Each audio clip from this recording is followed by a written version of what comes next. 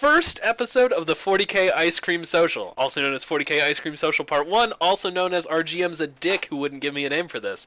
I'm Jordan, playing the Inquisitor Rhea Crow, a aged woman with many secrets. It's your turn right now. Okay.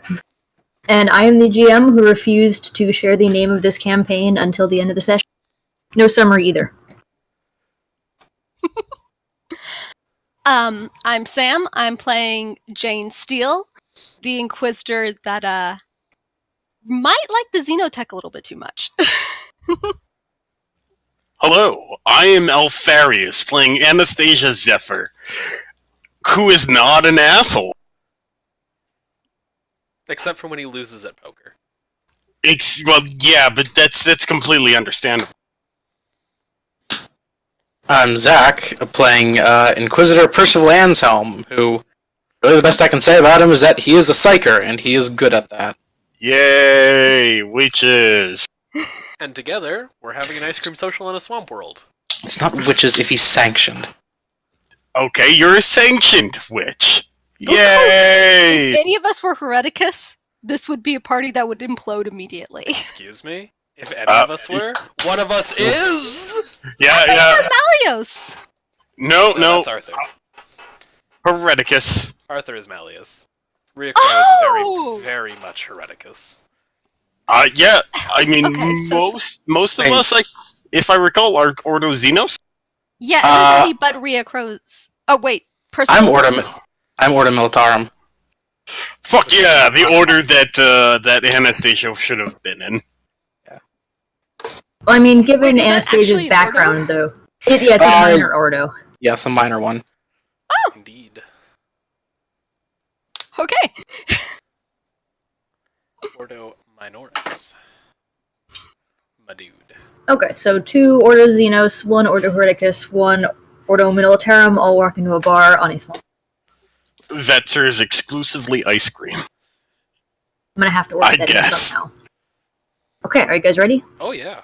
Recap. Born ready. So no shit! There we were at the start of the game. Alright, take it away, Rachel. Players have all gathered on the planet of Sinofia in the Spinward Front. The year is 910 M41. 65 years since an incident involving a rogue PDF regiment, a heretic named Forsyth, and a defiler. And 36 years following our last campaign, Last Rites of the Intrepid, which is available on YouTube. You should watch it now. The throttle locked around the planet's garrison is now being lifted, pending completion of the final inspection of the planet conducted by agents of the Adeptus Mechanicus, Munitorum, Administratum, and Inquisition. The troop carrier void ship Fatal Clarity is in orbit, delivering a hodgepodge of guard vets, support personnel, and equipment to bolster and train the Sinofian PDF back up to serviceable standards. Good read, Jordan. I'll be here all week. Nice. Excellent. So, Inquisitor Anastasia Zephyr arrived aboard Fatal Clarity. The other Inquisitors can have also been aboard this ship for this purpose, or for another purpose of your own design. I believe we already established that Rhea Crow is here for a reason. Rhea Crow has been on planet for a decent amount of time, guiding 2 interrogators in their duties as they wish to advance to Inquisitor, and this is their final assignment. Okay. What about Jane and Percival? Anselm would have been on planet with the Munitorum, since he is Ordo Militarum, sort of ensuring that everything is sort of good to go with the guard, making sure there's no chance of corruption within their ranks already.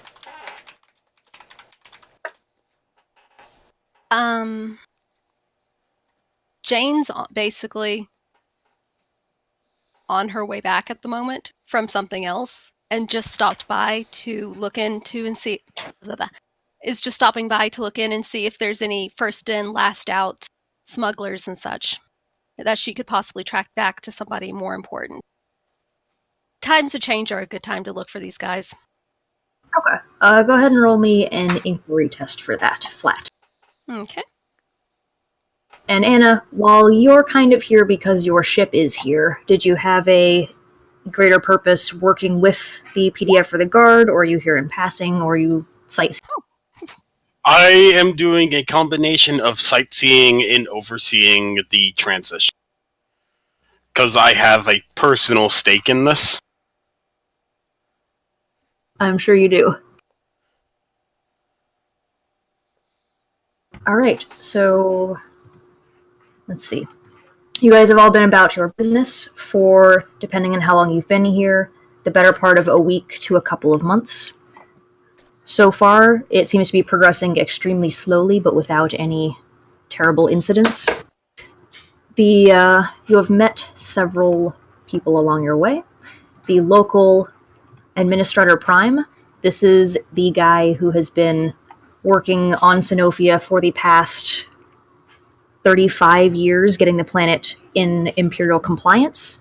And starting about 20 years ago is when he started petitioning the Crusade to get Sinofia reinstated as a garrison world, and it's took him 20 years of constant paperwork and building relations to get it to this point. He has been extremely accommodating, and especially friendly with all of the Inquisitors who he meets, because he really wants this planet to get back approved. He has specifically invited each of you who has been involved with the investigations to the groundbreaking of the new Administratum building later that evening. Anselm especially, you would have been interacting with the Munitorum Chief Executive. This guy is a... He's not quite considered a local. He's officially part of the Crusade staff, but he's been located on planet for about 15. Alright. Anna, you have met the PDF General. He is new, brought here on Fatal Clarity. You guys have probably run across each other several times in the holds of the ship, but this will be his new assignment. He's been meeting all of the local PDF staff over the past week, and they've had no prior communication until now.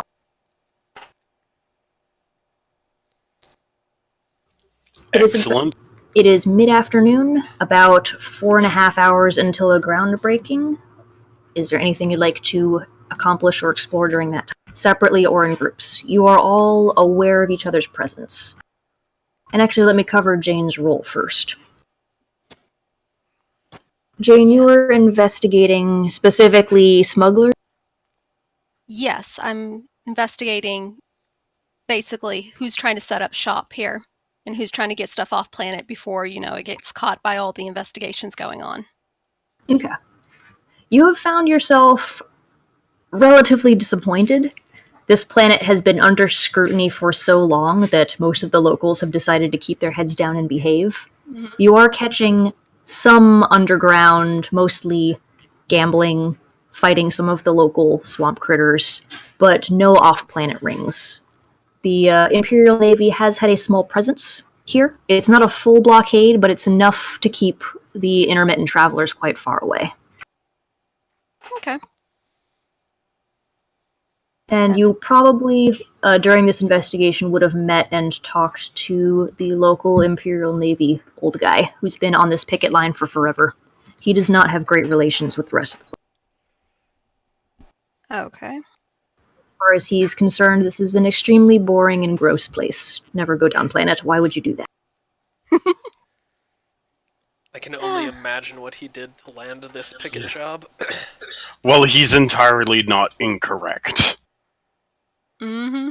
It is a disgusting place. Yeah, this place looks like it's home to quite a few crotalids or something. That actually looks pretty pretty, but Until you had to crawl through it.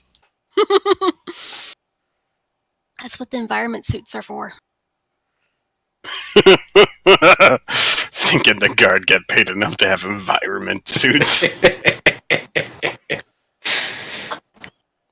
This is why you don't join the guard. Implying Like some people have a choice. Yeah. Oh, Sam, you're always good for a laugh.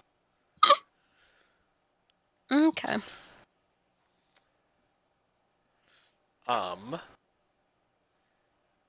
Let's see. I guess Rhea would be dotting her I's and crossing her T's on the reports she is preparing to submit for Interrogator Quintus and Interrogator Sextus. Would you like to roll to see how well they've been doing? Oh, sure. What would you like me to roll? It's technically on their behalf, so we'll make it a... Command wouldn't make sense because they're running it. Just an influence test? Yeah, make it an influence minus 20 because you're rolling for a person who's not yourself. That's fair. They have done okay. Roll again for the other guy. Ah, yes. Quintus has done okay. How? Sextus has done much better. Okay, let's see. Quintus has been mostly involved with interviewing the locals, people who have been here for 20 plus years. He's especially focusing on those who were here during the time of Forsyth and his defiler, so people who were here 40 years ago, and is finding them all to be quite frustrated with all these endless interviews, but is finding no subversive activity. He's collecting this whole list of minor confessions about all sorts of mundane crimes, petty theft, fighting, and while he's like telling you about it, he's pretty unconvinced that it actually belongs in a report. This is really mundane stuff. The other guy was Sextus, you said? He's been doing a little more of the grunt work, going out in the swamps and searching around with some very heavy Auspex equipment carried by a host of servitors on treads and other stuff, scanning for psychic activity, higher concentrations of warp activity, or anything that would indicate industry that the planet doesn't know about. And all he's picked up is that there's a very high concentration of metals and minerals in the mud and water just generally on this planet, and advises that it's probably toxic if ingested or exposed to for any significant amount of time, and that might come up during construction of the facilities, but it doesn't appear to be sinister in nature. Very good. I'm sure our friends in the Mechanicus would enjoy refining the water given the chance, but... And where have you been throughout this investigation? There is let's call it more of a hub town than a capital building. Most of the buildings are rather dilapidated, and a lot of the visiting staff are actually holed up in their shuttles, where there's actual AC and other creature comforts. So the hangar field has almost become more of a population center than the town itself. Would you have stayed in your shuttle, or? Probably moving between her lander and the capital ship running the picket. Okay. Since access to naval equipment for running a network of informants is always useful. Cool. The local Navy ship is named... Let me pull it up. It's a little frigate named Solaris. Solaris. Solaris. Okay. Yeah. It's a quite fast little escort ship, and it's been just languishing up in orbit for the better part of 5 years. The poor thing. And then, finally, does Riacro... You said everyone's aware of each other's presence? Yeah, at least tangentially. Oh, then she will send a request for tea to her good friend Anastasia Zephyr. And where have you been, Anna? Presumably, I am checking out that old spot where I almost got sacrificed to a defiler. Alright, you head back to the old stomping grounds, and you find that the place has been... It looks entirely different from how you last saw it. It was excavated down to about 10 meters depth, and has become this horrible, swampy lake, where it's more brown than green. Some of the larger trees are still there, and there's been mounds of dirt and roots around their base. So you have to go wading almost up to your chest to find the general location. But the maps of this area are so detailed, you're able to narrow down that rectangular underground room where Forsyth was sacrificing PDF troopers for his defiler, down to about 4 or 5 meters. So you're pretty confident you're in the area. And you feel under your feet a very solid surface, a concrete slab that's been tilted a little off, but is a lot more sturdy than the mud. Yeah, I mean, there's nothing in particular I'm looking for. Just, nostalgia. Nostalgia. And that's where Keegan shot that guy in the head. And that's where Sticka did the Overwatch. That's where I almost got sacrificed. Roll me a perception -10, or awareness, sight-based.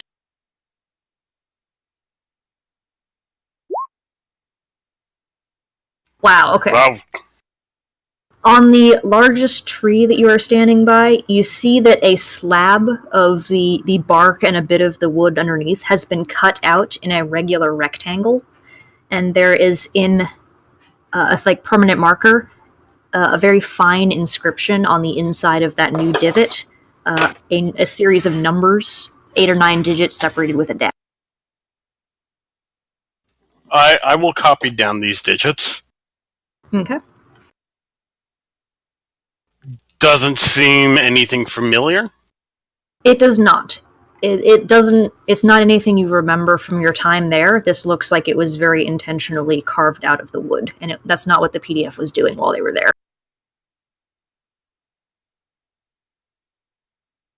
And eventually, yes, I will meet up with a lovely Miss Crow for some after I get cleaned up. Okay. And that'll be later toward the evening. What are the other two doing during the day?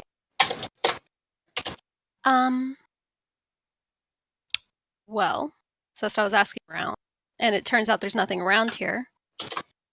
I'd probably be checking in on when the ship I was on is going to leave. Because, like I said, Jane was coming back from something else and just stopped here. Mainly her ship stopped here. So she actually has her blister pod and she can't have it leave without her. Right. Let's say that you came along with some of the Munitorum staff who are here to provide a lot of the administration that the PDF is going to eventually need. Oh, and they would be Crusade staff that would have been coming from one of the larger battlefronts in the Spinwood front, such as Kulf or probably Asterians, probably at war again with somebody. So you are coming from the Spinward front back towards Calixus. They expect to be here for at least another 2 or 3 weeks. Then I know exactly what she's doing. Since she hasn't found anything, she's making buddies with the Administratum staff so that she can get some spies. In case anything pops up in the future. You know the local administrator is quite willing to please anyone in the Inquisition. But since you're not here formally as part of the inspection staff, it's harder to get a hold of his time. Right, but if they're shipping people in, I can talk to them. Does she interact with any of Ria's spies? That's a good question. Does one or the both of you want to roll some, Yeah, that could be interesting. Sure. See if you report to my spies by accident. Will you spy for me? Yes, I'll spy for you too. What do you mean two? Or if my spies catch wind of you trying to get spies. Either one would be interesting. Let's make it opposed inquiry tests. Opposed Flat. inquiry. No matter what, someone's learning something.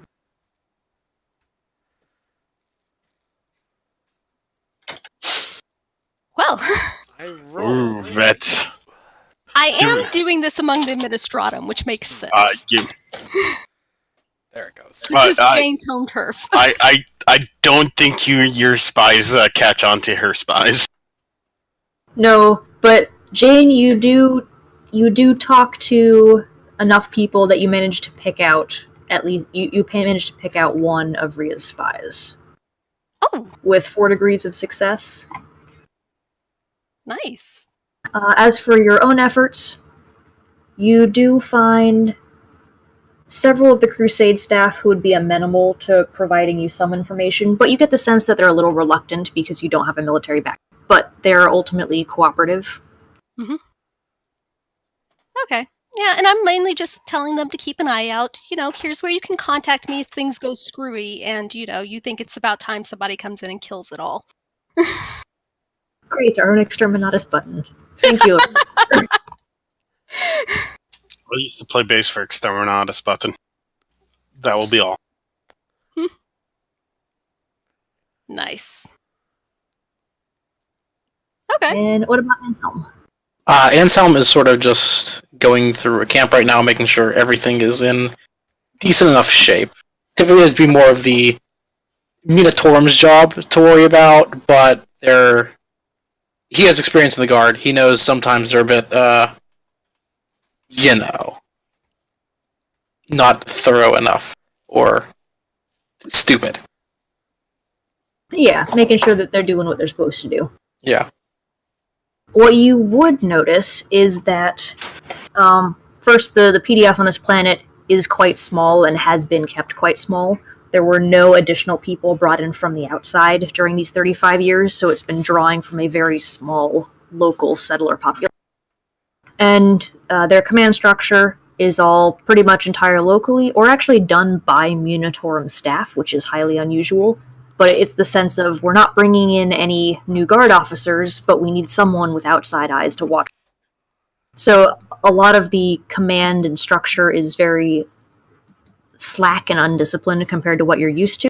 But as you are doing your patrols in the afternoon, you see that the officers are up and about and chivying their staff around appear to going into a hunker down sort of position in their barracks. They're closing down all of their volatile structures, locking vehicles and equipment away, making sure the Prometheum is back in its locked sheds, and then going back to their barracks and just hunkering down. It's the kind of position you'd see PDF take when they're suspecting some kind of ambush, bombardment, external threat that they don't know about.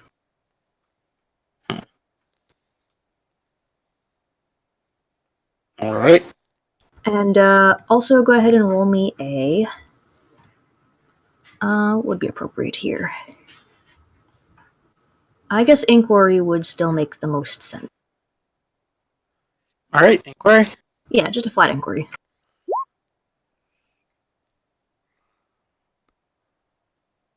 Alright, you do notice there is, interacting with some of the Munitorum officers, there is a Magos of the Oedipus Mechanicus discussing something with one of the Munitorum staff quite animatedly, and it seems to be alarming the guy, and he keeps drawing over other officers and sending them out to do things. I'm gonna go see what's going on over there. The officer turns and salutes you, and the Magos keeps rambling on, talking very fast, something about star charts, satellite overviews, fast chat. Sir, the Munitorum officer says. At ease. You, I point to the Magos. You need to slow it down a bit and be a little more coherent here. What exactly is going on here? We do not entirely know. It is important that we are prepared for anything as the anomaly occurs. The anomaly? Yes, the anomaly that is passing through the solar system. It's the third one in 15 years, and nothing else has occurred while it has passed, but it is important to be sure. It's highly unusual. Something that passes through the system wouldn't do so on exactly the same trajectory 3 times in a row. The probabilities of that happening is astounding. I see. Can I ask, do you have any idea what might happen with this whole anomaly going on? I do not know. It is not my place to speculate. If it is military in origin or mundane or Xenos, but it must be studied and calculated, and all of that will be done best with all of these. And he waves around at the rest of the town, out of the way, so that the calculi can work. Right. I'm not sure we can get. He also waves with the rest of the town. Everyone out of the way, but I'll see what I can do for you. And I turn back to the officer and say, "You, get this man what he needs." Right away, sir. The Administratum is providing most of the resources they've asked for. We're just helping them with setting up the equipment for readings and stuff, and just staying out of their way. Good. And he runs off to do just that. Alright. Quick question, this anomaly thing wasn't something I missed in info dumps? Or... No. Okay. Just making sure that I wasn't making you repeat information that I already should have known. Nope. Okay, cool. Okay, as you guys pass through the afternoon, it gets closer to the evening. Yep. The time for the groundbreaking is approaching out in the main town. You see that mostly higher level executives and officials are out there. There's been trucks and cars that are rolled closer and have like the backs open, and people are sitting in it where they're closer to the AC. And down in the spaceport, not everyone's really going. The PDF is nowhere to be seen. They've all been shuffled back to their barracks. And that would be the time where Anna would pay a visit to Rhea Crow. Where would you be for this? In your shuttle or in the town? On her shuttle, presumably.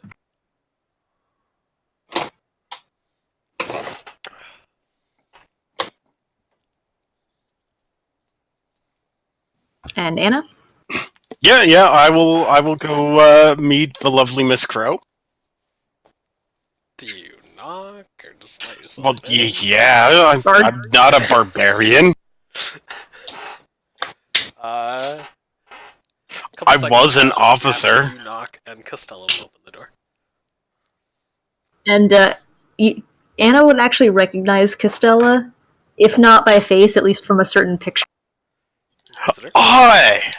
You're my grandson's mother. She blinks several times.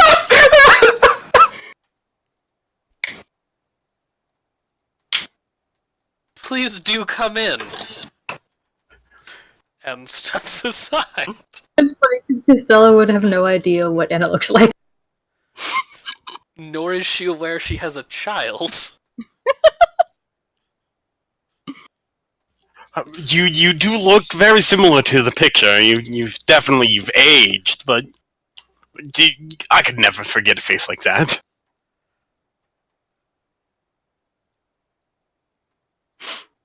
Very good, sir. My son. Doing well, is he? Yes, he's a major in the guard. And to think, I only made captain. He's done well for himself. Brings a tear to my eye? Question mark. He's not sure how you're supposed to feel about kids. Inquisitor Crow, there is an Inquisitor here for you.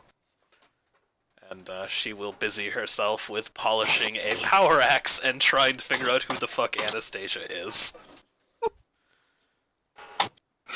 Inquisitor Crow. 1 second. Yeah, Costello has no idea. Oh god, She yes. is out to lunch. Just, what the fuck It is has this been guy? 36 years. Oh, Annie! Good of you to join me. Please, come, tease on. Oh, you're lucky I like you. What's that? Nothing, Rhea. Very good. How was your trip in? I heard Fatal Clarity had docked from my... I hesitate to call him friend, Commander Tarrant. Proceedings went well. They were amicable. I am pleased to report this planet has a distinctive lack of heretics at the current moment. Well, still bad memory. Though... Loathe to be here. Though, I suspect once we leave, this swamp will breed heretics like a swamp, well, breeds scum. I shall have to include in my report that Quintus should remain behind. He wasn't very thorough. Now then, tea? Yes, yes. And I will sit down, enjoy some tea, take out a solid-sized cigar. Please don't smoke that in here. It takes forever to get out of the upholstery. Not even if I offered you one. Not even if you offered me one. So yes, I guess we'll catch up, And enjoy tea. tea, before making our way down to the ice cream parlor. To the ice cream social. Tea is like recaf, only worse. Except Oh, better yes. with Korea. Well, everyone has their preferences. Bitch And loves faults. tea. And false. Some people just enjoy being wrong. Yikes. I'm drinking tea now, I can't really say anything. So, how's that company you've been traveling with? But they're still As performing. barbarous as always, or have you whipped them into proper shape? Well, they're still as fanatical as they've ever been. These fanatics don't lend themselves well to falling. Though I still fail to understand why you haven't traded them in for scions yet. Just They as were fanatic, far more loyal. They were a gift. I'm sure if you asked politely, Caden would gift you a company of stormtroopers. Yeah, well, I've grown attached to them over the years. Ah, yes, sentiment. It'll be the death of you, Annie. Well, that or the Necron. Probably more likely them. See, that's what I'm saying, though. You're sentimental about your... What did you call him? Rival? I would hesitate. There we go. Nemesis. Nemesis. Arch enemy. We all have the same arch enemy. And it is certainly no low-born Necron. If such a thing is even born. I've read the reports. They still don't make any sense. I've wrote my reports and still nothing makes sense. Just for context. Well...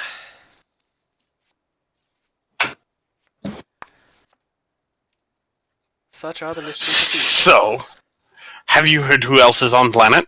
Ah, yes, there's a Jane Steele and a Percival Anshelm. So far as I can tell, neither of them are causing any trouble. Yet. Though I suggest we keep an eye on the Steele lady.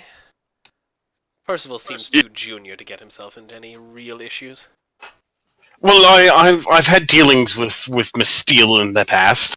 Oh, have you now? Yes, she doesn't like to give things back. It can be quite irritating, but you know. But what have you uncovered along this Percival? Percival, service record, distinguished, born on a hive. I assume Served most with of the us Vresh were born. 98th. Oh, Do you know the Vresh?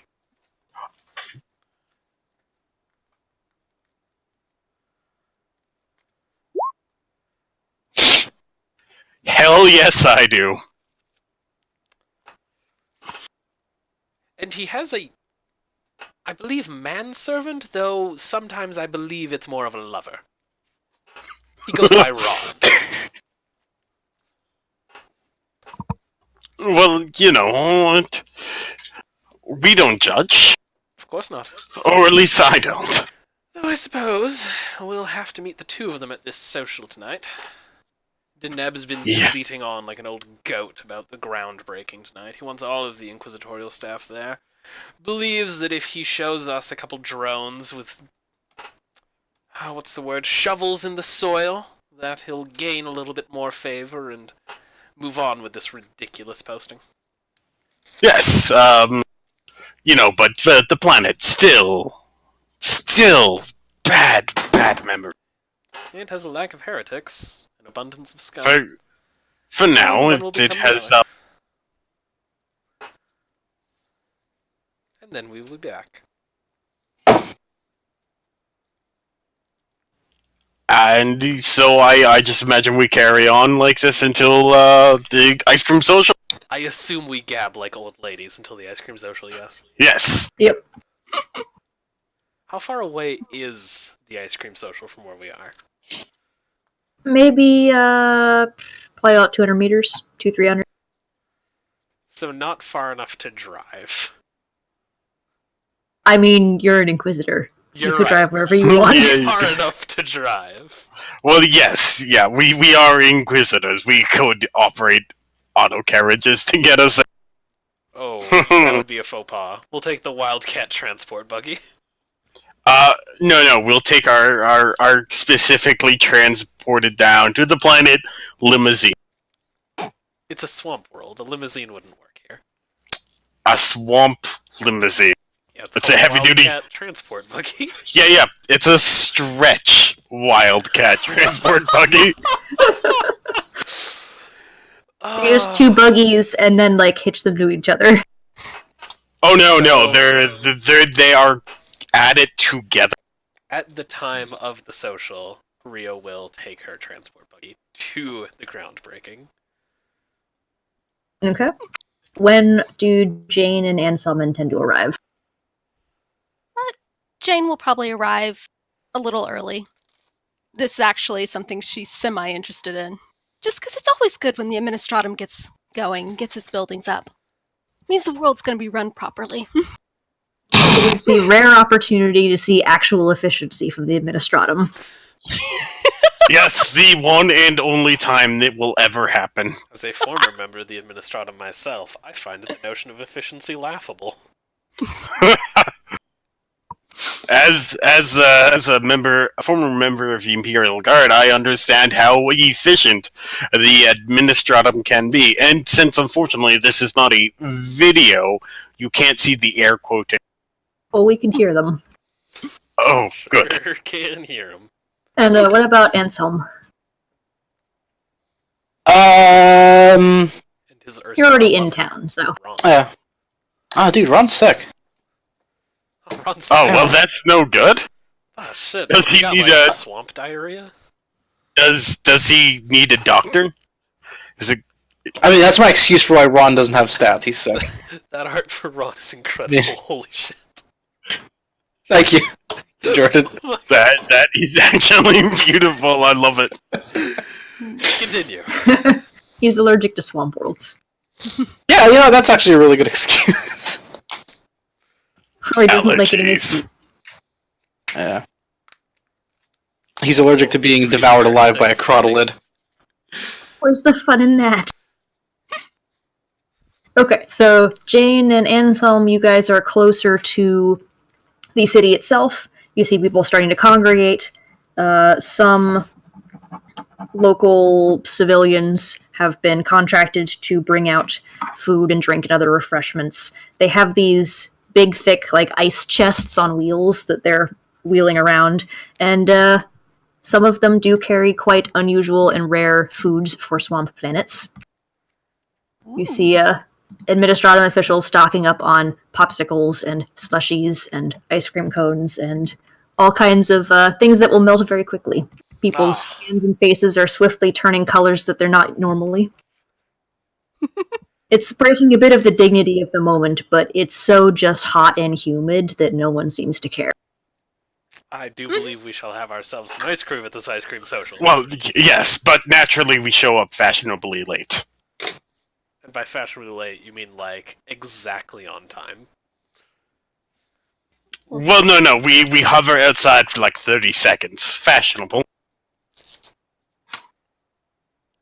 Yeah, we arrive 30 seconds early, hover, and then exactly as it strikes, we enter. By Fair. pulling forward. Yep.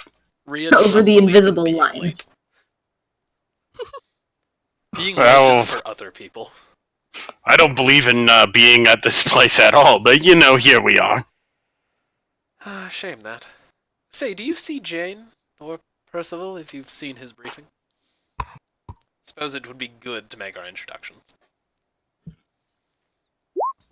I don't know. With the 26, do I see them? Are you trying to hide? Do you need to roll stealth? Nope. Rio Jane will is- also look about.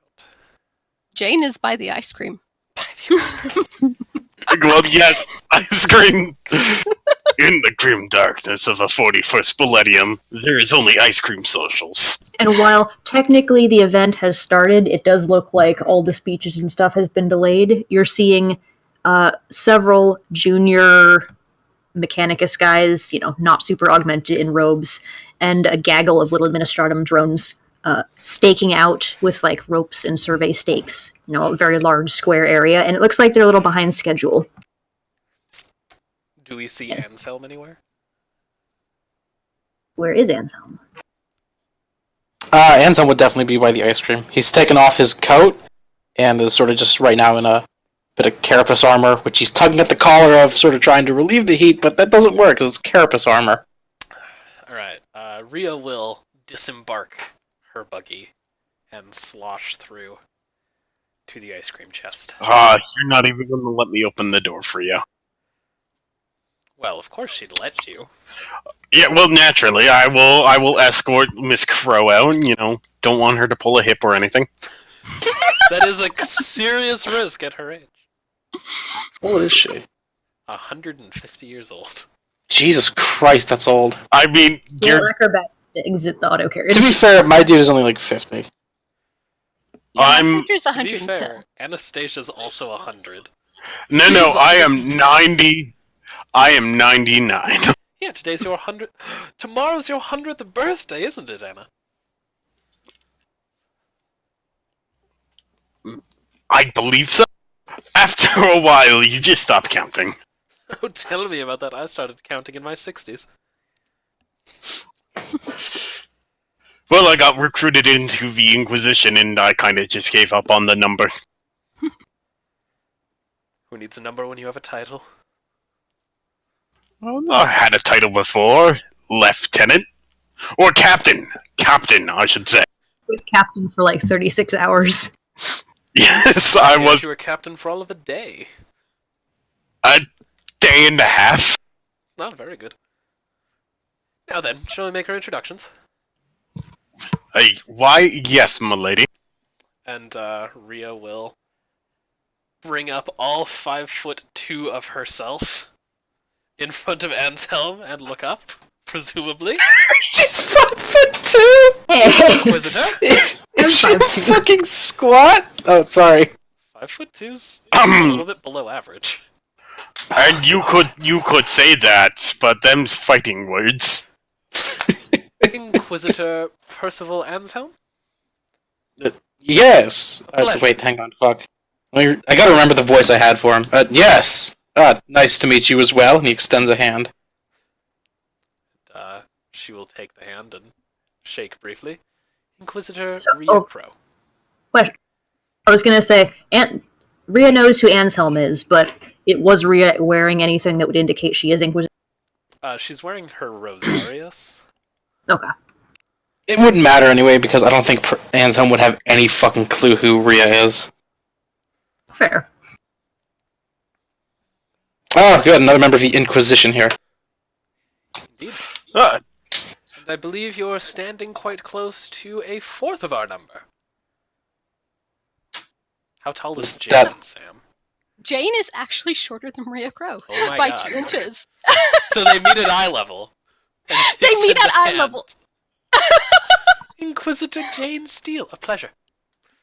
Inquisitor Maria Crow. Ah, I see Same. you've done your homework. Oh, of course. Been making waves. Hard I- not to I- hear about you.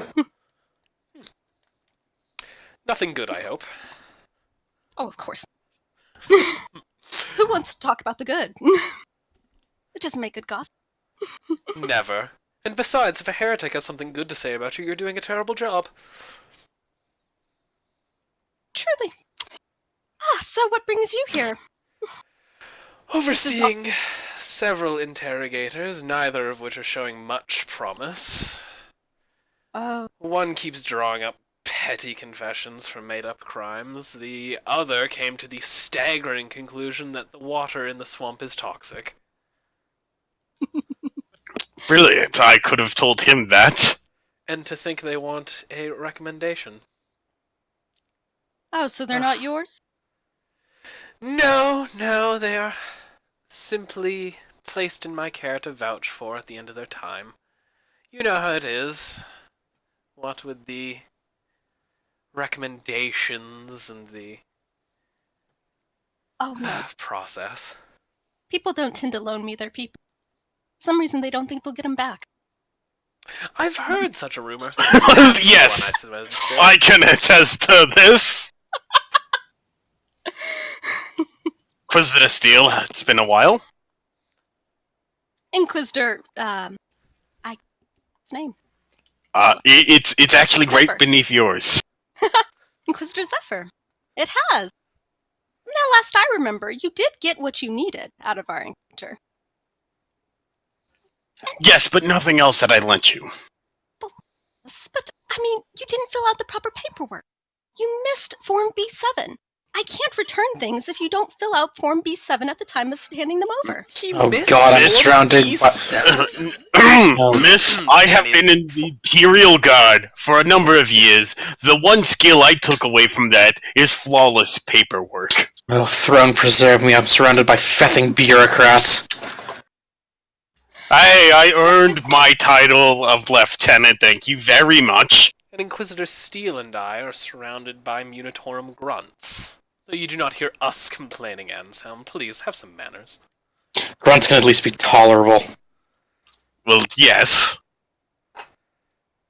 The good old days. Yearning for your glory days once more?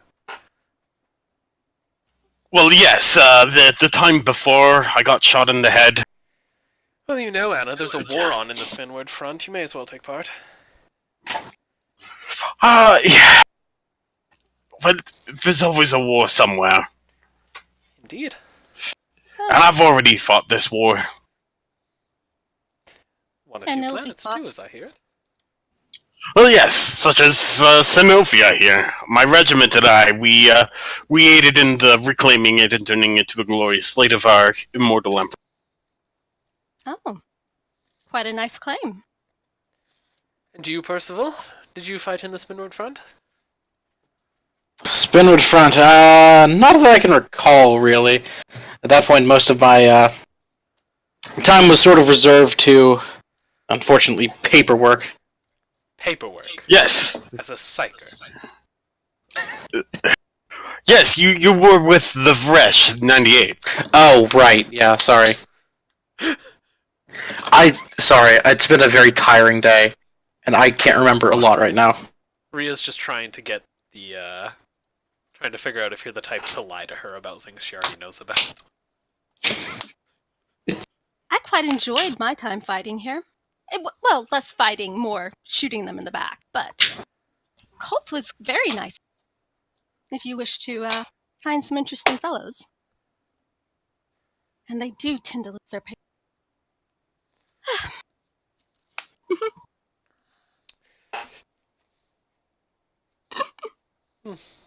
Sorry, No. to get back on it, I think Ansem would have said yeah and not lied. I'm sorry, I'm very unfocused today. It's alright. Sorry. You know, for... Ganf Magna is packed with orcs, maybe. Kolth has been a battlefield for the past century and a half. Warzone Epsilon. Lucius. Oh yeah, he probably would have been there. If it was for the past century and a half, then yeah, he absolutely would have been there at least once. Misa. A good old XD 777. It's a forbidden world. If he admits to having been there, we might have problems. Well, yes. Very Good old interrogation problems. Well, he's a member of the Inquisition.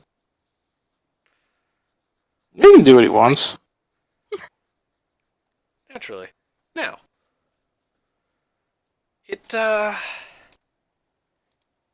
shames me that Administrator Deneb has been making much pomp and noise about his groundbreaking of the administration building, Oh, and yet he can't even begin on time. You see that Administrator Deneb is behind the podium with a level, trying to get it to stand up in the. Can I just give him a withering gaze? Yes, let us see if he notices.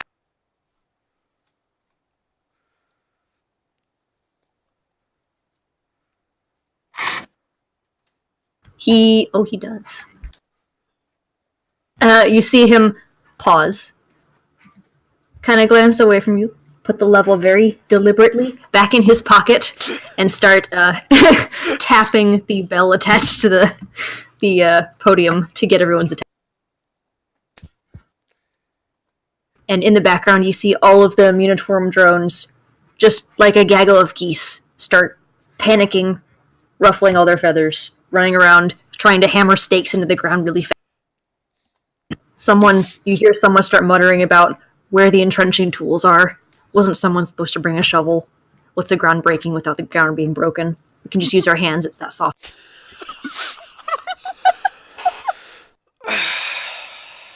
You know, if that man had not made such great efforts for the past, half century now, I'd have him shot.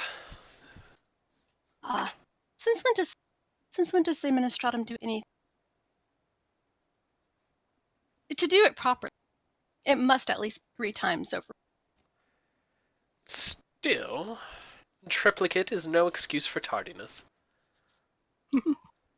That's a good phrase, I'm going to remember that one. Right, so as quiet is rather slowly falling over the crowd, engines that were running to keep the AC on are now being very grudgingly turned off. You're starting to hear the sound of running water and swamp creatures and chittering and the sound of bugs instead of the sound of motors and people. You do hear the tail end of an argument between the Imperial Navy official and another Magos. And you hear the Imperial Navy end with, "It's just space rocks." And then the Administrator Prime starts talking. And he gives you a very thorough speech.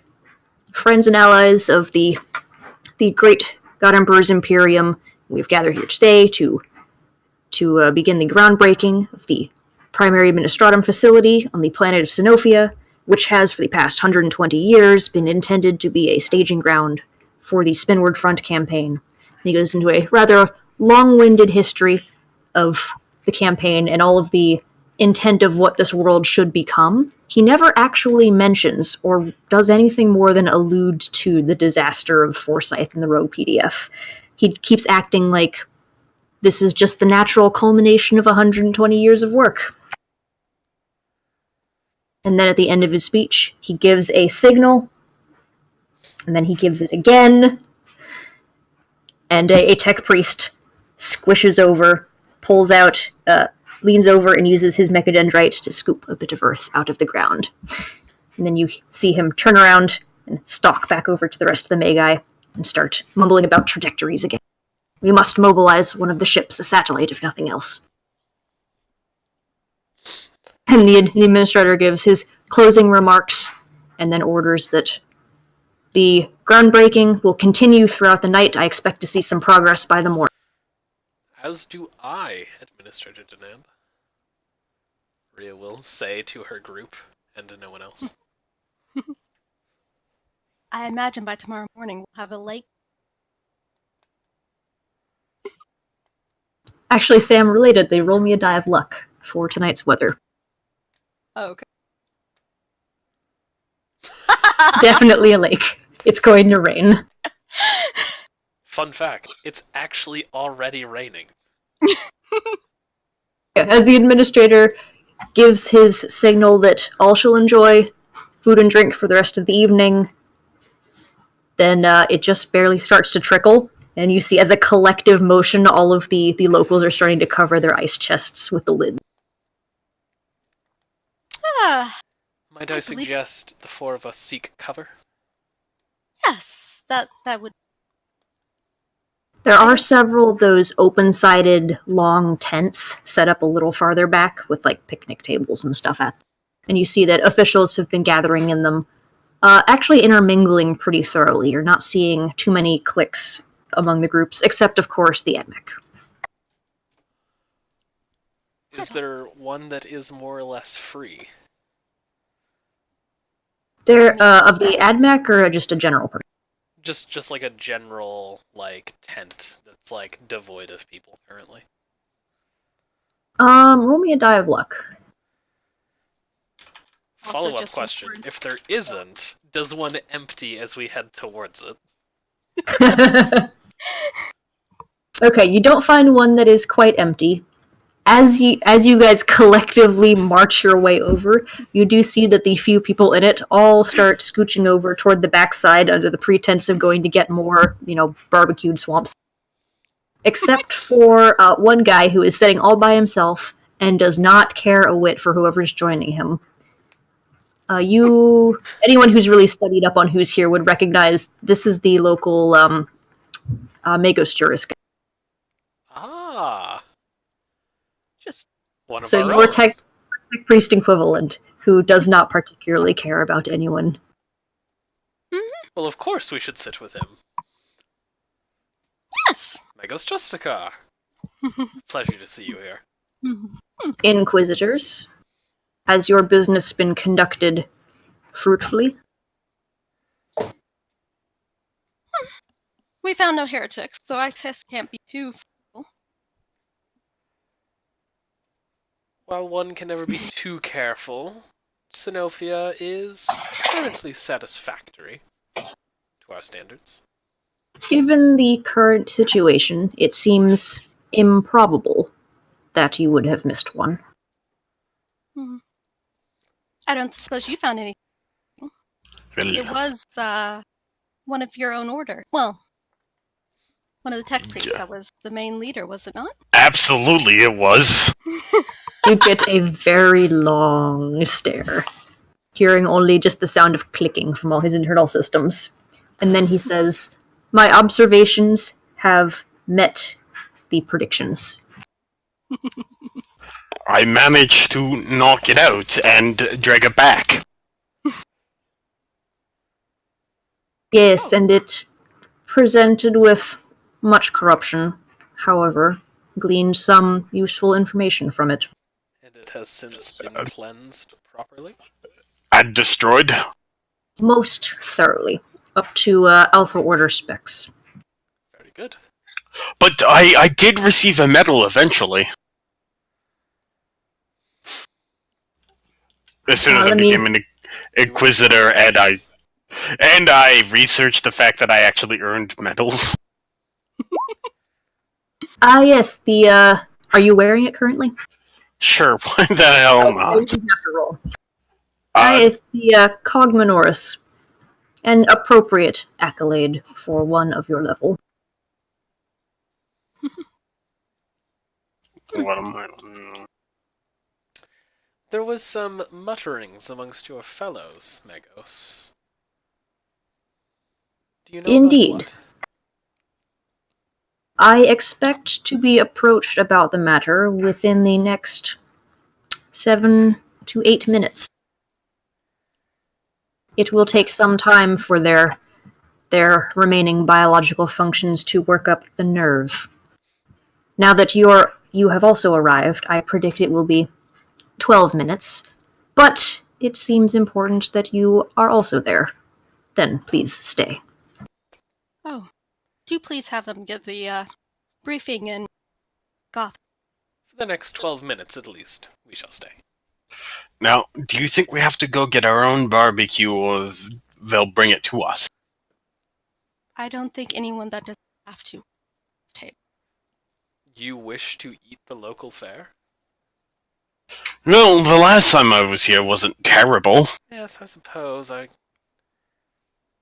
could. Ryu will try and flag down someone.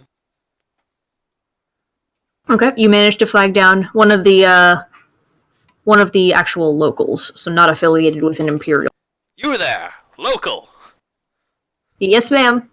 Fetch us 4... Megos, are you hungry? I am not. Do you require any form of sustenance? A beverage No extra or... at this time. Very I good. am high on my stock. Very good.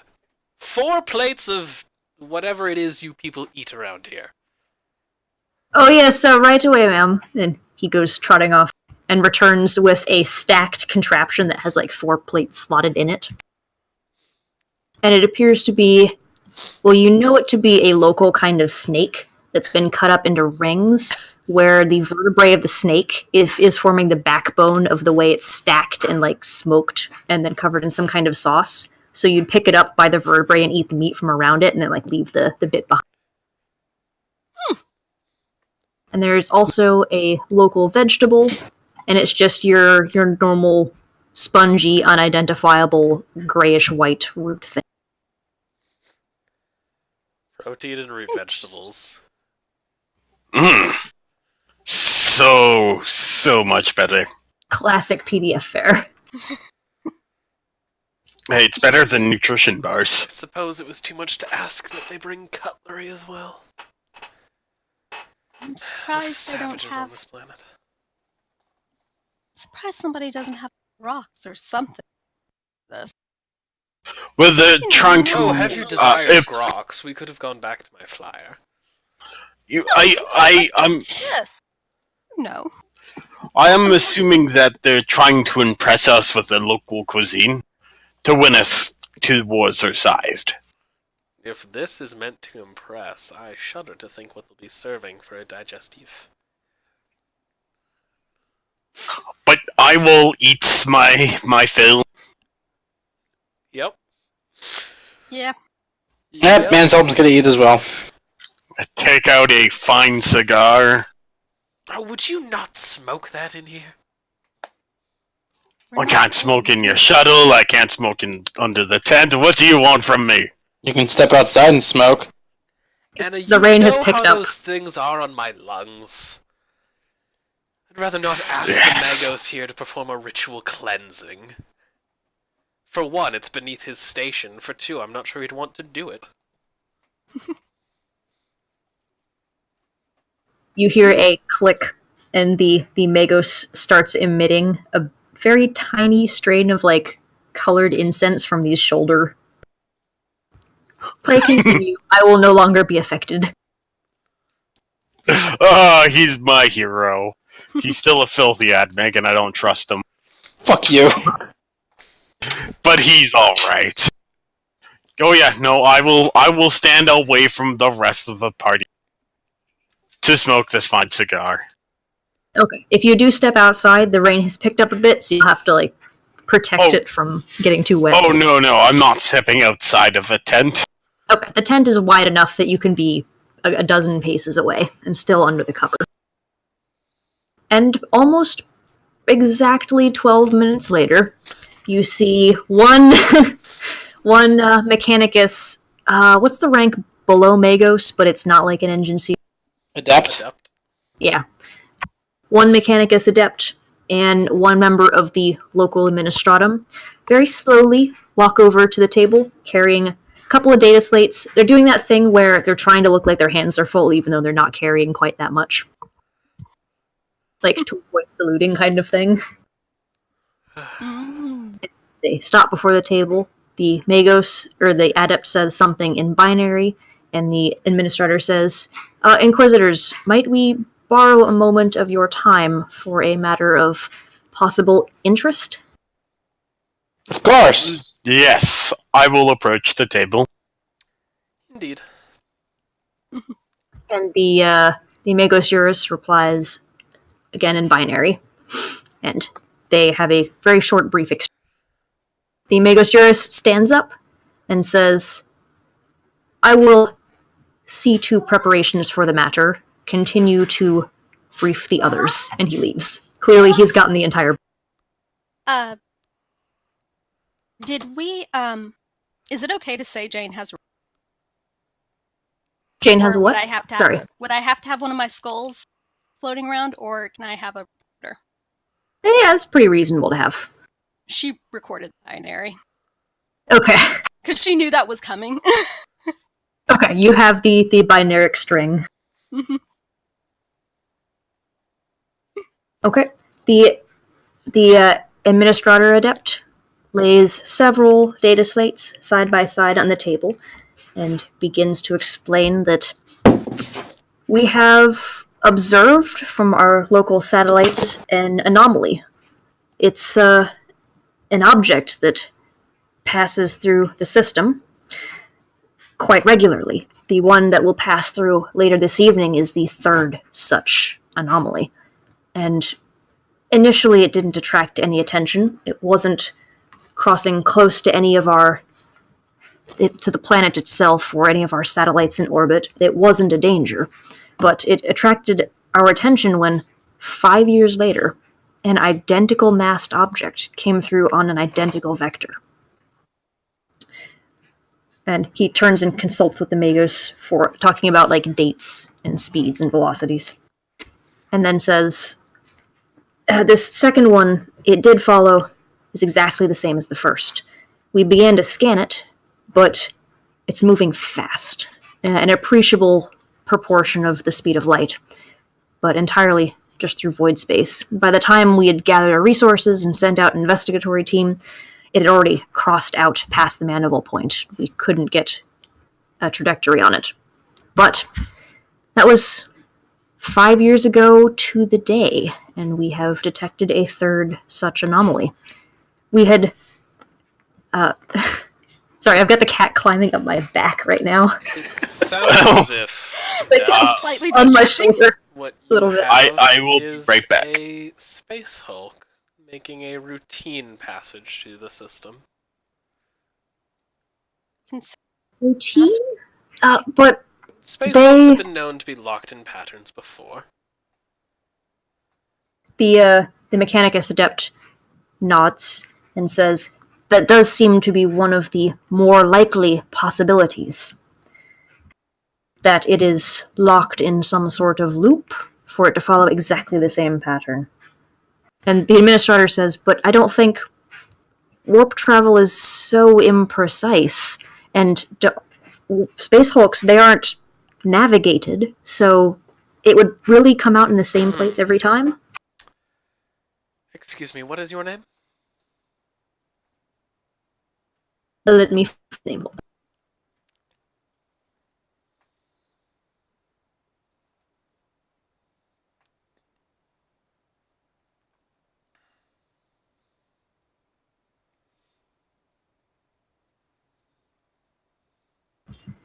Administrator Park. Administrator Park. What exactly do you know of warp travel? Quite little indeed, except how it affects commerce between planets. And it is always highly irregular.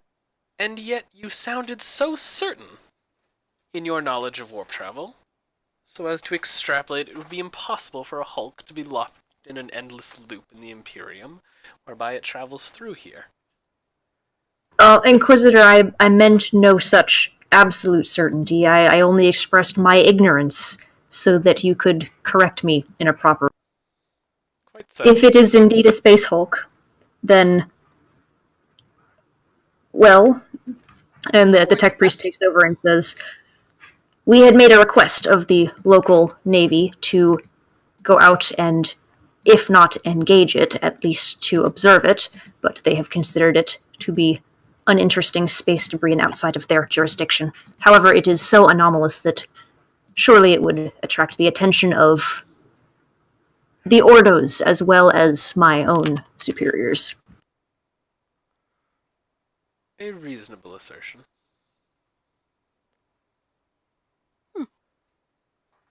And the Administrator Park says, our local office has set aside some funds to cover this mission. We have several... if we could get a ship fast enough to travel out to the exterior Mandeville point and then turn back around, and he starts showing you a star chart of this proposed route. You could come alongside it and take observations or do whatever you feel is necessary. But I don't think it is safe to have it continue to pass through if you do agree that it will be a continued feature. No, this ship could come up.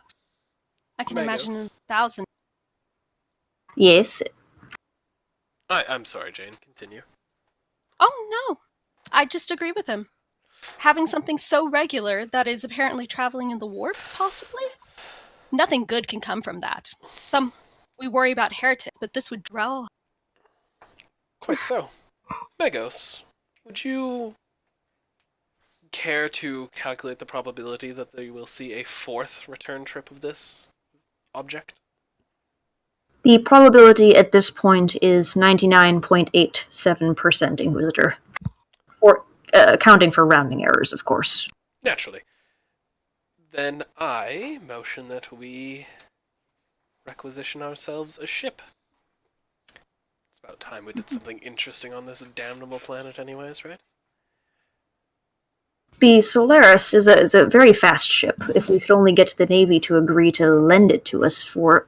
It would take just 12, 15 hours. And there are fuel reserves, of course, but we could afford to replenish them.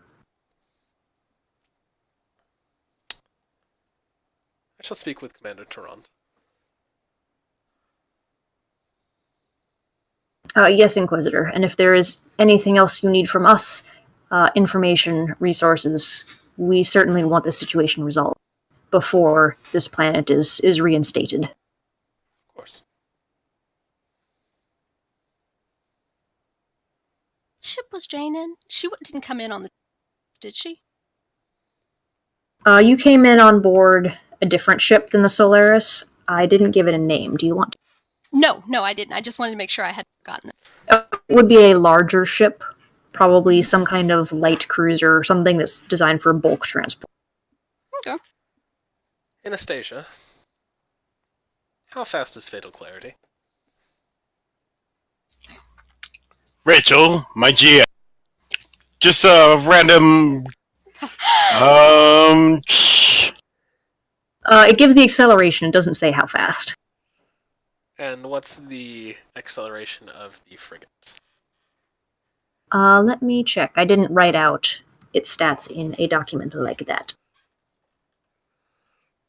Oh, lunar and solar. What class of frigate is it? Just a sword class, or Yeah, just a sword class. 4.5 gravities. It's a lot faster. an appreciable amount faster? Quite. And it would also Well- expend a lot less fuel. Indeed. One is, in fact, a cruiser. Fatal Clarity is Yeah. a cruiser, which if we need to shoot this thing down... But it does no good if you catch it. Indeed. Worst case, we could nudge an asteroid away. Let that... Might I suggest we have Fatal Clarity position itself along its trajectory, and we shall use the Solaris to do a... I believe the archaic term is drive-by? Okay, so Yes, this an line, observation. this line on the map represents the approximate trajectory the ship is, or this object has been taking. So they all indicate that wherever it was, it emerged from either the warp or somewhere in the direction of the Stygies deeps. It's uncertain where it exited warp space, as it comes from the void out beyond their measurable range, so beyond the Mandeville point, Is which it is going- normally where ships would dewarp. Going this way or... It is going towards Calixus. Let me add some arrows. That would be grand. It's going that way. So it is emerging from the direction of the Stygies deeps, which is yeah. outside of our space. Good. Okay. And yes.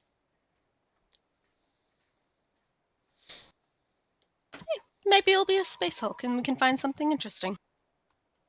Maybe it'll be a space Hulk and we'll be compelled to destroy it. There's all sorts of lost history on them. Almost none of it good. Also, gene stealers. Orcs. Well, I mean, anything alive you find on there, you Cultists. kill. Obviously. Unfortunately, Nothing- Miss Steele, unless you are carrying with you a company of Astartes Terminators, I believe it would be more than impossible to board the Hulk. If that is what it is. Actually, how big is this thing? You said you knew the mass. It is the size of a, not quite a cruiser, but it's a little larger than your average light cruiser. Ah. Then truly. So, between 20 and 28 megatons? Let us call it 24. A small Hulk, to be sure, but the weight range is on. Oh, maybe we'll find something And interesting. how fast did you suggest it was going? It is traveling 0.4c. I will be right back, like 30 seconds. Decent rate of speed. Yes, quite unusually fast. Indeed.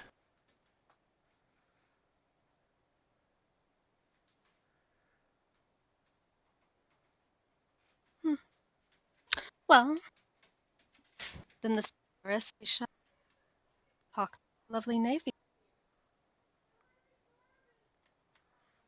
Thank you. Excitement. Okay. Do you have any other questions for the administrator or the admech? I think I covered everything they had. I think you answered all of it. Will he be joining us, the AdMech? Actually, The Megos, not the Adept. The adept you've been talking to is going to be on one of the satellites, manning the Auspex as it passes by, trying to do a sweep. He says they intend for others to go on the frigate, if you guys do manage to commandeer it, to take closer reading. You don't know what the Magos Juris's plans are. I actually would like from you. What happened 5 years to the day before the first? What do you mean, Inquisitor? What happened here on planet? What happened to the Yes. the What are your historical records for this planet and all the areas that you have seen it for 5 years before the anomaly was first sighted? If this is a loop, then it's possible whatever caused it started. You see him go a little bit pale and say, if something on planet caused this to happen, then oh, that's not going to end well. Then he excuses himself and takes off towards one of the old rundown prefabbed administratum buildings to check records. Good. Good. Then that will seal up that avenue. Indeed. It's completely possible. It has nothing to do with this planet, but it's best to check.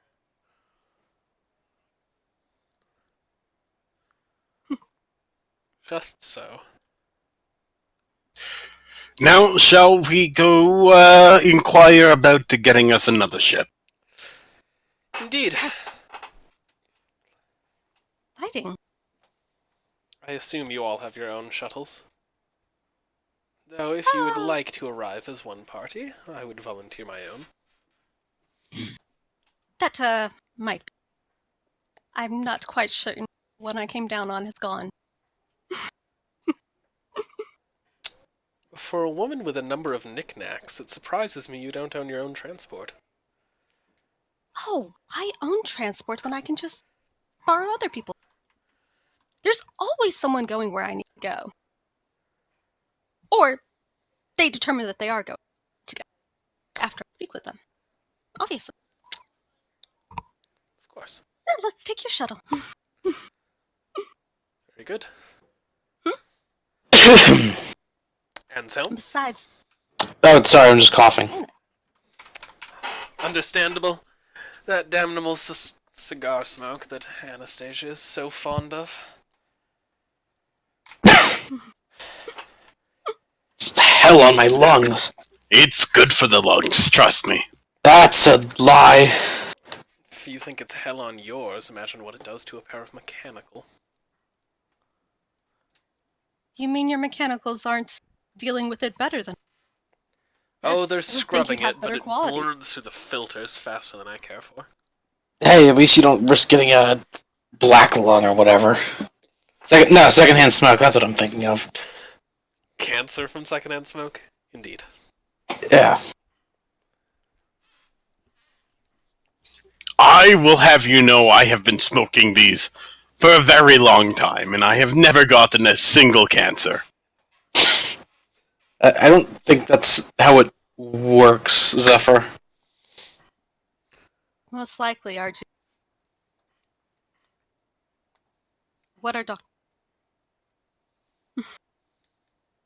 Yeah, then. We'll have Where to to brave from a here? spot of rain.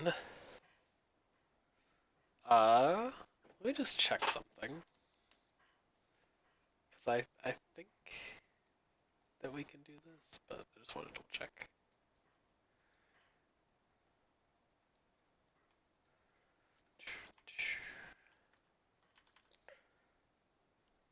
Okay, size is immense.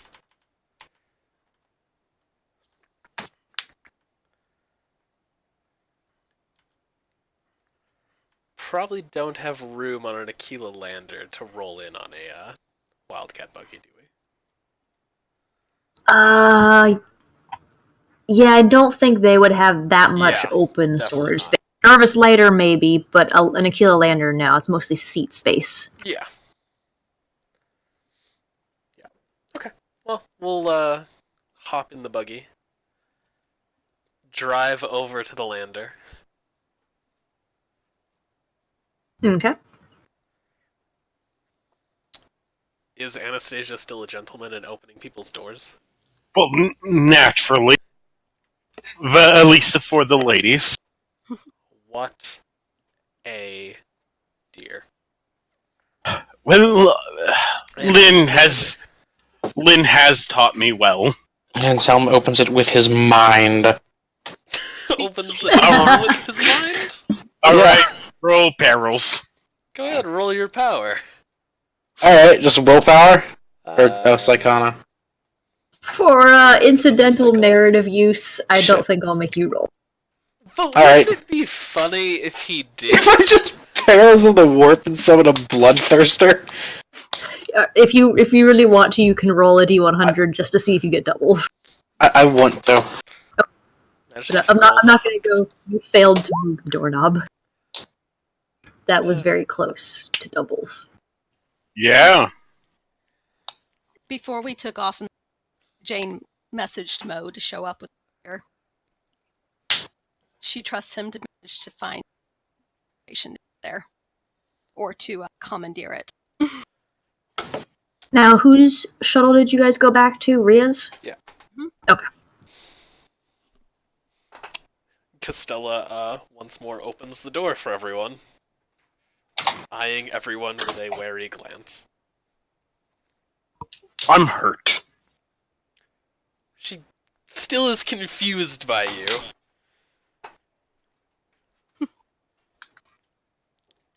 It will take some time, since no one is here to remind her of the joke. She doesn't even remember young Fevsy. She remembers Fevzi, but she hasn't made the connection. Because it was never my father, Anastasia. It was just my father. And also, she'd never seen Anna in person. Exactly. Or even a picture of him. Exactly. This is just a random inquisitor walking up going, "Ah, you!" Ah, you! You knew my grandson. No, not just you knew my grandson. You're my grandson's mother. Yeah, that's Yes. the weird part. My son knocked you up. The timelines don't make any sense, but the warp does havocs. The warp plays tricks on us all. So, inside the shuttle, because you guys have been out in the rain, it feels very cold with the AC on, but it's not quite as... night is just starting to fall, so the flood lamps from a lot of the... that have been set up in the I can't even call it a spaceport. It's basically a muddy field. The spaceport, and from some of the other shuttles are coming on to show a walking path. Honestly, I think they would be better off just digging up the whole place and replacing it with a block of concrete. Personally, it amazes me that they haven't done that already. Personally, it amazes me that they just haven't leveled everything. From Something heresy, something sacrifice. From what you've learned, that is their eventual intent. The problem is they didn't have the manpower or the resources to get that much concrete until. Ah, okay. Good. Well, if they weren't filthy heretics, it would have been fine. Indeed.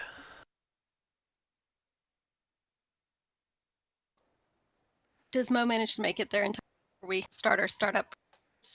Yep, it wouldn't take Mo long to arrive. I assumed he was either in the town or in the spaceport, which is quite close by. Cool. You'd have to Mo point out which shuttle, though. waiting outside our shuttle? Or is Mo arriving after us? He was, when we started to take off to the shuttle and decided on a plan, Jane messaged him with where they were. She I have would've a asked you feeling which one. Mo would intentionally roll up late so he doesn't surprise any staff who's there. Alright, so we're all Mo is- settled Yeah. in. Rio's making tea for everyone. There's a knock on the door. Stella looks around a bit edgy, grabs a power axe and heads for the door. Opens it and sees, Oh dear. I assume, Mo. And there, Oh, he's He was- bigger than Stella, right? Yeah, Mo's big. he's 6'5". I mean, she's in power armor and in a shuttle. They're But he is probably a- level. Yeah. He is a beast of a man. There's, Can I you help you, could big believe man? he have ogre. The Inquisitors said I should arrive here. Which one? Inquisitors. Why? She keeps one eye cocked and turns. Inquisitor Steel? Let Mo in! Are you Mo? Yes. That's terrible security. Got any ID? The Inquisitor? You. ID. Mo will pull out not like one of the, what do you call them? How about Fakeish. a really old, like, paper ID from his original posting? Yes! Like, in a plastic sleeve, his old Yes! ID. I'll be back in a Open minute or unite. two, gentlemen. For a PDF And on a ladies. planet you've never heard of.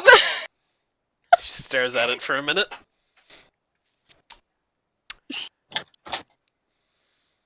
Clearly thinking here. I think this is too much plan for someone trying to steal a shuttle. 1 second. Alright, she believes it. She's like, alright, yeah, I've seen this before. Only Alright, someone get from it. the Inquisition would try to produce this as ID. Yeah, literally only someone from the Inquisition would think this is what ID means. With a straight face. Clearly this guy's on the level. And she will maglock her power axe back to her power armor and step aside. Watch your head, big man. Mo will duck and step inside. Care for any tea, Mo? Does Mo like No, tea? thank you, ma'am. No. The fuck is? No, thank you. It's And like Mo will go sit recap. by the Inquisitor. Because this has gotten very weird company all of a sudden. Indeed. Percival? Tea? No, thank you, not right now. Jane? Of course, sure. I know you. Anna will have a cup. She returns to her small table inside the Aquila with tea, and I assume the servitor tasked to driving this thing lifts off. Okay. What destination have you given it? Solaris. Okay. It'll take about half an hour to get to Solaris, unless you tell it to rush. Oh no. No need to rush. You guys feel the lander come online with a very quiet rumble, and then after it feels like the acceleration is a little more lurchy than normal, but you attribute it to the terrain rather than any malfunctioning on the servitor's part. But it lifts off after a very short takeoff, and you guys are in the.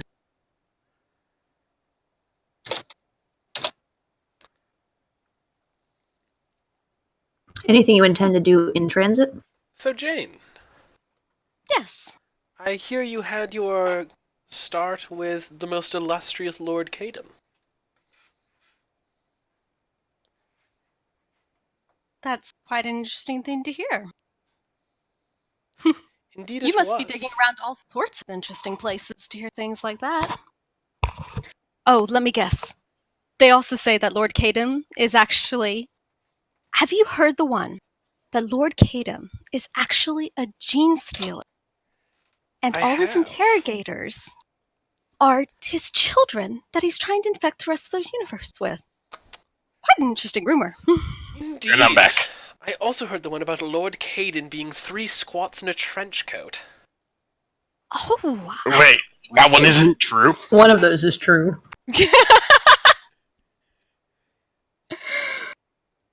How is it that one of billions comes to draw the eye of Lord Caden? Who would know? I've never seen the process go down. Oh, come now, dear. You needn't lie to me.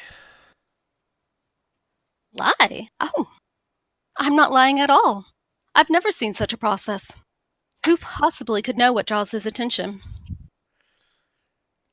Are you interested? I think it would be a bit of a step down for you. Interested? No. Though I was quite interested in speaking with an interrogator Kulth 1. Though it seems I have the wrong woman. My apologies. It's alright. How then did you get your start, Miss Steele? Oh, my. Well, it seems. You know how documents go missing. A planet falls, and then you lose all the records. And you have to recover them. You just can't go out without proper documentation, even if the planet's not there anymore. We need to know how these affects the rest of the universe. Indeed. Well, I was a bit of a recoverer. This was my position. I was a data acquisitions expert. Aha. And I happened to find, well, the data I recovered was of interest to some inquisitors. And I sort of found my way into the Inquisition from there. A most It's quite fascinating interesting. tale. The equipment is much better. Do you still work in data recovery and acquisition? Or has your personal philosophy changed? Oh, of course I still work in data acquisition. It's part of our job. But the data Some doesn't of seem to go us very are well. more hands-on. Like the Lord Zephyr here. Yes. He most certainly dots his I's and crosses his T's, but as for independent research, well, Oh, darling. Nobody gets my material anymore. fascinating. It's just simply, I cannot hand that sort of thing over to just anybody. At least not currently. Of course. But yes, I have read about that. It's quite fascinating. The Necrons are. We know so little about them. Or how to defeat them. Yes. Well, my usual plan of overwhelming firepower does not work most of it. They keep getting up. Yes. I have heard that. I've unfortunately seen it. Most concerning of all is that our colleagues, the Mechanicus, seem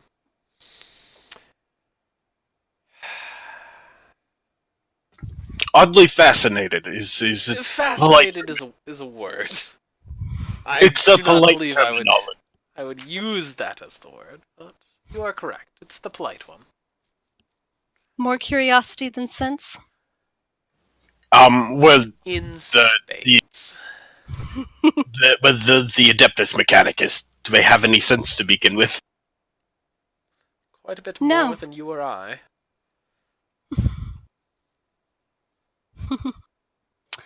Well, if they I don't taste know, it, then I they've still- replaced it in the past years. I don't know. I've never felt the need to replace my teeth with metal. Neither have a fair few number of Magoses I've met. They typically shirk the digestive process entirely. I found them in good of need, in good of, in need of good leashes. For the most part, they certainly make the job interesting. That they do. Speaking of keeping the job interesting, Anselm, Yes. your most recent investigation, fruitful? That's one word for it. That sounds like a story. We have 13 minutes left till we dock.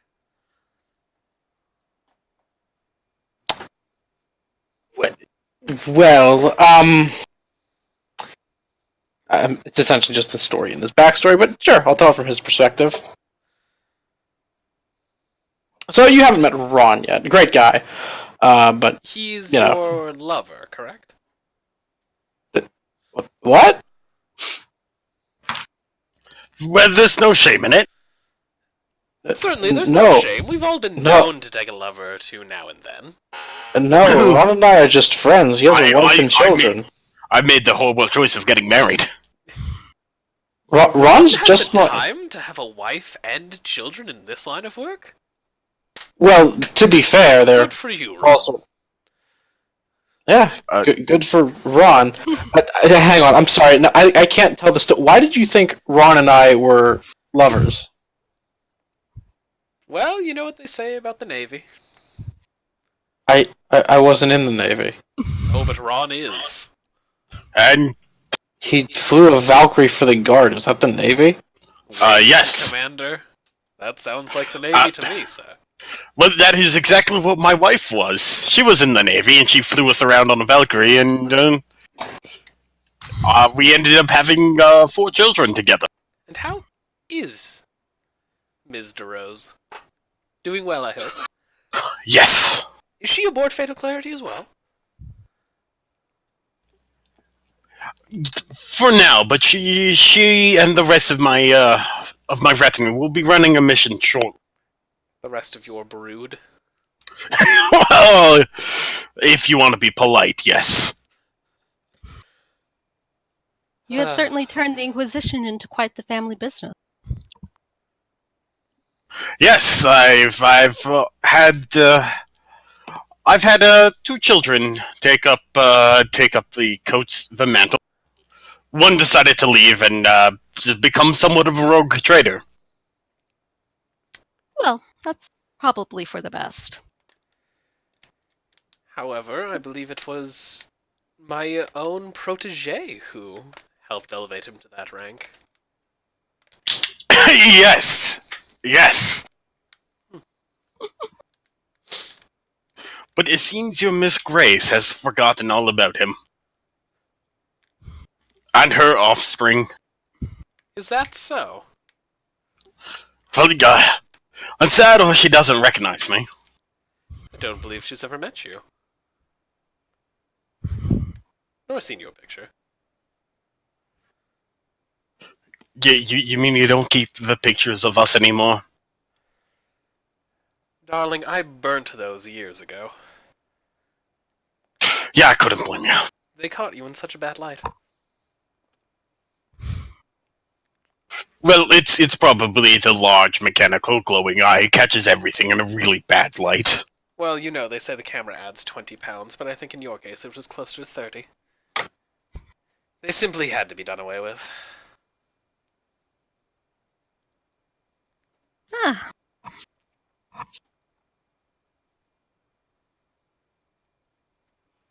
Well, you two do seem quite cozy. Indeed. I believe it was... Oh, how long ago now, Anna? At least 3 decades when we entered into a partnership?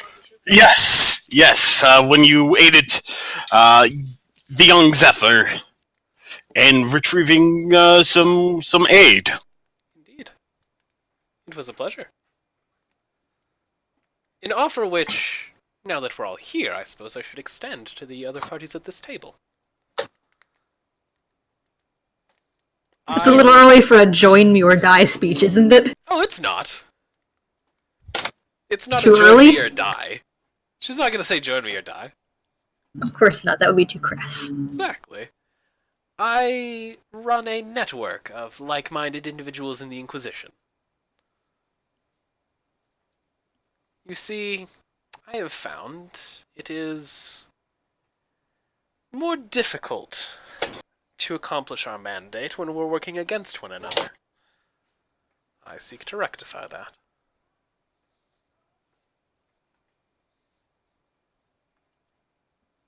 Interesting.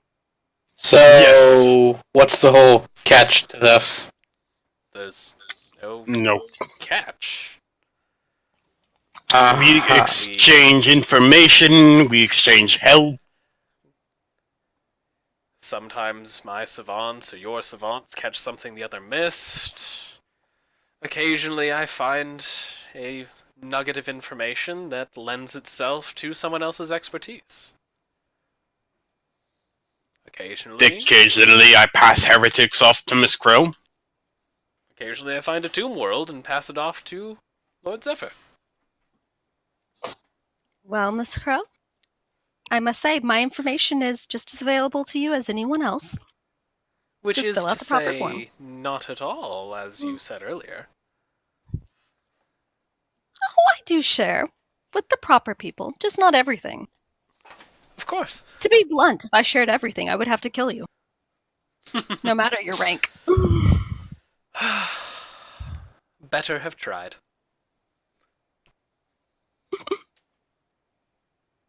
I believe the Agent Terran phrasing would be shots fired. And you, Percival? Give me some time to mull it over. Very well. I'm sure it will come up again before we all part ways from this dreadful planet. You all feel the ship begin to decelerate, and out the windows, if you look that way, you start to see the walls of the frigate void ship that you are approaching. Is that like a plane landing in the background? I thought it was a It's the didgeridoo. vacuum, I'm sorry. No, I That's not thought a we were, didgeridoo, Zach. That's a didgeridoo. I thought we were actually getting some music put into this bitch. Yeah, I thought our production quality jumped like 8% because a plane was landing while we were landing. There's no atmosphere in space. The plane isn't making that noise. I will point out, this is the grim darkness of the 41st millennium. There are explosions in space, ergo there are sounds in space.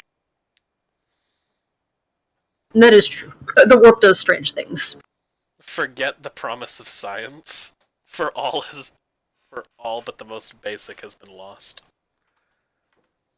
The universe just forgot that there's not supposed to be sound.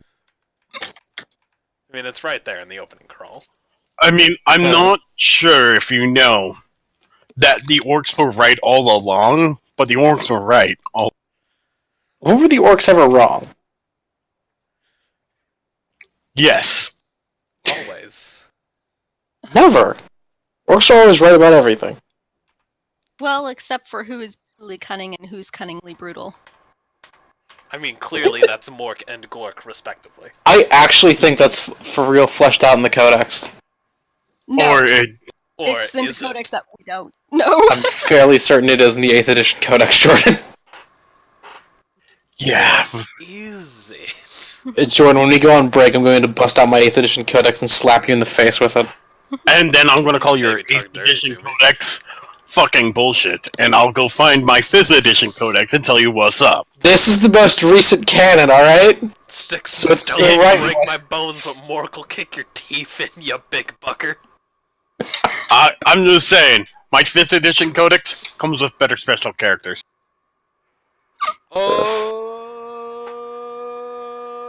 In any case, you guys land in the shuttle. Yes. Alright. Is this the landing sound? Yes. This is the sound of, yes, your ship careening out of control and flying into the void.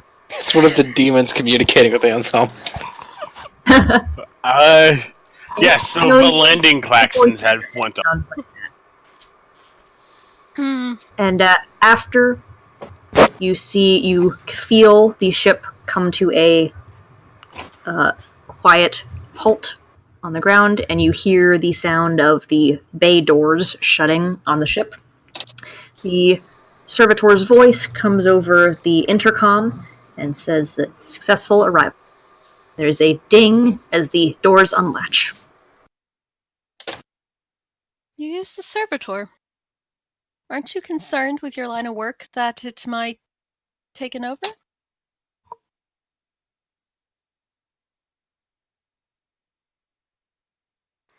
Miss Crow? I find that it is always good to have something slaved to the ship should I need a quick egress.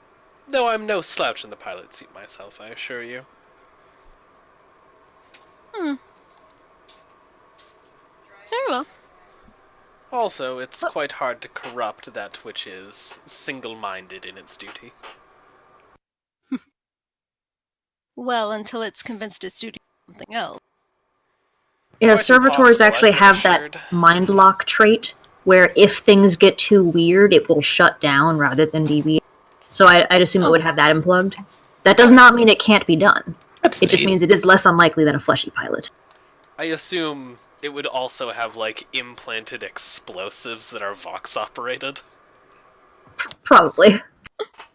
Small enough to detonate it in its internal organs and stop it from doing anything. You know, but beyond that, you know, not enough to make a mess of the shuttle. Of course. Most im- I mean, have you ever tried to pilot with blood on the inside of the windshield? It's not easy. I believe Costella has tried. It didn't go very well. That's exactly where this lesson was learned. Okay, Well- but once the doors unlock, nothing further happens. Jane will stand up and head towards the door. Costella is standing by the door, Ooh. and as Oh. the procession of Inquisitors arrives, she opens the door. Hope it's pressurized. Will you out be on the- requiring an escort, Inquisitors? Rhea will shake her head.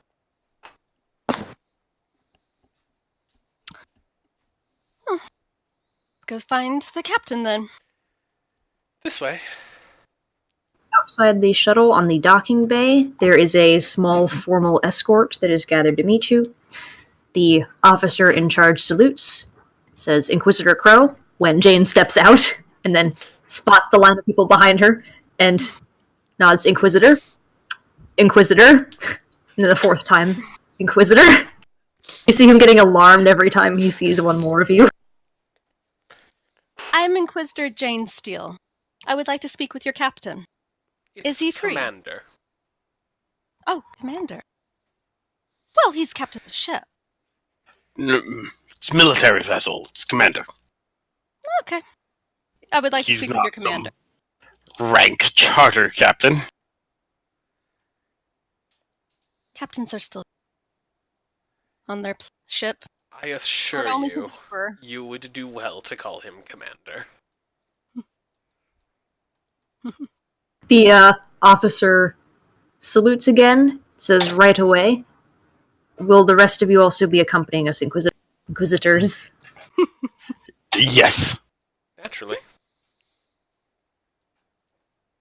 He turns away to lead you guys, and as he does, you overhear him relay over his microbead. 4 Inquisitors have arrived to see the command. Stressing the 4. So yes, this captain is going to be shitting himself. One can only imagine. Alright.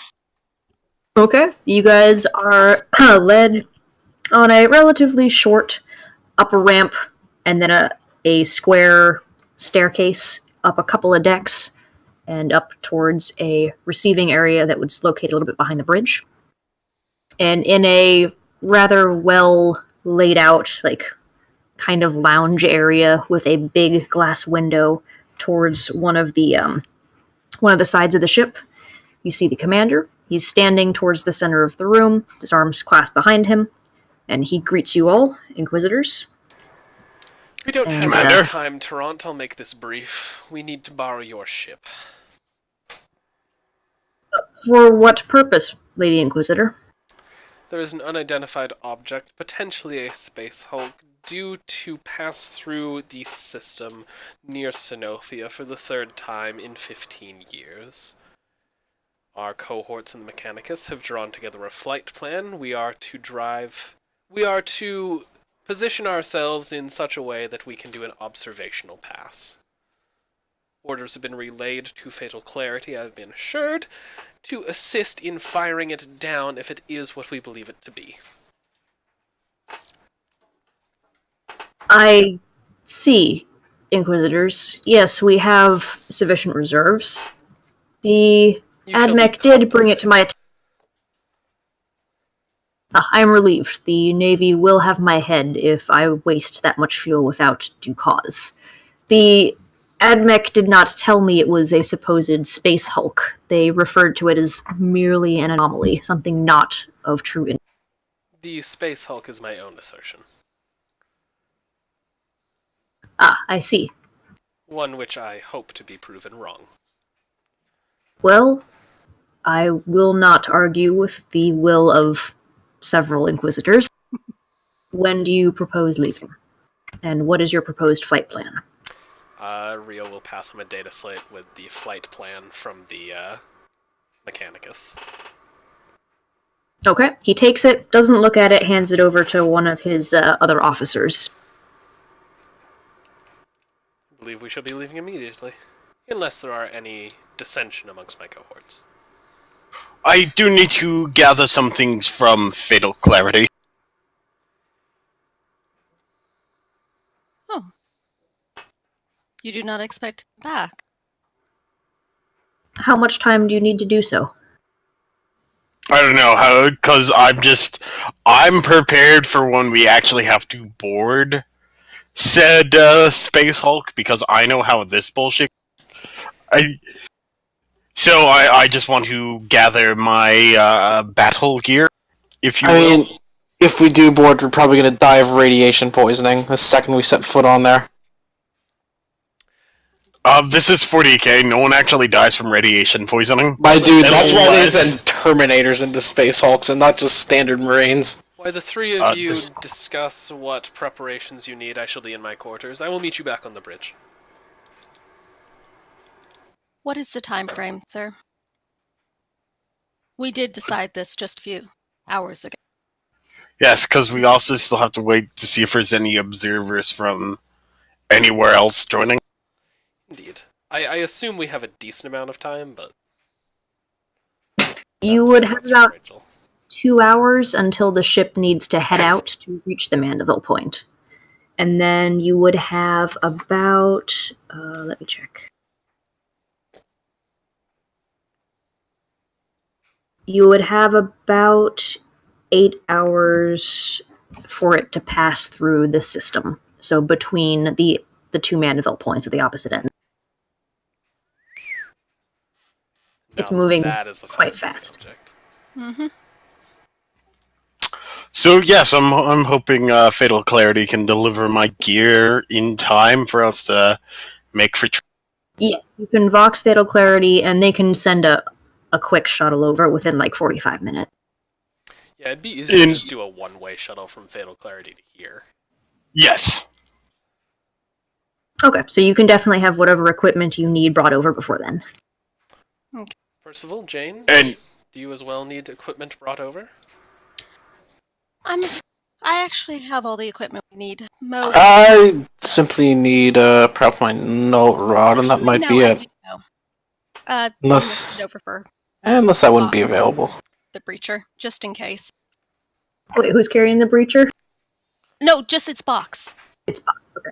Yes. Mo's carrying some other weapon.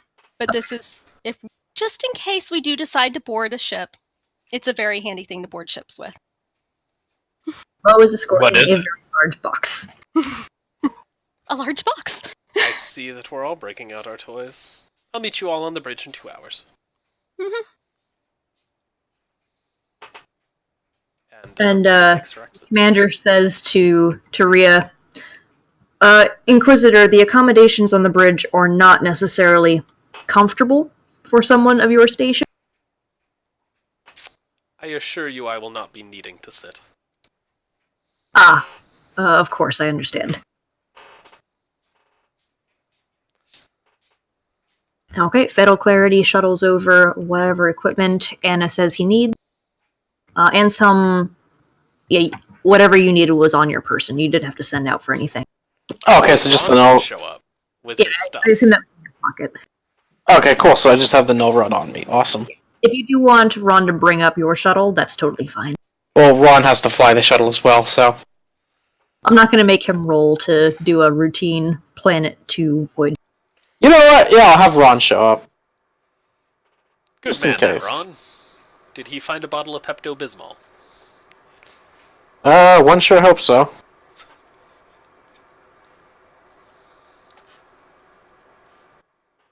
Okay, and Jane, you had or retrieved whatever equipment you... Mm-hmm. And she already had one of her skulls, or her skulls, so.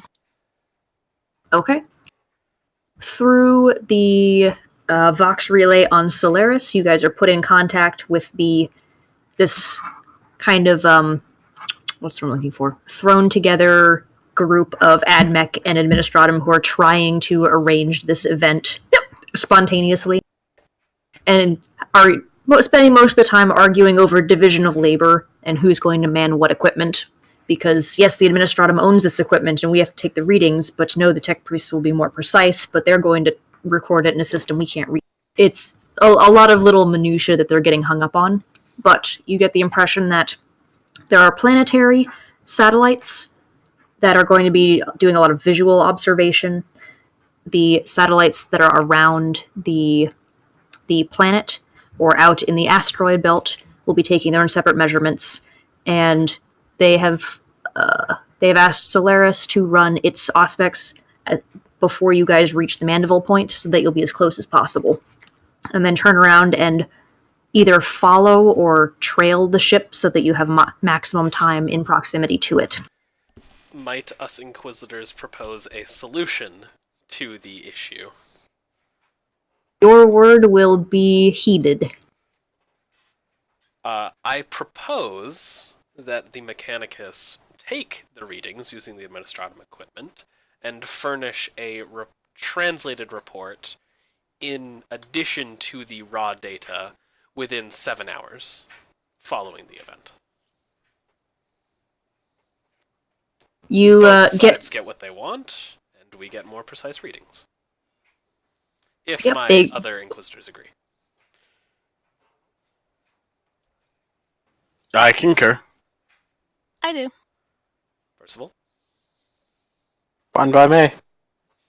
Well, then Rhea will propose such. As she's proposing it, there is a distinctive sound of heavy machinery. And much whirring. Impact drills. And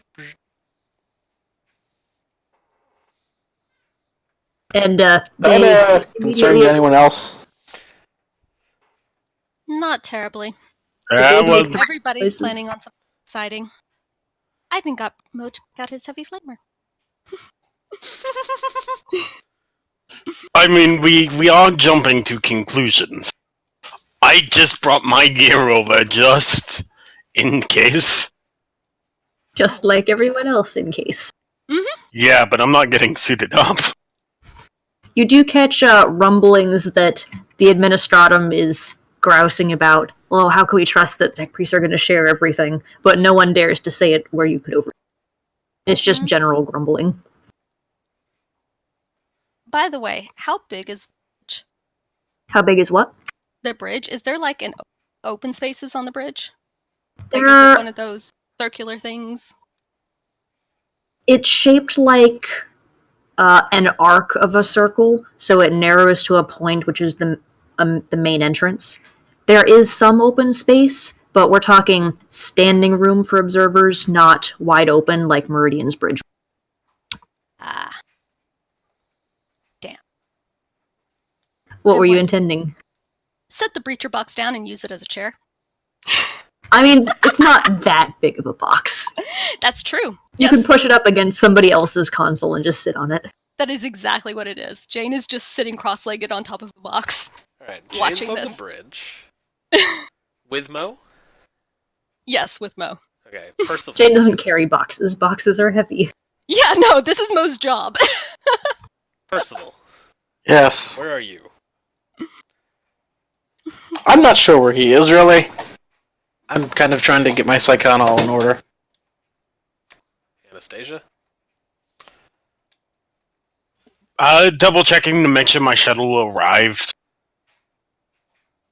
It does, and it parks next to Rhea Crow's shuttle in the bay. And I'll take a power nap. Power nap Like on the floor. I assume that there's a Probably. chair. It's a power nap like a regular map, except it's able to cut through things easier. It Yes. can't be broken. You could probably requisition anybody's moment. But I was in the guard. I'm used to sleeping on the floor.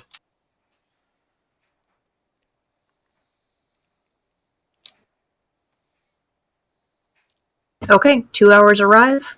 At the bridge, when I say navigator, I mean like mundane person driver, starts reading out instructions, trajectories, speeds, and the crew starts echoing it back in a very regimented way, and the ship starts to lean out from the planet and point its nose toward the Mandeville point.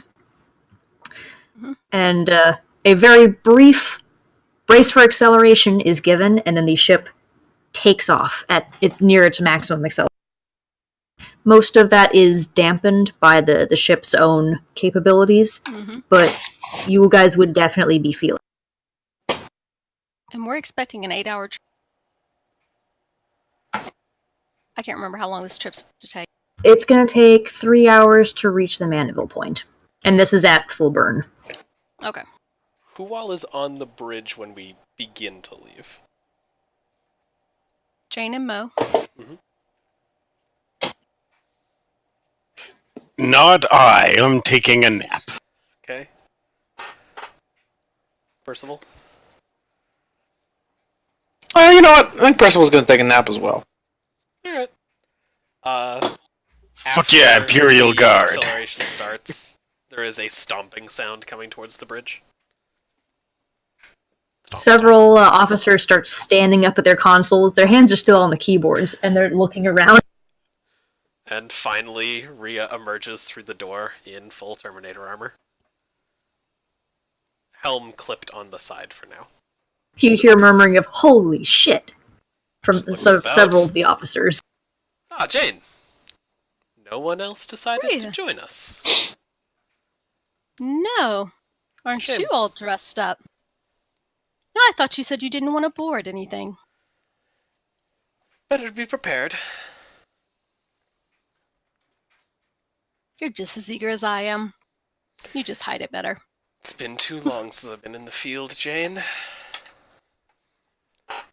7 months on Sinofia, overseeing a pair of wet-behind-the-ears interrogators. You shouldn't volunteer for these things, then. Oh, it wasn't a volunteering. Part of furthering relations with Caden. Or whoever is masquerading as Caden this past year. You know how it goes with him. Or her. I suppose it's entirely possible. Oh, it's entirely possible there's been 6 different Cadens. That's how the Inquisition works. Indeed. Still, one day I should hope to meet the High Lord face to face, though I suppose it will never happen. Just The as only- well.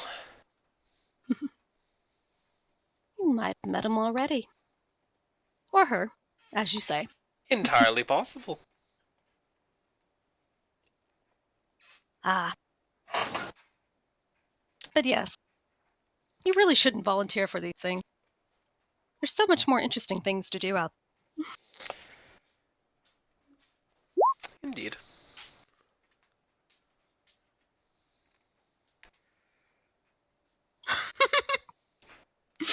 Preliminary reports from the Auspecs.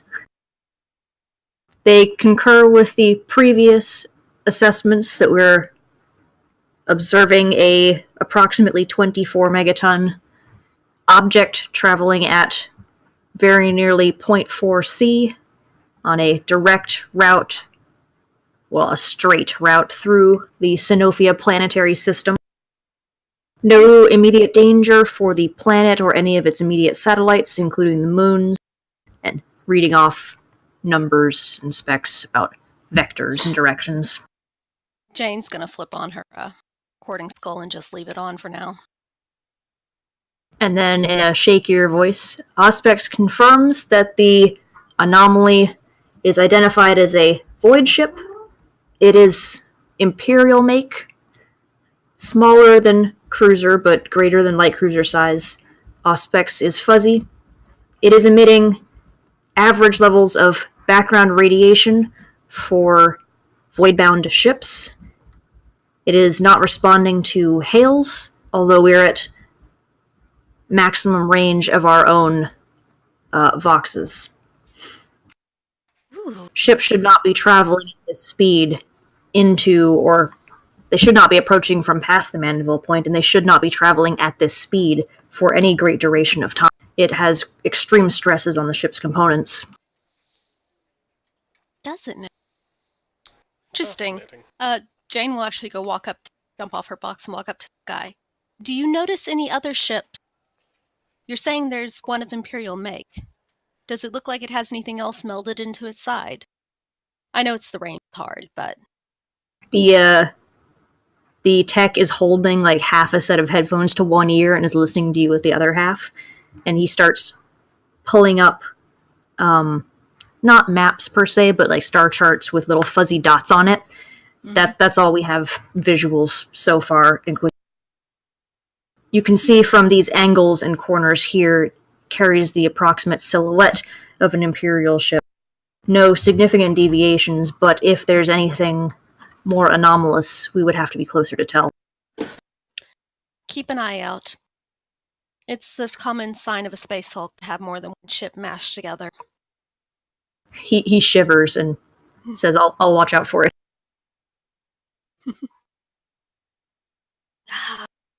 This is fascinating.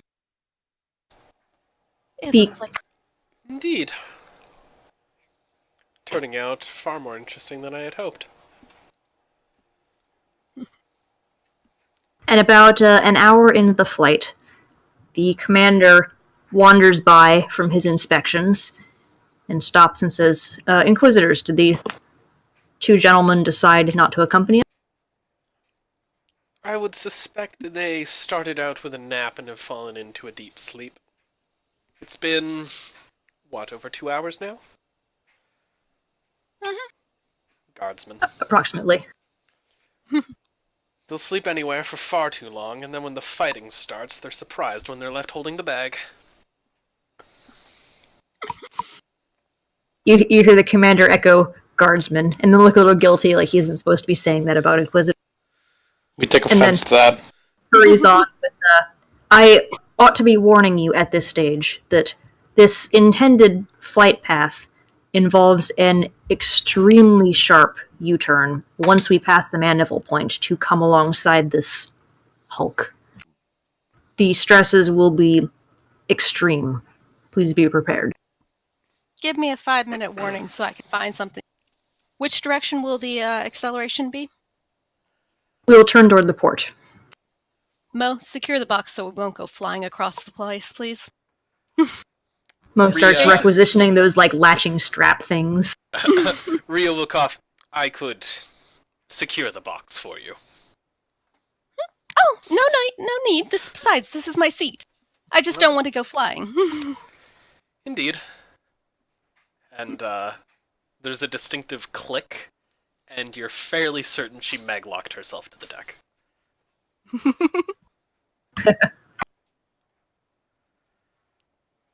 Okay, when would Anna and Anselm like to wake up? Do you want to do so before the U-turn or after? Preferably before the U-turn, but you know. Is the U-turn what wakes them up? That could be. Would you like to roll me a toughness test? Is there an announcement about the U-turn? There will be, yes.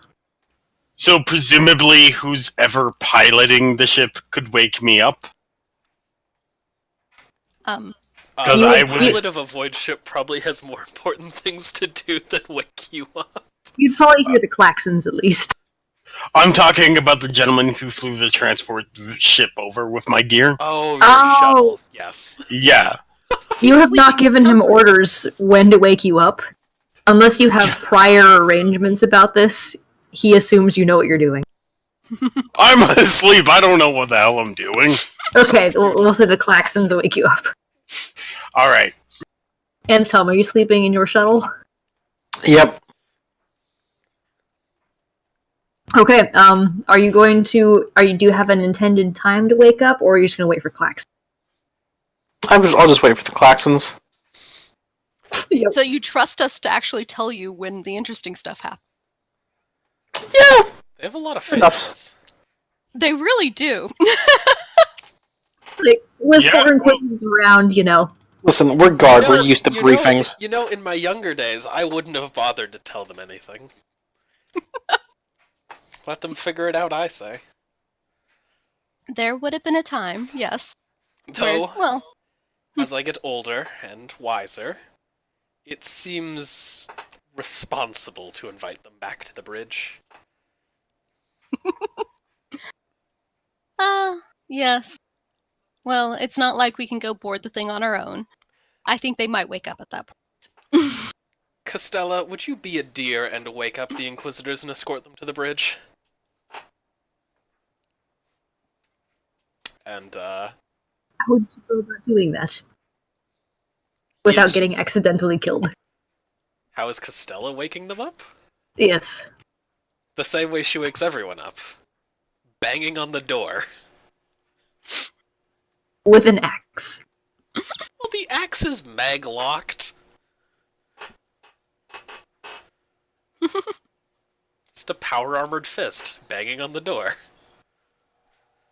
Okay, up in the bridge, you guys see one of the techs press a big red button in the wall, Oh, fuck. and sirens start wailing throughout the ship, and over the comms, you hear, all hands prepare for U-turn, brace yourselves, maximum acceleration, secure all external arrays.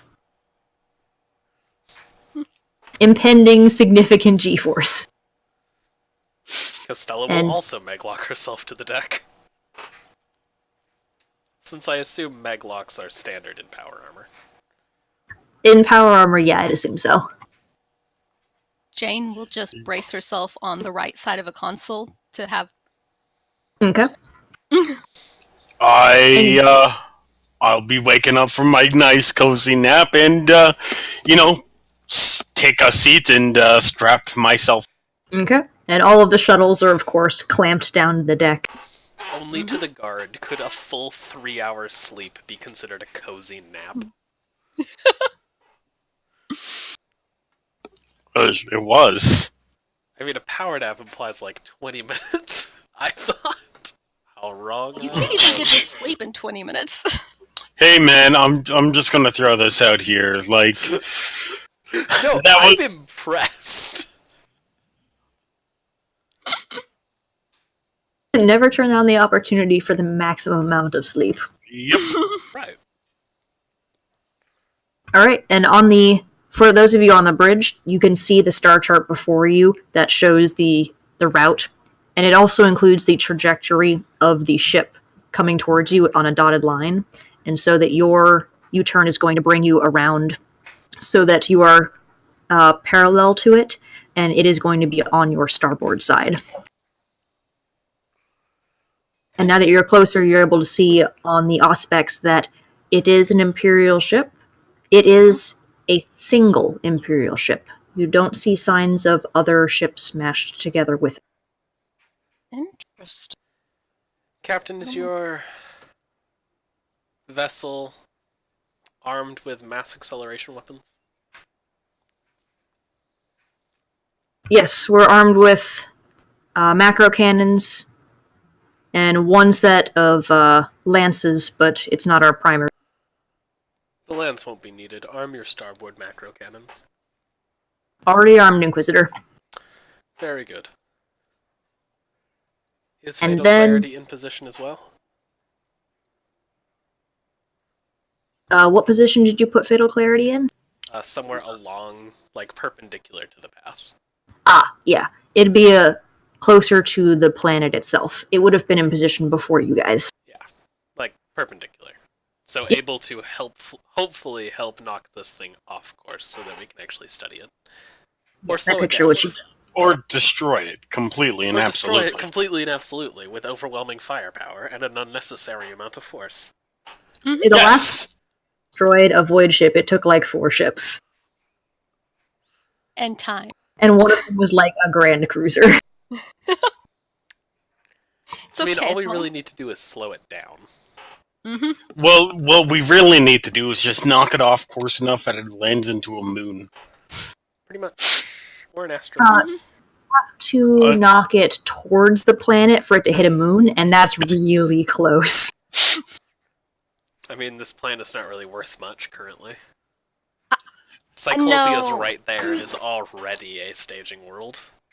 No, that would be. I'm afraid I cannot let you destroy the planet. That was a joke. Alright, the commander grabs the helm and yanks it to the left. And the ship traveling at. It's still accelerating. Okay. Traveling at probably about, 0.35 C. Makes its tightest possible turn. Everyone roll me a minus 30 toughness test. Everyone in power armor can reduce that penalty by 20 to a minus 10. Oh shit. Oh, Rhea's fine. Wow. Jane can't make minus 30. Wow. Holy shit! Oh, what? Yes! Wow, okay. Anton failed by 2. Rhea got it. Grace fails. Grace failed. Jane made it by 3. And what about Mo? Right, Mo. Mo We won't actually- have Ron roll because he's staying in the ship Mhm. neutral. Oh, I mean, okay. Minus 30 toughness. He actually has a chance of succeeding at that. Ooh. But no. Okay, everyone who failed by less than 4 degrees takes 1 fatigue. Everyone who fails by 4 or more takes 1d3 plus 1. So 1 fatigue. Yes. Yeah, I mean, I'm good. Mm-hmm. Okay, that one was for Costella. And this is even with the support of power armor, the Yeah. human body is not meant to take. Oh, yeah. Hang on, can I use Invigorate to remove a level of fatigue for myself? Yeah, Yeah, why not? Alright, cast the power. so I Does use it affect 5. multiple targets? It, range of 1 meter. But, yeah. You can also choose how many levels to reduce per character, but the sum of all levels removed from all characters cannot exceed the psi rating. If they're within 1 meter, yeah. But, Costello would like some fatigue removed. alright. If you wait till she's around. I fucked that up. Good news Or is I think you passed. I do it. So willpower test, so +0, right? Yeah. Power modifier is 0. Hang on. Austin, you with us still? No, he left. Nope. So I use 5? 5 minus 5 times 10. Or Let zeros? me eyeball your sheet. What the heck? Yeah, I probably fucked up putting this thing in. Here, I'll... Okay. Cast Invigorate. Custom of 0. Oh, it's because you have it set to custom. What? Oh, Oh. okay. Set it to Oh, willpower, whoops. and then you have a willpower, you have a power modifier of Right. 0, you have a psi focus, which gives you a +10. Do you have anything else? The psychic hood, The psychic hood, which gives you a +5, right? I think. Are you wearing it? Okay. Right. We'll say that for now. So We're going. Yeah, you guys were all geared up, so. it'd be a 15 in the custom value. Not I all use a psychic 5. powers roll off of willpower, which is why it gives you that drop down. Okay. Oh, whoops, sorry. So I use 5, modifier of 15. Yeah, there you go. So your target's 80. Alright. Okay, You cool. did make it with the 49. Like no Alright, problem. and I can remove 2 psi levels, so I'll just remove 1 of each. You can From remove each one one. with 5 psi level. Well, yeah, but I just have 1. Wait, no. You have 1 fatigue. Castilla. Castella has 3. Yep, I'll just remove them all. Cool. And she will smile, look confused, and then thank you. All right. Well, I'm back now. Did I miss anything? Yeah, well, you missed up, me using Invigorate. And he That's didn't, it, really. He didn't summon the I rolled demons. a nat 1 Oh. and it was the useless time ever.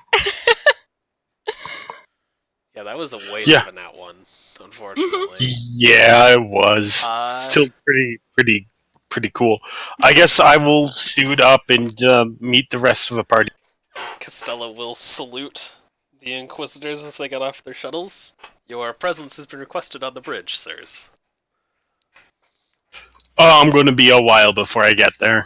The turn takes 20 minutes to execute, and that whole time is It's when you just are getting the pressure of awful acceleration. G-force. Yeah. But after that 20 minutes, people are generally free to move about, groggily and shake. I assume Rhea and Jane are just sitting there having like an enjoyable conversation. As around them, everyone's head is like swelling up and covering their eyes, and Weather day is lovely, isn't it? Hi. You think they would get better compensators? Ships.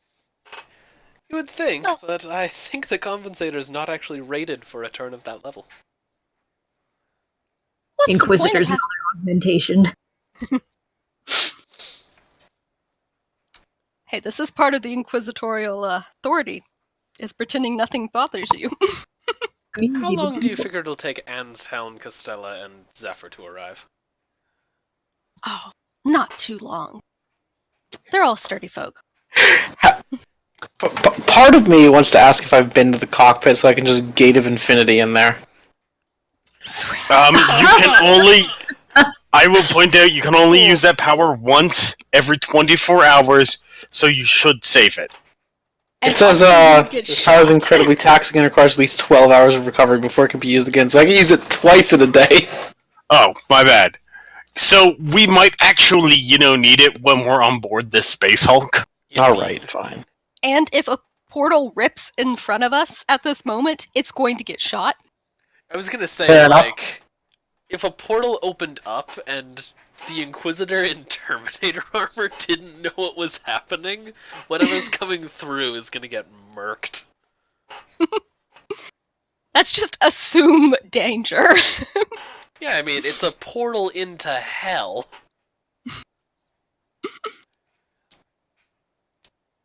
I mean, it's not necessarily into hell. From one point to the other. With it, the Psyker tears open a hole in space so that he might pass through the warp. Yeah, it's a portal in hell. It is. It's Hell. a very short. so you don't get totally insane. Others might refuse to pass through the unreal pathway, however, fearful of any proximity to the Immaterium and its terrible denizens. I mean, that's fairly AKA some rational, I people. suppose. AKA a portal through hell. Right, fine. You guys hear, engine still stable. Not overheating yet, but getting close to maximum tolerances. And out your right, ladies and gentlemen, you will see the anomaly in question. And it is indeed a ship. Do either of you guys have common lore, Yes. imperial name? Roll it with a minus 20. A minus what now? 20. Minus 20. Oh. Come on. Come on, you little bastard.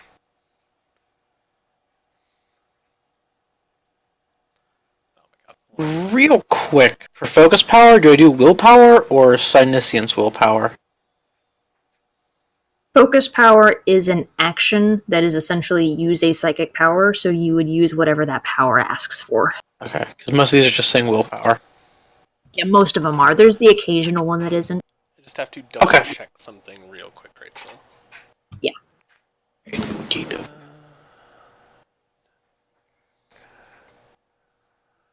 Okay, so that's... Okay. Rhea makes it with 7 degrees of success. Wow, okay. Wait, isn't that 5? On the surface it sure looks like 5. It's actually 8. Sorry, it's 8. 8 degrees. Okay. So you look out and see this ship. It is the exterior is quite dinged up, but it is mostly intact. Something about the coloration and the way shadows from the starlight sits on it does not look quite right, but it is recognizable as a particular make of ship. It is an Ambition class cruiser, and you would also know that they're usually produced for wealthier individuals. They're not your standard Imperial Navy ship. They're not a Chartist ship. They're usually individually commissioned.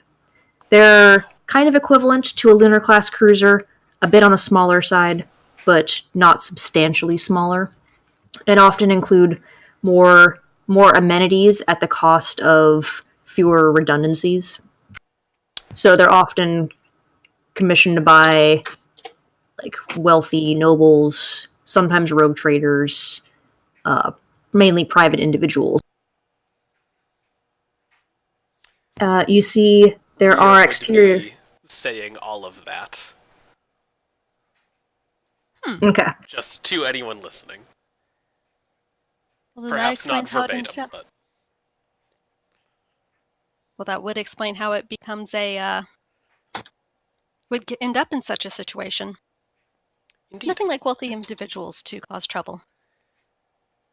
The officer on the auspex starts flipping through several images of the ship's silhouette, one being a heat map.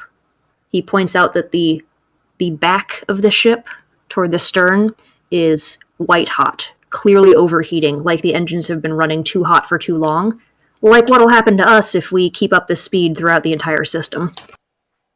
Another being the radiation count. It is higher than normal, but it's not excessive, which indicates that it has been traveling a long time through void space, but not past any like strong sources of radiation. Wonder what would happen if you And- shot its engines. Would it completely obliterate everything? An interesting hypothesis. What would happen if we blew out its engines? Would you like a depends scholastic lore test for that, or is... This would be scholastic lore or something to do with void. Sure. You can roll it flat. It's studying these kind of explosions would definitely be projects that the Navy works. Alright, you said roll it flat? Yeah. How much are we screwed if this happens? 8 degrees. It would definitely be extremely bad for the ship. The engines themselves, when they're this hot and you shoot at them, it's like shooting into molten metal. It would certainly shred it, destroy it, and take possibly that entire back half of the ship off, but it wouldn't cause such a chain explosion because the material itself is so liquid.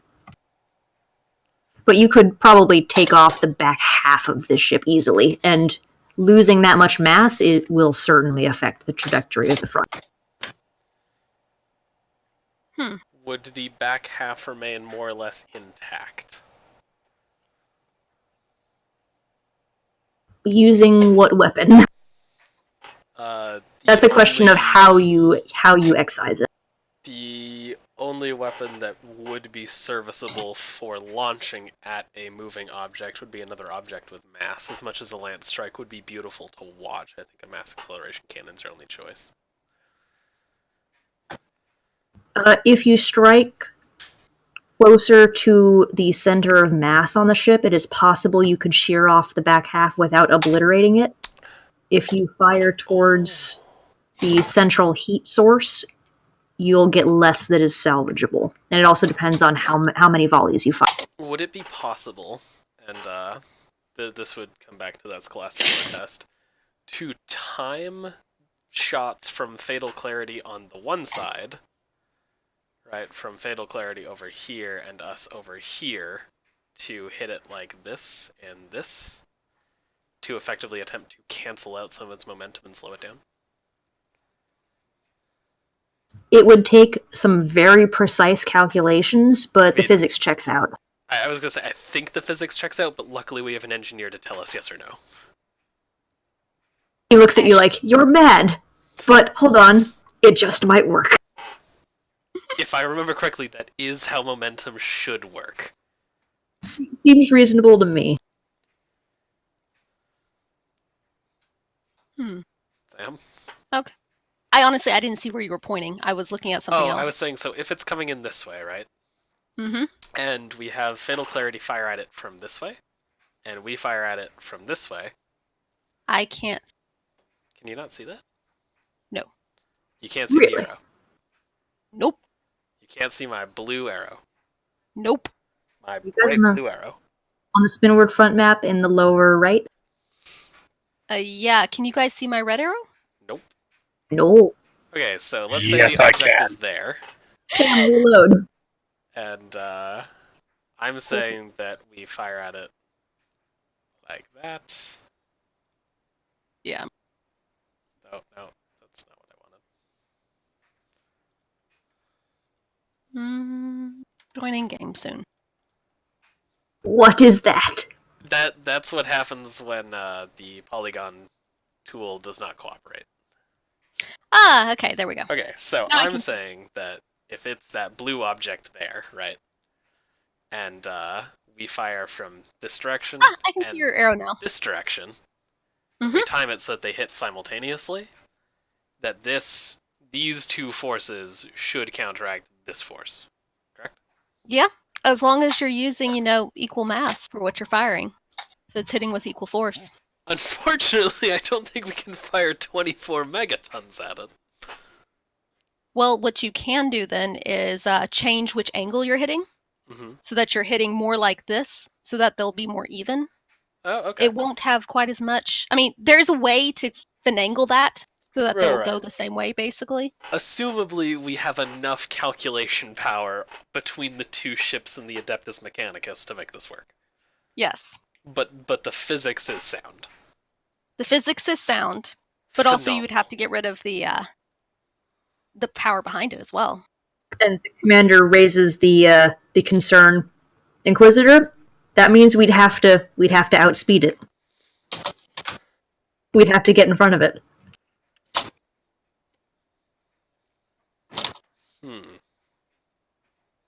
Don't we just have to be parallel to it at the time? Or our Well, if shot needs to come in parallel? Or perpendicular, rather. the angles you were showing looked like we would be firing toward our back arc a bit, which means that Solaris would have to pull up in front of the ship a bit. Not a huge amount, but faster. I was suggesting it's coming this way, right?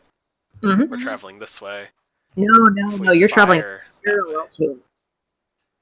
Oh, So it was it's going that way. You We're guys going went that this way, and then you turned to follow it. Oh.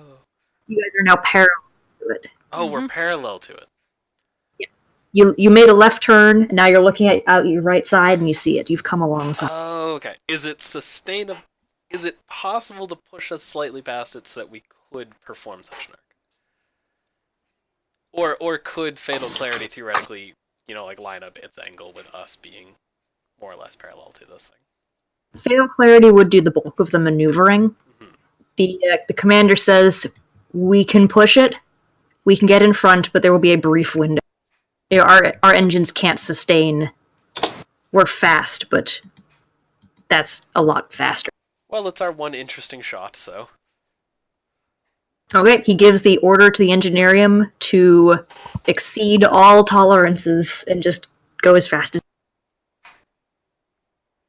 And then he flicks a bunch of little pins on the console so that all of the lights in the room start to just glow red. And where the hell is Anselm and Zephyr? Oh, I'm suiting up, so I will be there in a little while. It's been 20 minutes.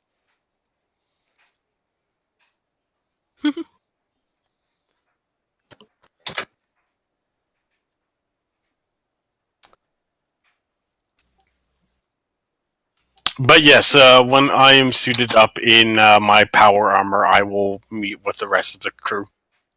Can I Okay. do an intelligence-based command to assist in this operation? In what way? By guiding the trajectory of the ship, helping with the calculation? By helping with the calculations. Yes, -10 because you're doing it on a timer.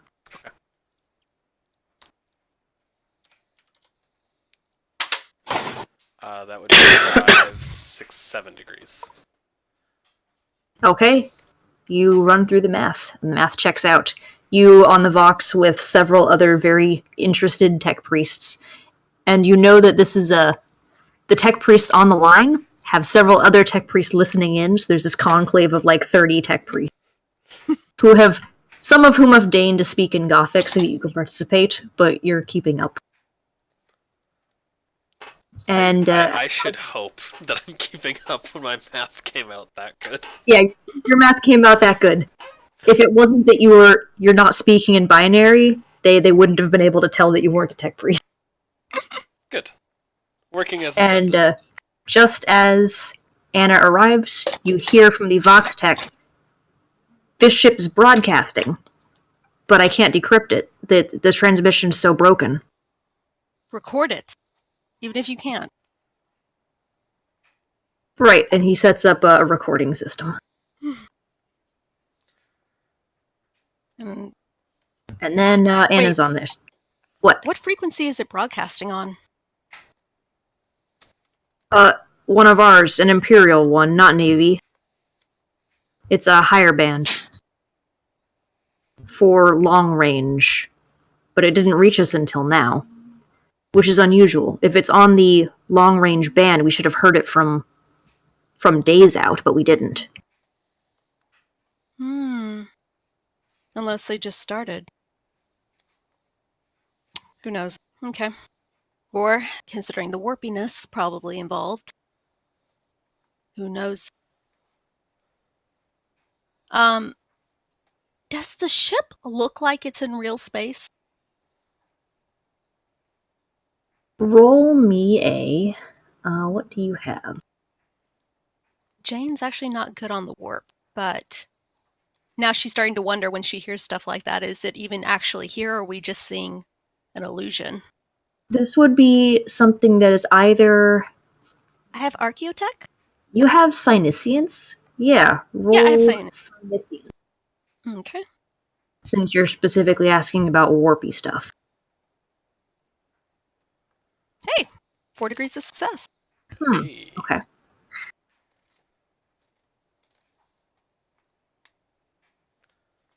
You get the impression that something is wrong on a warp level, but it's the opposite of what you'd expect.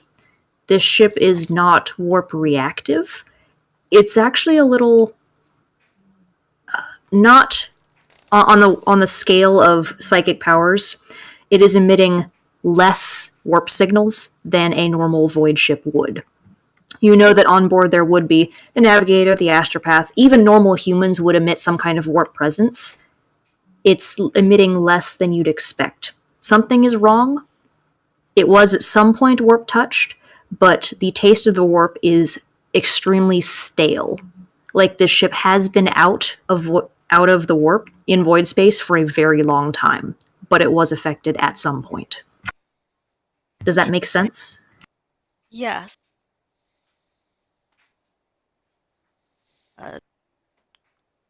And you think that someone like Anselm would probably be able to tell more because he's trained in it, but you were getting that impression.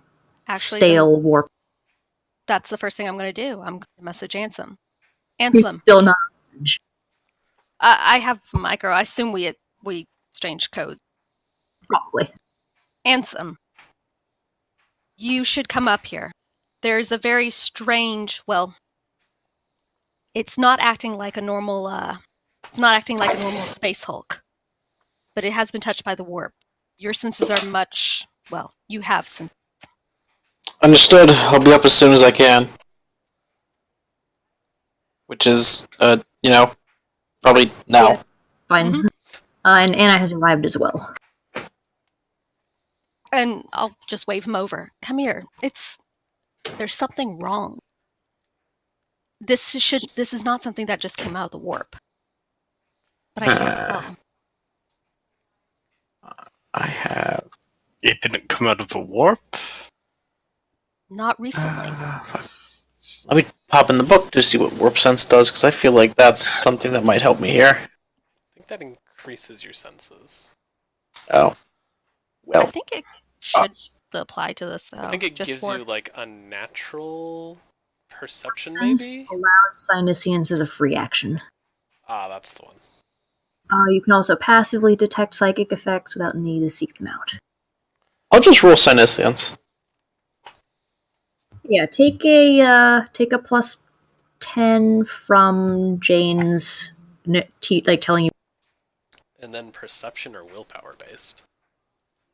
your choice. Oh, well.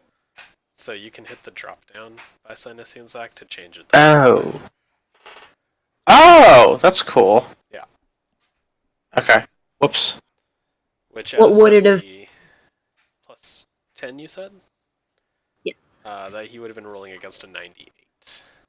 Okay, so that would have been 2 degrees. And unlike Jane, he's an actual psyker, so Right. he senses different things. Anselm, you have traveled on many void ships in your day. You have also observed many void ships. All of them, to a certain extent, carry the taint of the warp because by nature they travel through the warp. Every ship has that lingering aftertaste to its psychic aura, essentially.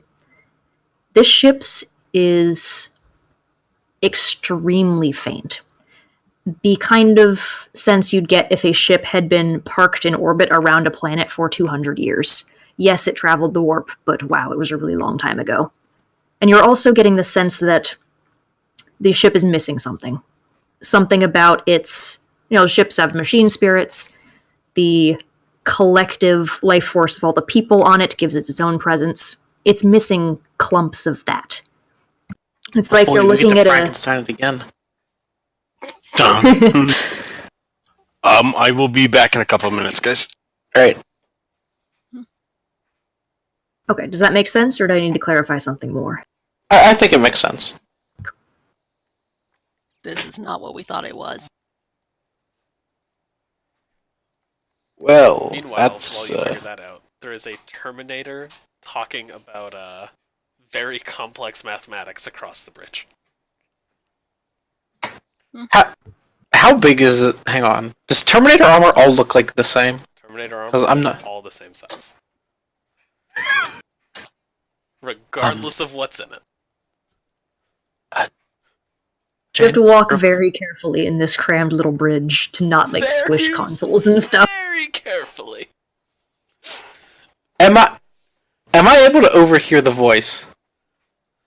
Which voice? Considering I'd the imagine so. G-force, she would have put her helmet on. Okay. Because, that's how you save your head. Am I able to at least deduce if the voice is feminine or not? Because Oh, that's right. The helmet's on you. I'm tempted to say no. okay. I mean, the Vox speaker in it would not determine gender, no. Yeah. Well, still, like whenever someone's voice does get filtered through like a speaker, it's not like it magically just changes to whatever. No, it's not the exact same, but it would be. Yeah.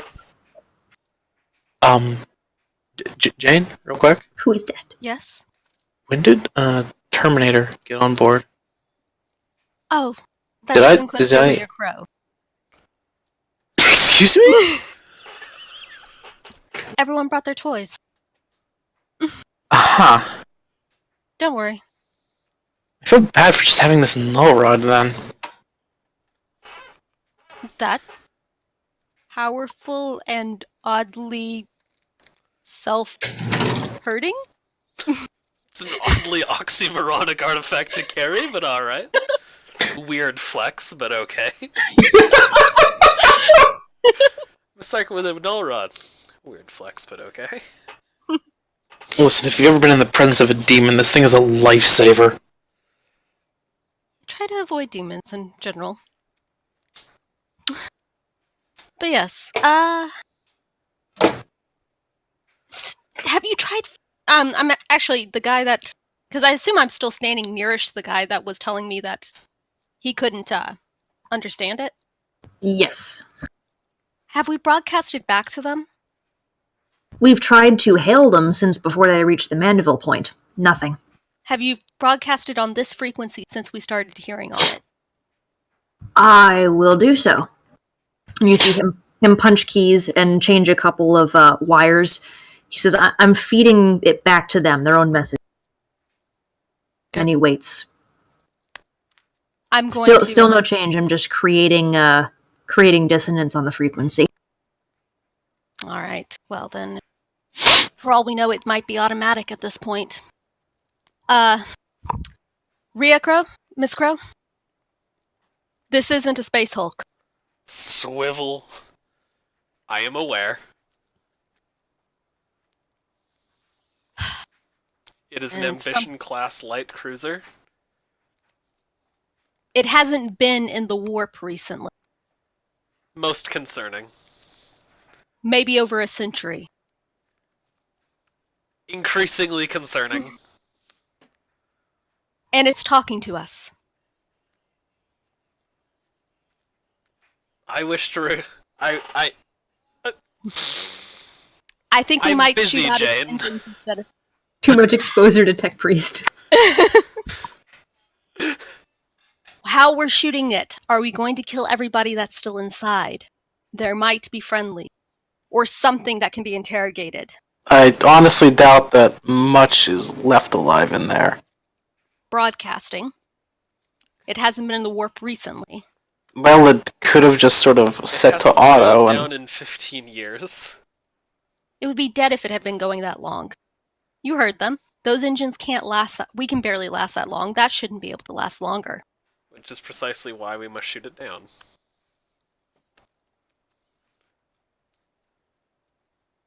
As much as I would enjoy taking the time to study what message is being sent through, I'm unable to tear myself from the calculations required to ensure that we can stall this vessel at all. It is your choice, Jane, or the choice of our cabal. Do we shoot it, or decipher the message? I can only perform one task. I'm asking you how much damage. Are you going to kill everything on board or not? I'm fine with casualties.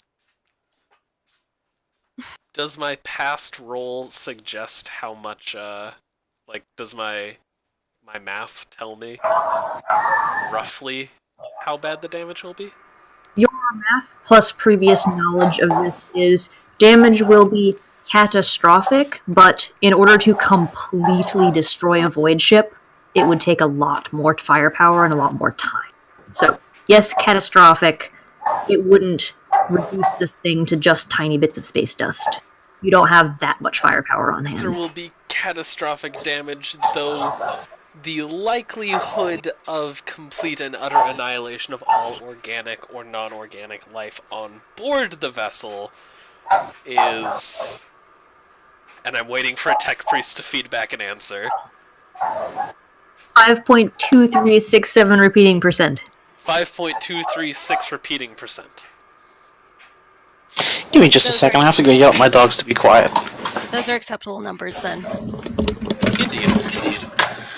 And then Rhea goes back to spouting off how she's going through her math. But what if they shave down the macro cannon ammunition by 0.10 inches by dropping a case on the ground? Well, if that's the case, we have to account for this trajectory. Some of the tech priests are tracking down the serial numbers of the batches of ammunition that these ships are armed with, just to make sure they get their weights exactly precise.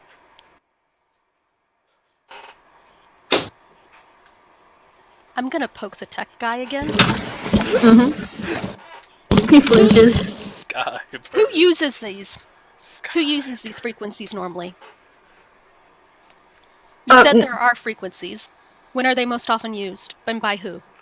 They're most often used if you're trying to talk to a vessel that's outside of your normal range. Say if a ship does an emergency de-warp outside the Manville point and wants to contact the planet for assistance beforehand, or sometimes when a battle fleet is spread out over a great amount of space, but it's not an extremely secure band, so it's not often used by the battle fleets. So it's most oftenly commercial or private, not military. Yeah. And it is used in this sector? And it's in common use? Not common, but not out of place, no. It would be one of the frequencies used for distress beacon, but it's not just a repeating pulse beacon. There is words in it, I just can't piece it together. There's too much missing. Can I listen? You can. And when you hold the headphones to your ear, you're hearing bursts of static, and what sounds like syllables, but it's just so fragmentary that you can tell someone is speaking, but you're not getting enough of it to piece together what you're missing. Okay. You think that it would be possible to sit down and calculate out, because clearly it's on a loop, so maybe by listening to multiple loops and feeding them together over top of each other, it would build more of the... Yeah. But that's something that would either take a moment of brilliance or a lot of time and study.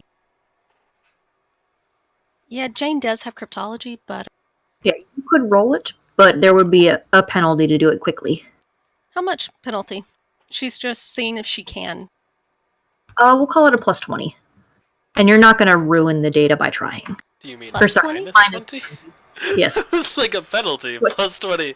20 That more to the seems- difficulty of the roll. It is 20 difficulty harder. Nope.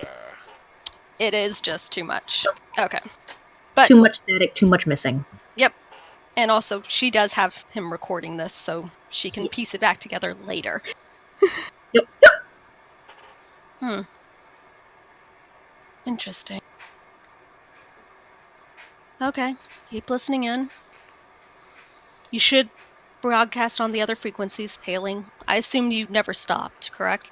I've gone up and down the band as far as the ship can reach. Well, keep There's doing no it ch- until we shoot them. I don't even think it knows we're here. It probably doesn't. But if there's a chance it could, and there's someone there to cut engines, we'd like to know that before we blast them out. How would you feel What? if that was you? I'd probably be dead. I mean, those engines are... Broadcast Completely up out of and down control. the spectrum again. Yes, Inquisitor. You see him, slowly rotating dials and, pressing periodic switch. There's a chance. Okay, you guys will be in position for your calculated macro cannon volleys shortly. Is there anything else you want to accomplish before? If No. the math component is done, Rio would try to listen to the recording and use like trade linguist to figure some stuff out, but beyond that, nothing. Okay, you could do a trade linguist at -20. At -20. Yes. Very good. That is 5 degrees. 5 degrees, okay. You are confident that the speaker is speaking first Low Gothic and then High Gothic, and then repeating. So you're now able to tell one of the breaks in the transmissions is when it switches back to Low Gothic. But you're not able to completely decipher the wording. Okay, actually, you got how many degrees? 5. You can get a couple of words. Let me see. Man, cerebral implants are cool.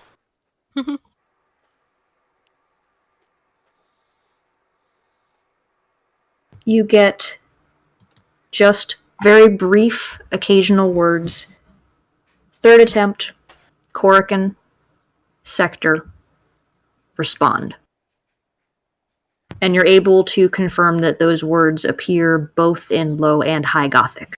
Third attempt, Corican? Yes. Okay. Sector, respond. Yes. Fascinating. Interesting. They're expecting a response. It almost feels... Does it sound like a loop? Like, is there It does any sound like- change in inflection, like a pre-recorded loop? Yes, it sounds like a pre-recorded loop. This is pre-recorded. It's likely whoever did it is dead already. They're a Corican planet? Corican. Planet, sector. I mean, you guys could roll me some kind of lore, but it would be a severe penalty because you don't have a whole lot of content. Sure. Forbidden, scholastic, or common. Let me see what I could have you roll that would be... Rhea could roll me Administratum with a minus 4. -40. Jane, if you're looking to roll, let me see what you have. Ooh. You know what? You also have Administratum, so you can roll that with the same penalty. I will use a quest for knowledge fate point to change my failure to 8 degrees of success. Oh, 8 degrees, okay. Well, it changes it to your intelligence modifier, your Mm-hmm. intelligence bonus, which for Rhea is 8. Cool. Because she has 63 intelligence and 2 unnatural from cerebral Okay. implants, so. Because of all of the intense math you've been doing for the past 45 minutes to an hour, Yeah. your brain is working on, high On gears. Complete high gear, like just You are 100% checked in. Leaps that others would think are completely unfounded guesswork, but no, you have seen the Matrix.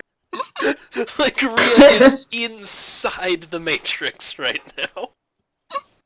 So what you get is, right, this is an ambition class cruiser. It's produced for wealthy individuals. It's coming from it's on the fringe of the Imperium, coming from a very distant sector of space. What about rogue traders? Corican is the name of a rogue trader dynasty. The Corican dynasty's primary ship is named Sasor, and the dynasty was last heard from close to 250 years. Okay. Can I have a notes document? Yes, you can. Thank you.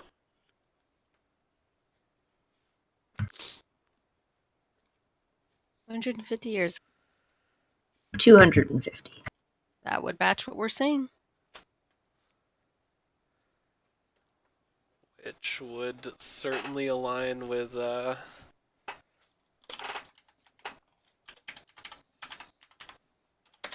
have had their engines going. how do you spell Corrican? Or is it on there? Orican. I'll add it now. Corice? Yes. AN. AN.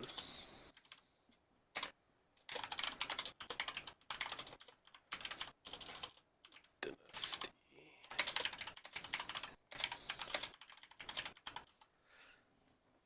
Okay. I gotta start here. Whew. I have seen the Matrix. This is why I am here. Oh, can everyone see the?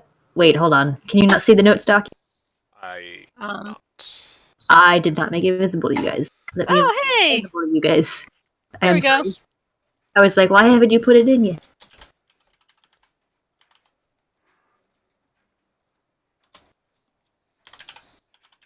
We really should be called the Cabal of Boredom, because that is literally what just started this. The Cabal, what? The Cabal of Boredom. Hey, we're all on planet. Oh, hey, something interesting is happening off planet. Let's Let's go give a captain a heart attack. this seems something much more interesting. would you say it was rimward, trailing, coreward, or spinward? From It is coming out of like the. the place they were last heard from. They were last heard heading rimward from Calixus, which would pass through the spinward front. Okay. So heading out into more empty space that the Imperium has not yet reached. The Corrican dynasty was extremely adventurous, and some of their navigators were considered to be the boldest and most willing to face unknown currents.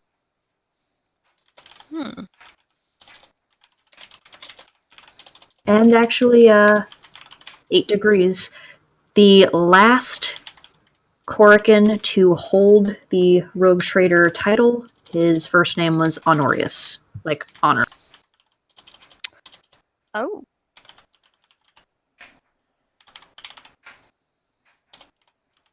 Interesting.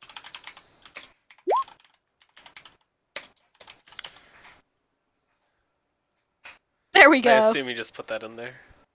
Mm-hmm. Yes. Thank you.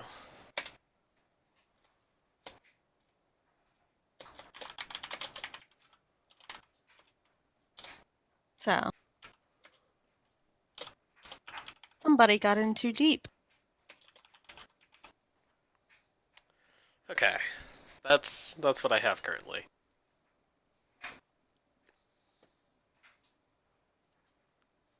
You know what? I wonder if he's outstripping his own signals. He is traveling very fast. That would be entirely possible.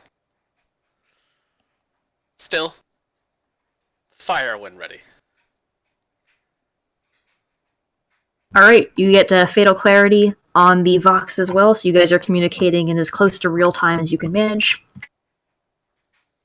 And when Ria Crow gives the command to fire, you feel Solaris shake as the macro batteries are launched at just the right trajectory.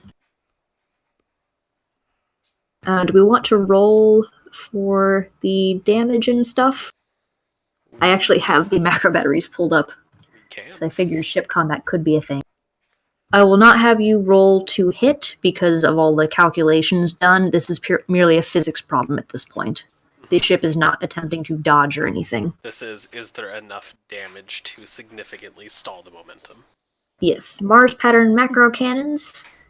Strength 3, damage, crit range. Each one is going to do 1d10 plus 2. We will say that you hit to your maximum strength, which is 3, so roll me 3d10 plus 6. I thought we would be using Mars pattern macro cannon broadsides. Ah, okay, yeah, I rolled that. So 6d10 plus 12? Yes. Okay. Ooh.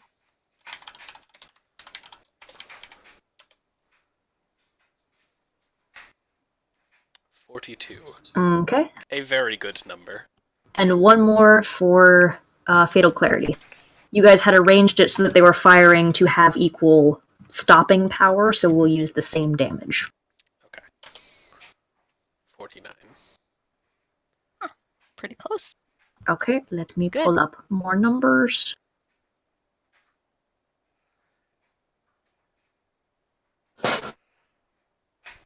What's the crit rating? 5. I forget how crit rating works. I wrote it down because it's confusing. Oh, Rogue Trader. Yeah, I'm You like, oh are no, a system.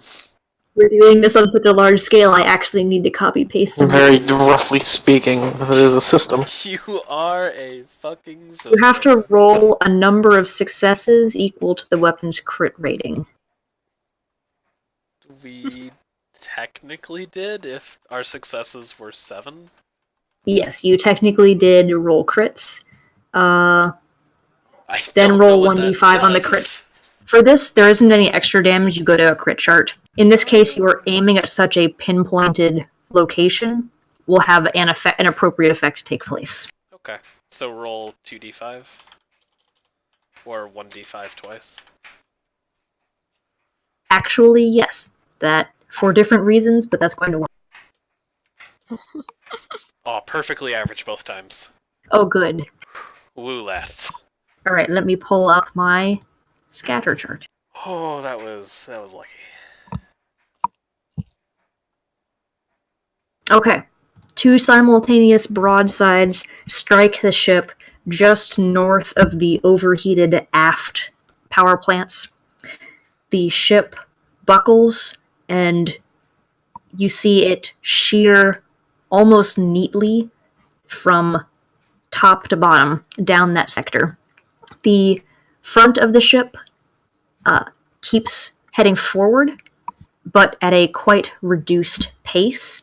You see the back section tilt backwards or up from your current perspective and start to spin, and jets of superheated metal and liquid promethium start spraying out in all directions, creating this nebula effect in the space.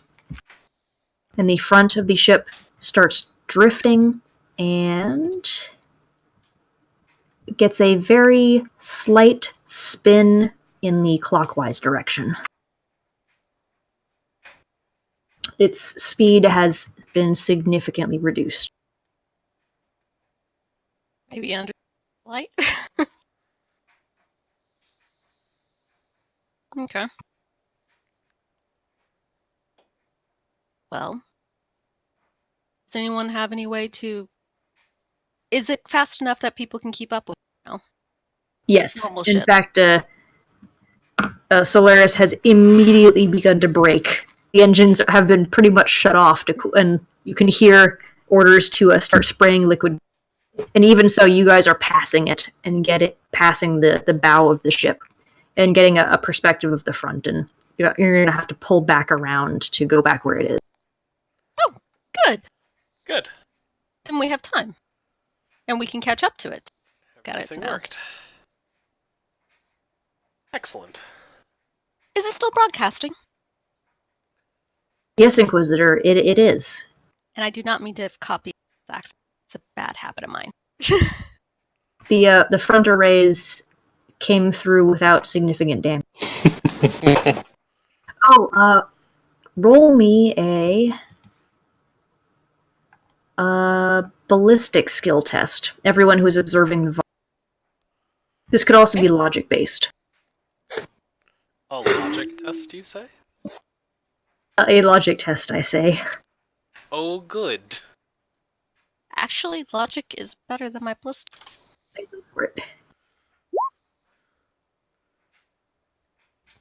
A ballistic skill, yes. 9 degrees of success on logic. I am the Matrix. 6 degrees of success.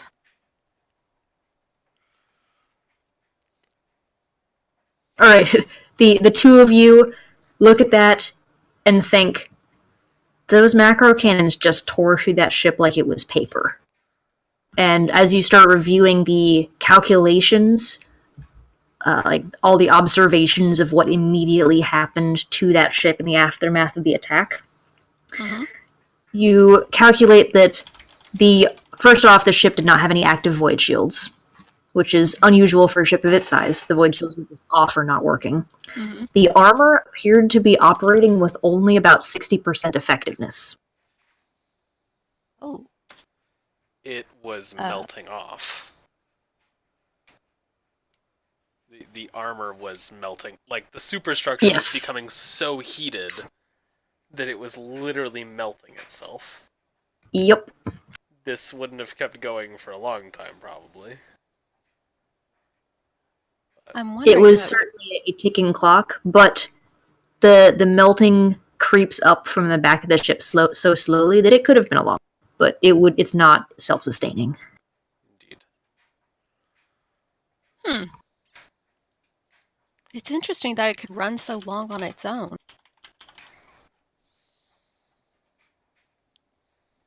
Something is still strange about this. Well, suppose when cool down a bit, it's time to get some void suits and go say hi. There is a bass rumble chuckle at the mention of void suits. Don't worry, we'll find one big enough for you. This is definitely environmentally sealed. I know. Yeah, I'm with Crow on this. I'll be fine. So will Costello. Well, Mo and Jane need void suits. Does Anne still need a void suit? Probably, yeah. Okay. No, it's the Navy, Carapace armor. yeah, that doesn't quite do a void vacuum seal. The image was power armor, so I was thinking. No, he has best quality Militarum Tempestus Carapace armor. That's actually still pretty fucking good. Yeah. Yeah. Like that is as good as light power armor. Yeah. But it's not environmentally sealed. No, it is not. The Navy is able to furnish sufficiently large and sturdy void suits for this purpose. Jane will also requisition a void suit patch kit. Ah, good idea. We are not walking into hostile territory in a void suit without the ability to patch. Does anyone need additional armaments? I got a bolt pistol, I got a melta gun on top of that, and a Wraithbone sword. I think I should be. Oh, I also got the needle digi ring. So that should be good, yeah. Nice. I don't think I can fire that through the void suit, though. Yeah, firing that through the void suit would Be defeat the inadvisable. purpose of a void suit. I mean, I also got my brain, so... I mean, You got it's your brain. it's fire that. 40k in lack of oxygen often never comes up. Can I attempt a requisition of melta gun to cut through bulkheads? Well, Didn't you just say that you had one? I have a combi bolt pistol with a melta gun on it. Okay. So it's just one shot. That'll do. You have reloads. Oh, right. No I additional mean, requisitions, and the Navy ship would not be carrying melta weapons on board unless they really, really had to. As a matter of course. Yeah. and again, if we come across any bulkheads, I am armed with with an oversized fist. Alright. I too have a fist. actually, no, with I gotta claws think for a attached. second. Because Mo is carrying Yeah. a flamer. Do you have thunderclaws? I have a thunderclaw. My god. A lightning claw. Lightning claw. A Thank you. lightning claw and a storm bolter. You know what? I feel like I got sort of the short end of the stick out of everyone else. I encourage you to take, more. Fair enough. Besides, your brain is your weapon. Your Yeah. brain Nobody else is can do your that. weapon. Yeah, I mean, my fists are my weapon. To be fair, you're also a very junior Inquisitor, but I don't think any of us would begrudge you if after the session you were like, I'd like to update some stuff that just happened to be on my shuttle, because of course it was. Hang on, I want to make this very clear. I can cast my psychic powers through a void suit, right? Yes, Oh, of course, yeah. Okay, cool. I just don't want to have to cast Molten Beam and suddenly I'm just, on fire. I'm not quite that cruel. I, Oops, however, you just burned a hole through your faceplate. Why would you do that? And again, this is also assuming that there isn't somehow magic oxygen on there. It's 40k. They go Magic. where it's clear that there is no oxygen because if there's nothing produces oxygen, and people just, this is some good oxygen. Actually, do we have an ability to scan for oxygen? Yes, An Auspex. Auspex. Yeah. No, from this ship. Yeah, actually, Long-ranged Xbox. Yeah, long-range Auspex. You said long-ranged Xbox? I think we did, yeah. Jane's going to order that because Mo's carrying a heavy flamer. Ah, good point. Okay. And he's going to have to switch weapons if she doesn't think he can use that in there. Okay, they do a swift analysis of the ship. They say this chart is not entirely accurate, but it's close enough. Parts of the ship are still sealed and do hold some oxygen. Even within that sealed section, though, there are parts that clearly have extremely toxic air, or that indicate the presence of heavy metals, volatile gases. It's clear there have been leaks in ship systems, and parts of the ship, especially the exterior areas, and especially towards the back, are open to the void and don't have pressure.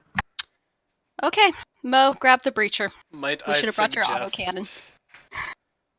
Might I suggest the two of you also requisition mag boots to go with your void suits? That's a very good Those idea, came Jordan. with Thank them, you. But yes.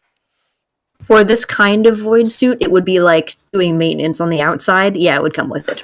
Other void suits may not, but this is meant for external spacewalks. So yeah, Okay. it has mag boots. And Awesome. the final question. Is this frigate armed with boarding torpedoes? I'll say it is. Yeah, why not? Who This is wants to fucking take a punk rock. boarding torpedo? Are those boarding torpedoes the thing with, the giant fuck-off drill at the end? Or am I thinking of They- something else? Clamps and melt-a-bombs. Okay. And Fire they a latch. clamp on, Yeah. melt-a-bomb through. And Let then me form find a my seal. torpedo section, because I definitely copy-pasted that too. Alright, yeah. I'll turn the boarding torpedo on. I love this campaign. Alright, I'm going to grab a drink real quick. Actually, I was going to Item call it two. right before we Oh, board. yeah. We're going for break? Sure. Okay. Yep. And then We will we'll all start be with back. you guys boarding.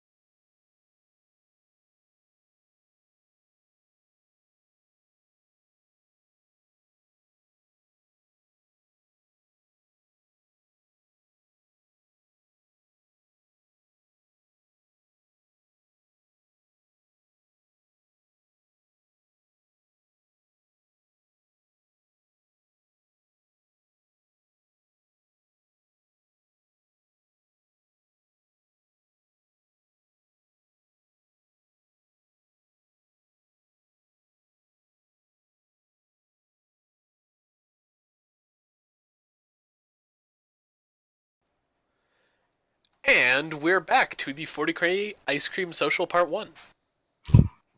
Now with Again? 50% less ice cream. Sad. 50% less ice cream, even more social. And as per always, this episode of the 40K Ice Cream Social is brought to you by Scourge Books. Actually, they didn't renew their sponsorship deal, so we're going to have to kibosh that. This time it's brought to you by the delicious taste of Crunchberry's Captain Crunch. Yeah, I don't think we're actually famous enough to have that kind of a, We are now, boy! I think we're famous enough to get sued for that one. Crunchberries, they all taste the same. Especially for that comment. Alright, so this was the last episode of the 40K Ice Cream Social. It's okay, we'll just change the name of the next episode. No one will know. Alright, all aboard the boarding torpedo. Woohoo! Woo! Okay. Last aboard up, the boarding pain torpedo. train. I mean, maybe for you. I We'll don't be think fine. any of you would have boarded a ship via torpedo before. It was the first time for everything. I picture Anna doing more like the tactical Valkyrie insertion. Oh, You know probably. Jane might have won. Maybe. Actually, I could see Jane being stuffed in a torpedo Yeah. early in her career. Mm-hmm. I feel like Rhea never has, but she's always wanted to. And this is her first excuse to actually do it. We could just fly. No. We could just thought, you're kidding. 7 months on Sinofia, watching Tweedledee and Tweedle Dipshit hunt down heavy metals in the water, and normal people confessing to non-crimes. Boarding torpedo. Oh, this is Probably going to be earned so that, right? awesome. Okay. Alright, it is very crammed inside the torpedo. While Astartes can be inserted via boarding torpedo, usually it's constructed specifically for them, and the ship is not armed with that. So, the Terminator is going to have to probably kneel on the floor between seats, or just crush some seats. Again, Terminators, I don't think they can actually kneel. Yeah, They don't have think knees? it's- Okay. They have Uh, knees, but I don't think it would really do much. I Probably would not. think they do that for a lower profile, occasionally. Like I'm sure you could kneel, but not for a significant period of time. Hang on, Terminator. Just lie down in this dolly, we'll wheel Well, you in. actually, a Terminator could probably take a knee. Yeah. Yeah, that's Probably. Space for you. Okay, power armor just in general does not look optimized for anything below the waist. Definitely not. Correct. Like, I doubt even a standard Space Marine could, I don't know, even sit.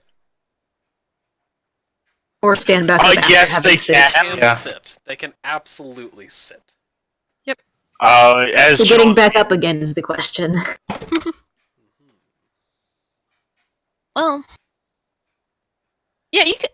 I definitely know you can take a knee because there's too many formality situations, and there are actual tactical reasons, as Yeah, well as just Aiming. there's a thing on the ground and I need to pick it up. Yeah. Oh no! Our objective is on the ground, but I can't bend over to pick it up. I can, but you're not sending Terminators in typically to do a job where they're going to need to pick shit. You send them in You never there. know. Recovering relics is a thing. They can bend over. And they don't have But- grabby sticks for... They crush the little pincers. Yeah, I'd say it's awkward, but you do it. They're like a turtle. If they fall over, they can't get themselves back up. I don't think that's how it works, but I think I it is. think that's how it works. It's okay, we'll just attach a chain of xenomalamutes mutes to you and have them mush and just pull you upright again. Again, I only have the one Xenomalamute. Well, there's Fepsies. yeah. That's the xenomalamute. It's fenced. Oh no, Anna has a xenomalamute. Alright, so when you guys board the torpedo, you're not able to fill it to its maximum capacity for head count because of the space that your extra armaments take up, plus the crate. Or is Mo still carrying that? Crate. Nope, the crate has been broken open now. What's What's in the crate? crate? And What do it crate look is the like? Breacher.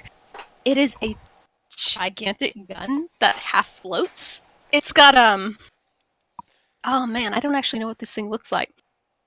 It looks like a giant cannon with It's got a grab harness, right? yeah, it's got grav-ons on it to help reduce the weight. Paint me a picture of words. Ah, Tickle my eardrums with your vocabulary. Let's go. it's the kind of thing that shows up on the battlefield and all the ground pounders go, thank God. But yeah, it's a giant cannon with you don't really recognize what it is. It doesn't look like it's plasma. It doesn't look. Is it like an inertial cannon? Is it a knowledge Xenos? It Like, would be inertial, yes. Okay. I'm looking it up to see if there's a description. Yeah, no, that's the problem. Is I don't. I'm bullshitting my way through because I don't remember. Well, and also, Is there a it can kind of price look for it? however it looks. Yes, but May we know so we can read it? I'm just curious. Like, I'd say you may not recognize it off the bat because it is quite rare and unusual. right, And definitely. the odd pattern of it. It doesn't give a more detailed description in the book. It is. It is a. Actually, we'll say that when it's fired. It does look like it uses some kind of physics principles, like not energy weapon. And Is it a that's all we'll cultivary say. bile projector? That would look very different. Okay. Honey, you should mention that. Okay. Concern? Don't ask questions. Yeah, It'll only distress you. Again, knowledge Xenos. So, yes, it is something odd. It is a cannon of some sort. Okay, so that's probably taking up an extra seat in the torpedo. Mm-hmm. I Okay. am concerned by this. The flamer wasn't Is that going to what you work with say? no air.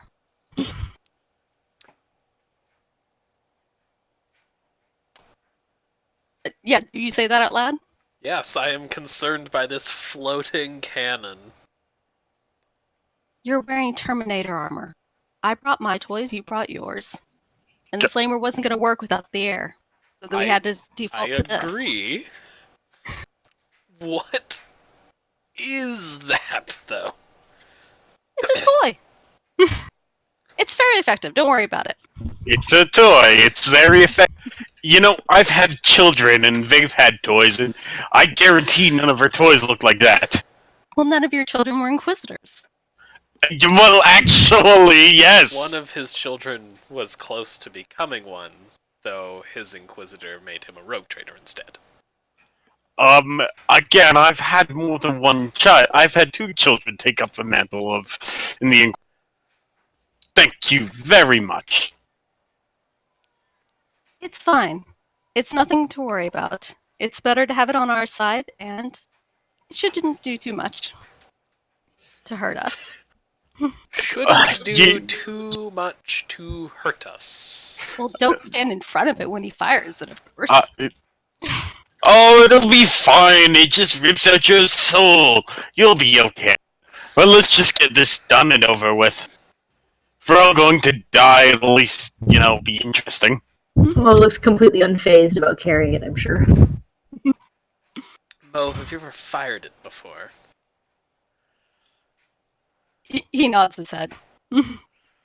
Mo helped Good with the enough for testing. me. Clearly, Stella? he lived. Board the pod? Okay, the Navy crewmen start pointing out your grab holds, the straps.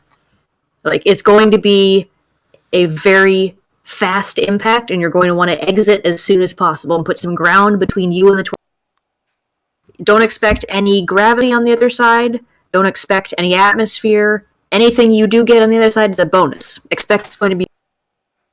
And don't touch the engines. And they slam the door shut.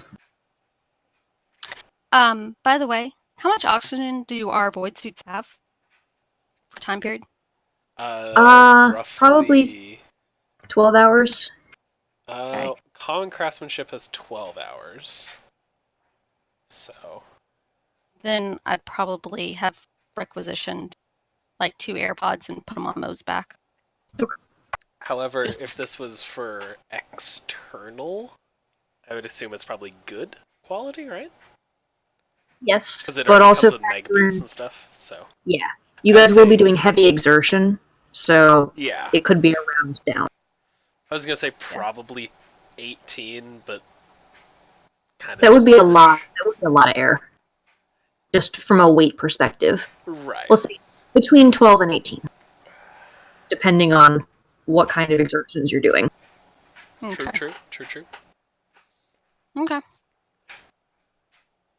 Okay. And you guys feel a jolt as the torpedo is lifted by some very thick and heavy cranes and slotted into the tube. You can't see any of this, but you can feel it. And the engines behind you start coming online. It vents some of the air, not the whole thing, vents toward you, so it's starting to get quite warm on the inside and extremely loud.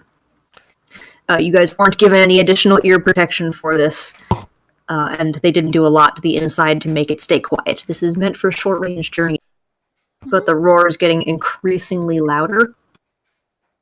And then, with no warning, an extremely sharp jolt, and all of you guys are thrown backwards in your suits, in your harnesses. Roll me another toughness test. This one. And everyone in power armor can get a plus 10. This one flat? I couldn't hear what you said it for. Oh, toughness test, flat. If you're in power armor, plus 10. Fuck. Oh, shit. I'm wishing we really do get our psyker some power armor. I'm fine. I'm Oh, you heard him. He's fine. lethal, I guess. Wow, is Grace, come on. Probably the best time to fail that. And at that point, I'm less of a psyker and more of a librarian, but... Damn. Well, I tell you what, Big Shoots, we'd like you either way.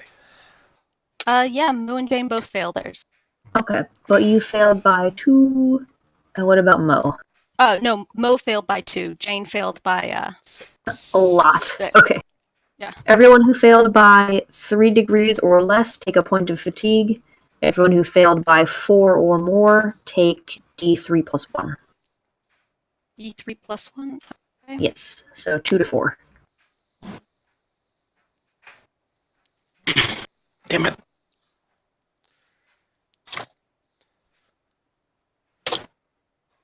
Oof. Oh! Oof. Good thing you still have Invigorate. Assuming that doesn't have a time Nope, limit. can't use that. Oh, Once every 12 hours. ooch. Been, What's my threshold for fatigue? It's your willpower bonus plus toughness. bonus. So... You're doing 6 plus just 4. fine. Okay. Alright. Yeah, you have a threshold of 10. Wait, do we count That's a- up or down on The 15? bad news is You that count up. fatigue, if Okay. it's equal to... Sorry, if it's greater than your bonus in a stat, that stat counts as halved. Fuck.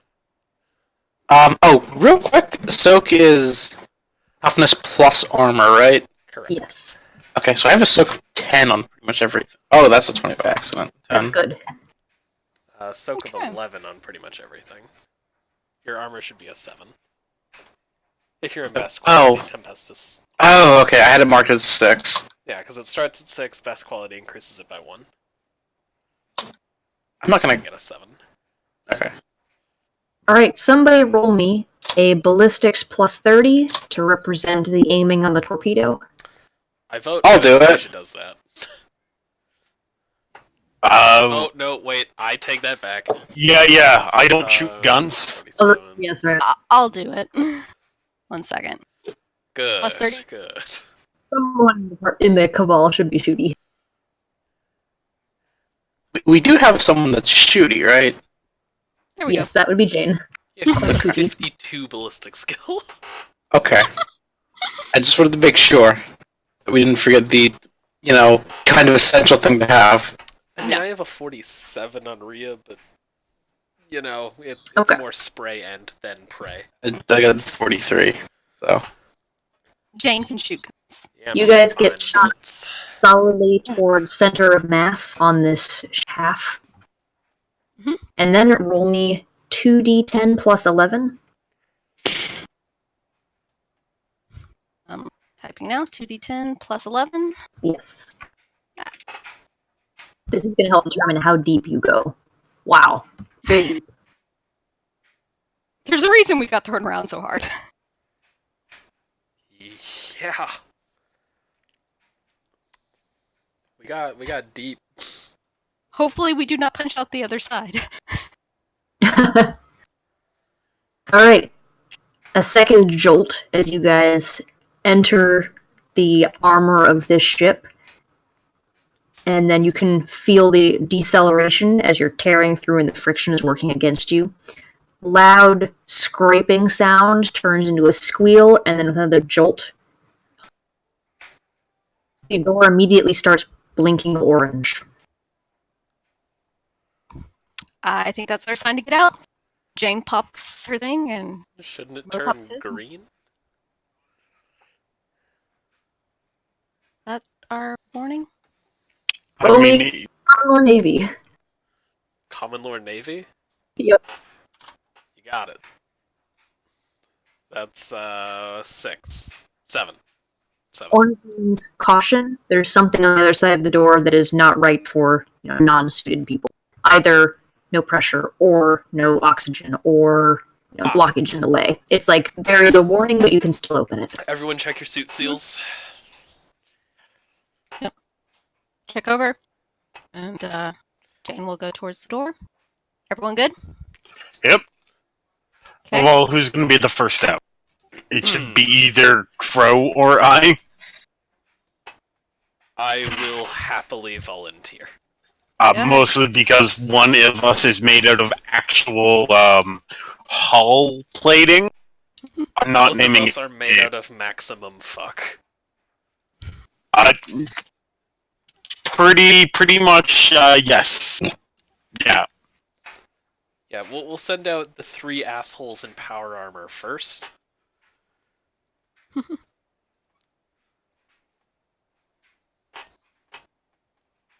So, All right, you so Rhea, then Anastasia, then Costella, okay? Yeah.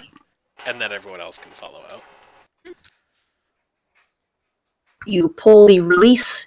The door seal breaks. The door slides out a couple inches and then starts swinging out.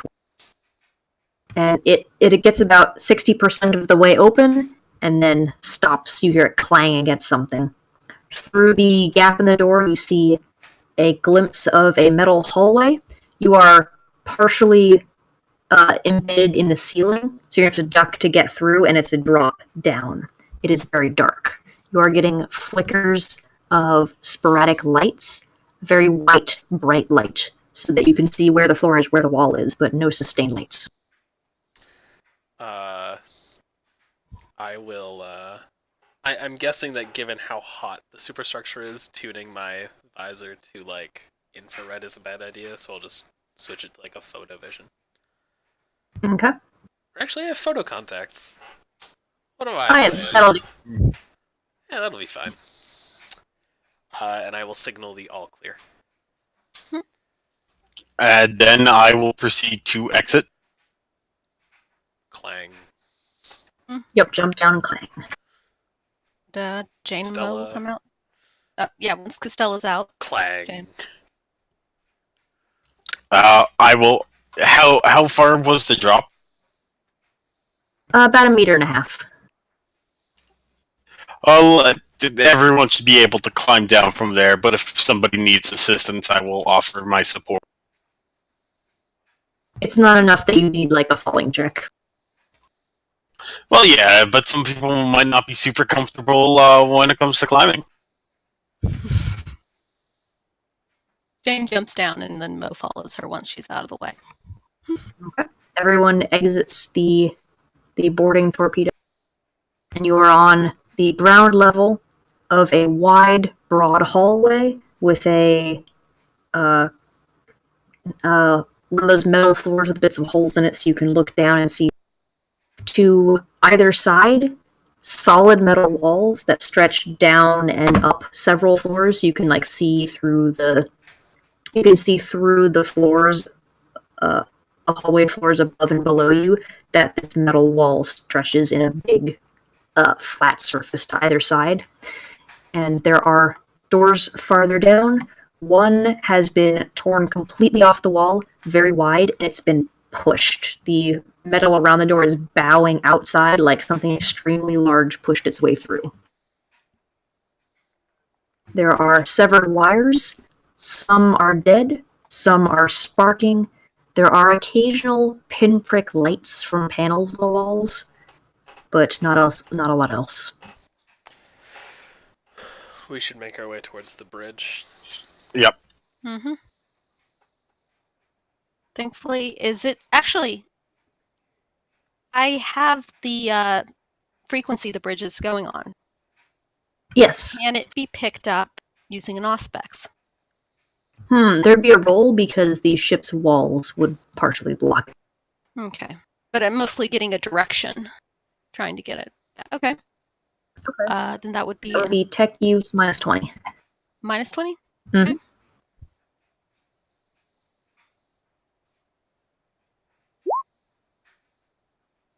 No. No, you think that there are too many bulkheads between you and the exterior radio antennas, and that's what they're transmitting. Okay. Then we will just have to. You do know that you were fired from Solaris to Sassor, and that left is front of the ship from the perspective of the torpedo. So that gives you your initial trajectory. Given what I know about this ship from previous rolls, could I put together a rough trajectory?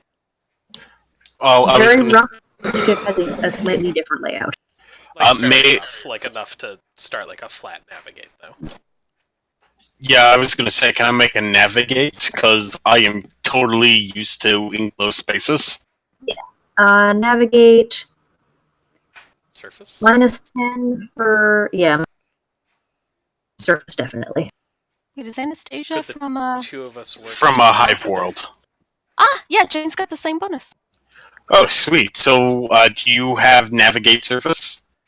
Yes, I do. Ria Crow, do you have navigate surface? I would be rolling at a 73 in navigate surface. Alright, so I will aid Ria in there. I'd be rolling at a 66, 86. 86? Then we will aid Jane. Yeah. Because she is clearly better at this. Totally. Metal Mountain. Nice bonus. Plus 20, right? Yeah, plus Correct. 20 and then my normal plus 10 because, what we got. And then 56 intelligence. Yeah. Okay. Man, I feel like I'm the dumb one here. Alright, so what bonus would it be for their aiding? It's 10 per. 10 per? So, is there Yeah. any negatives? There's a -10. Negative 10? Okay, so we're doing... not bad. It's like I don't think we can actually fail. It's a 96 we're rolling against. Go for it. We succeed by 7 degrees. Alright, you start heading down one of the hallways, and then immediately go, this looks like a major thoroughfare. Let us follow it. I assume we're activating stab lights for those of us who don't have photo contact Yeah, and the glow like. globe. Okay. Globe. I assume power armor and Terminator armor comes with some built-in lighting system. Built-in shoulder lighting, like. I got bionic eyes, so I'm cool. I only have the one bionic eye. You have Depth 2 perception. bionic eyes? Fuck yeah. Fucking weirdo. That's awesome. I see 0 bionic eyes in that picture, though. Alright, fine, it's a bionic visor. No, it's bionic eyes. Bionic eyes can be, Yeah. like, of perfect quality, Yeah. Yeah. where you Ah. cannot actually tell the difference. Unless you pull it out and squish it. Yeah, Or, that's... I or forgot unless to you do go that. full 40k and there you have eyeballs made out of actual gold. Or actual eyeballs. I was gonna Yeah. I was gonna requisition a baleful eye, but In any You- case, you guys turn and head to the edge of one of these hallways, and you see that the large structures to either side of you are cubes that are more or less equidistant on a side. So as you reach the end of the hallway, that sheer wall also turns. And through a hole in the surface, you're able to glance through and down a bit. On the bottom, there is a row against one wall of stasis cages with tubes running from the tops and the bottoms, and they're fed through, think like links in a chain link fence, so it can crawl across the floor in certain patterns. And Yeah, we're stopping when stasis cages come up. oh, okay. We're going down to see what's put in stasis. I'll make a site-based awareness. Okay, go for it. You have night vision, so no penalty. I will also make a site-based awareness. Again, it does not matter. Okay, yeah, this is 4 one of degrees. those. Are we all rolling? Yeah, I guess I'm sure. Oh, Jane did not make it. And Tom, if you would like to roll Psynicians, since that's your thing. I will. I'm gonna roll boy. willpower. Yup, that's a fucking Science test. Yep. Alright, let's see. From Ria's site-based, you see that the stasis cages do not appear to be functional. Some have cracked glass. Others, you see that some of the wires and tubes that carried like liquids have been gnawed through with varying sizes of teeth. That's probably not good. And Tom, what would you pick up? There are definitely life signs on this ship. You are getting large and small auras of living creatures. Not all of them, most of them are farther away from you. You're getting several small ones in your vicinity. Think like a couple dozen meters, but not necessarily in a hallway, like in a straight line radius. And those ones are moving away. They're varying sizes and not necessarily human. Yeah. And it seems these psychic presences are incomplete. You're not getting all of the data on them. Can I make an educated guess that these are probably gene stealers? You can certainly make a guess or a logic test. Yeah, I'll make a logic test. I too would like to make a logic test. Okay, -10 because you guys don't have all that info. Actually, Anson, I'll give that to you since I said it late. Yeah, and Rio would just be sharing the info as she gets it. I'm just wondering if So is Jane it is still having -10, flashbacks, or- because this is, considering the weapon she's got out, this is very familiar. Still -10 neutral or flat? Flat. So logic flat, yeah. 6. 3 degrees. And logic tells you could be gene stealers. Could be other things too. Hard to tell. There's not quite enough evidence. It's not going to be gene stealers. Rhea, what were you cogitating on? If it was Tyranids of some kind. You are not seeing... With a healthy hypothesis towards gene stealers. Okay. You are not seeing signs of tyrannid bioacid in the walls, but you are seeing clawed gouges that could be tyrannid related. There's no bioacid on the walls, which is a promising sign. And Jane, what were you thinking about? This looks like the exact same place she got the breacher from. The walls and everything. Which was Tyranids.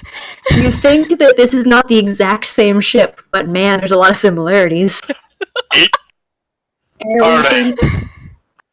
It's not going to be the Tyranids. Regardless of what it is. Everyone always thinks it's the Tyranids. It's not going to be the Tyranids. You're right, it's gonna be the Hrud. No. If it's the The Hrud, The Hrud don't chew things. Jane's gonna pull out the auspex and start searching for life signs. Then. Okay, minus 10. Yeah, and this is gonna be an ongoing thing now, because Okay. we have something to worry about. So this is, I want to have a force we get attacked. And it fails. Oh, that's the Auspex tells you there are life signs immediately beneath your feet and right above your head. Frickin' yeah, Jane's gonna try to dodge out of the way. Hear an airy hiss coming from the walls. Fuck. I cycle up the Shit. Stormbolter, but don't fire yet. Can I shoot through this floor? Actually, you know what? No. She's gonna shoot the last crystal through the floor. Roll ballistics. Minus 20 because you're firing blind. Okay. Good.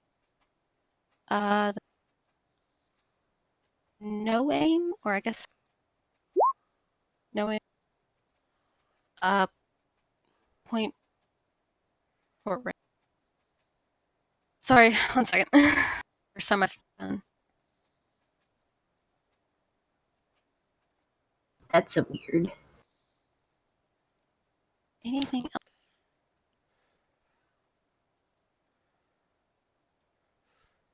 Okay, that should be it.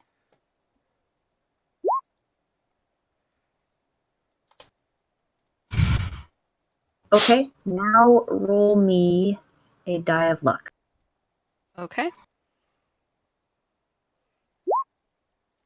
Now roll me damage. And some. Okay. Roll me awareness. Minus, Right. So damage is. Oh shit! That was not damaged. Okay. It's that plus 3. Because yeah, sorry, I didn't have it all in. Plus 3. And Interesting, okay. there's a penalty to dodge of 4 degrees, so it's 21 damage, and it's the last crystal. Okay. Well, if That you doesn't hit do bad anything, armor. you did not see that coming. Because you were you were reacting on things that you didn't, the Auspex was telling you was false. So, but now that you've done that, would you roll me an opposed your trade armorer with a plus 10 to represent the time you put in versus, I guess it would probably be Anselm's awareness. Okay. Probably Sinisians. This will be opposed. Oh. 5 degrees. On Anselm. Oh, it's my awareness. Sinicians. Yeah, kick her ass. Your Sinicians. Right. Kick her ass, Nappa. Ugh, I Wait, went up pew pew.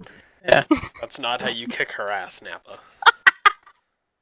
Kick her God. ass, Nappa. The power I level forgot to says, put Molten Beam. Hang on. says it's only 1,006. Oh god, Nappa. The scanner was upside down. It's over 9,000. Rawr. Okay, so Remember when that was a legitimate thing? You know it's still going, right? I know. And it's still actually pretty Yeah, good. I know. Jane picks up something on the Auspex, fires her weapon downward. You hear pew pew, and then a soft thump coming from Yes. a Scrabble scrape. Did you actually manage to kill something? No, probably not. Generally take shots. Whatever happened to fire discipline, letting us know things? We're surrounded. No, I'll show the aspects. I wish need- I could manipulate that thing. Does it come in need- Terminator size? I think the idea of the Terminators is supposed to be built in. Oh It my is. god. I don't know how many liberties Rachel will let me take with what's inbuilt. You would have basic scanning sensors. It would not be as good as a Right. handheld Auspex. Could I Huh. attempt to confirm what she's getting? You could attempt to confirm her readouts. That I would make a Yes, flat or tech use. tech use. Could I attempt? 4, 6, 7 degrees. You get a discrepancy with her readings. Yeah, I was These gonna are say. incorrect. May I get a discrepancy by looking down the hole and seeing nothing? It's a very you- small there isn't a I hole. assume. There is not a hole. What? Oh, You squint down through the little holes in the floor that are naturally there because it's variegated.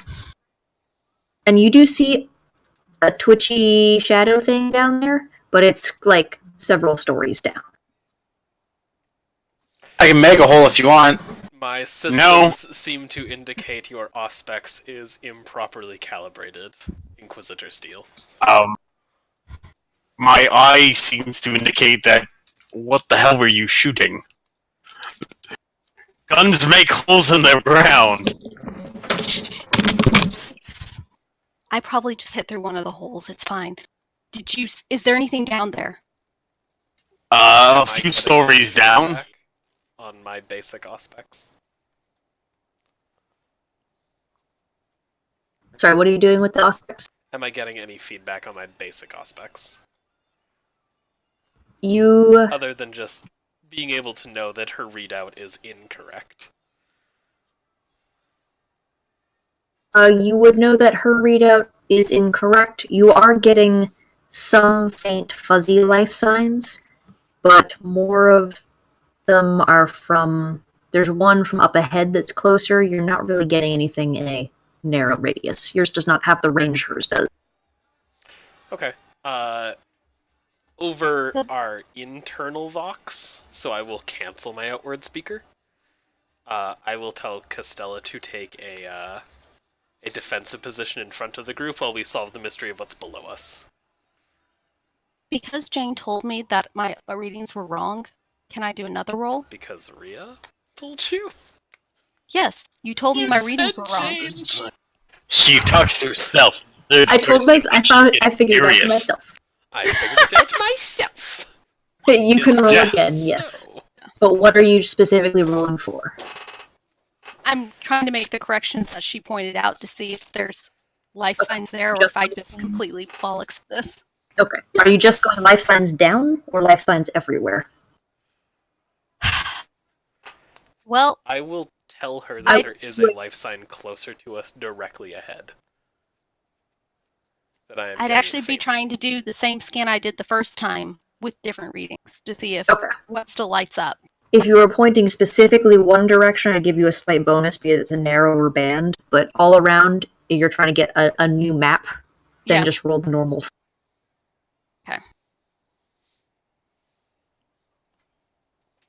Why is that only... Oh, I should not have failed that badly last time. Okay, I still fail, but only by 6 points this time. You whack it, give it some percussive maintenance, and it shocks you through the void suit very slightly. You think something got uncalibrated. Frick. I don't know. It was probably the landing. I don't know if it's going to be any good for a while. You guys can roll me hearing-based awareness tests with a -10.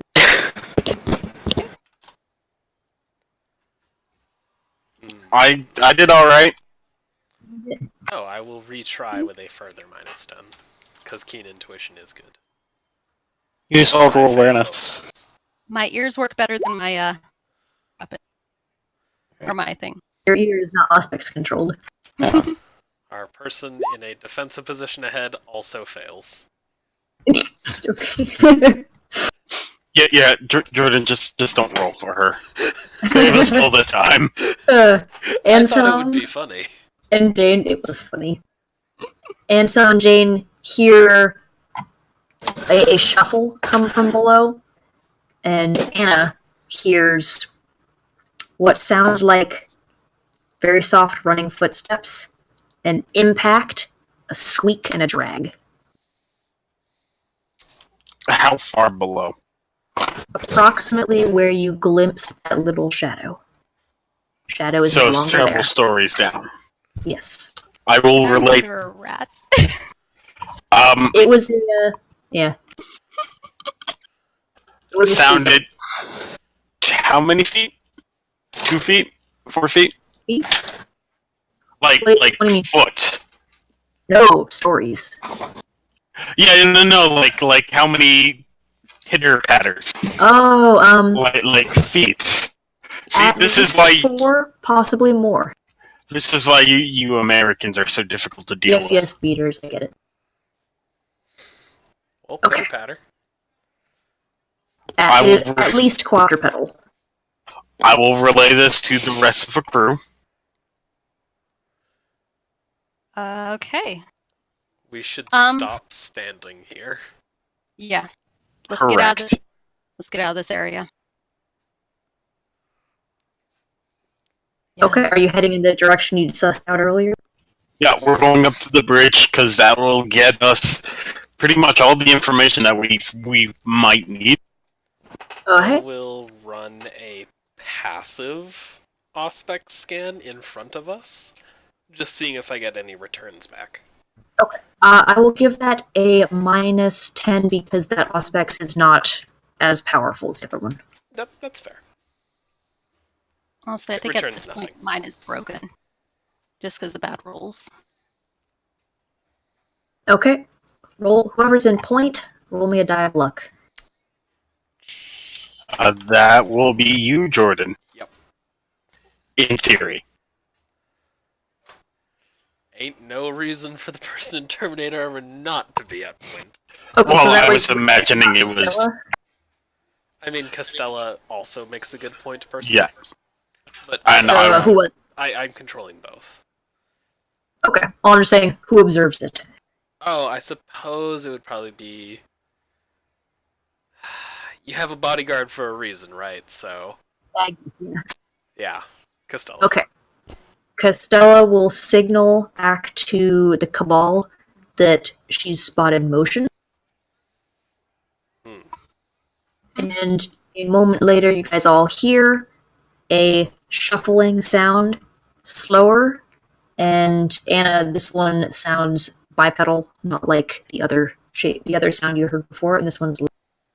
And you hear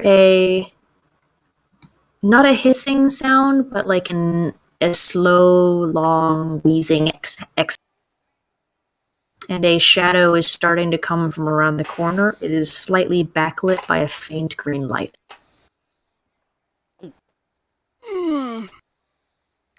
Preparing a shot. Oh, wait, so... Yeah.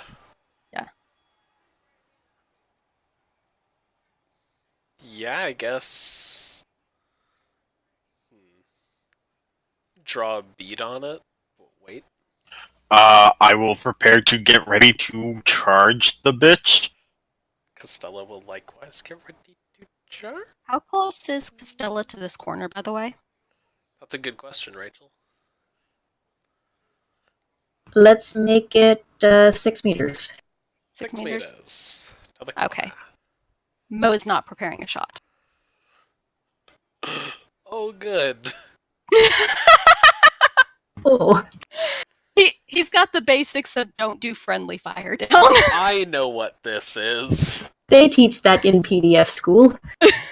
I don't like what this is. We should be alright. I don't think Rachel's gonna kill us all in the first session. It's not I'm hearing Rachel. a challenge. It's not Anyway. Rachel who's going to kill us. It's going to be Sam when she fires that integration cannon.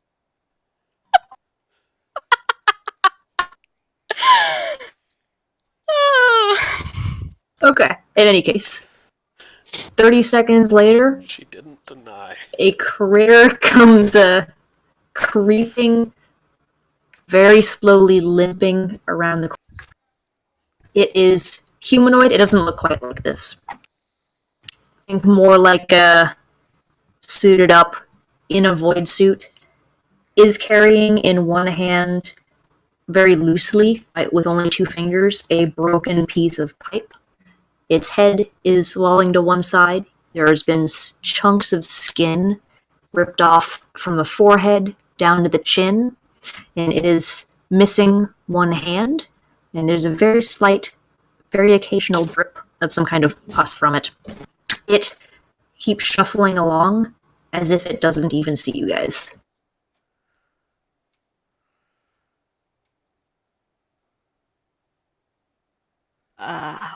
Shoot to kill. Yeah. Or we If could it ask it doesn't- to identify itself first. Yeah, but it's gonna do that. Actually, But you we're know what? the We probably Imperium. Well, it's actually not a completely terrible idea. It's not like we're a stealth party, so anything can hear us coming. Yeah, that was kind of foregone conclusion when we took a boarding torpedo. And, I mean, you know, Terminator armor. Terminator armor. Terminator armor. Like, apparently power armor, you can stealth in it. If you don't believe me, ask the Raven Guard. Raven Guard And the Night Lords. and the Night Lords. But And then new Marines. Yep. But yeah, who wants to take a shot? I'll take a shot. Jane will shout identify yourself if it looks I- vaguely human. It's probably a mutant we'll have to kill afterwards, but It reacts to the noise and kind of shuffles back on one foot, and one of its knees appears to partially give out, staggers to one side, and it just hisses, snarls, and okay. starts to back up a bit. Cool. Is it within 25 meters? Yeah, Can I cast Smite? yeah. At 75 feet. Hopefully I should have all the good stuff in here for it. You do. Oh, Alright. Wow. Alright, Okay. you strike it.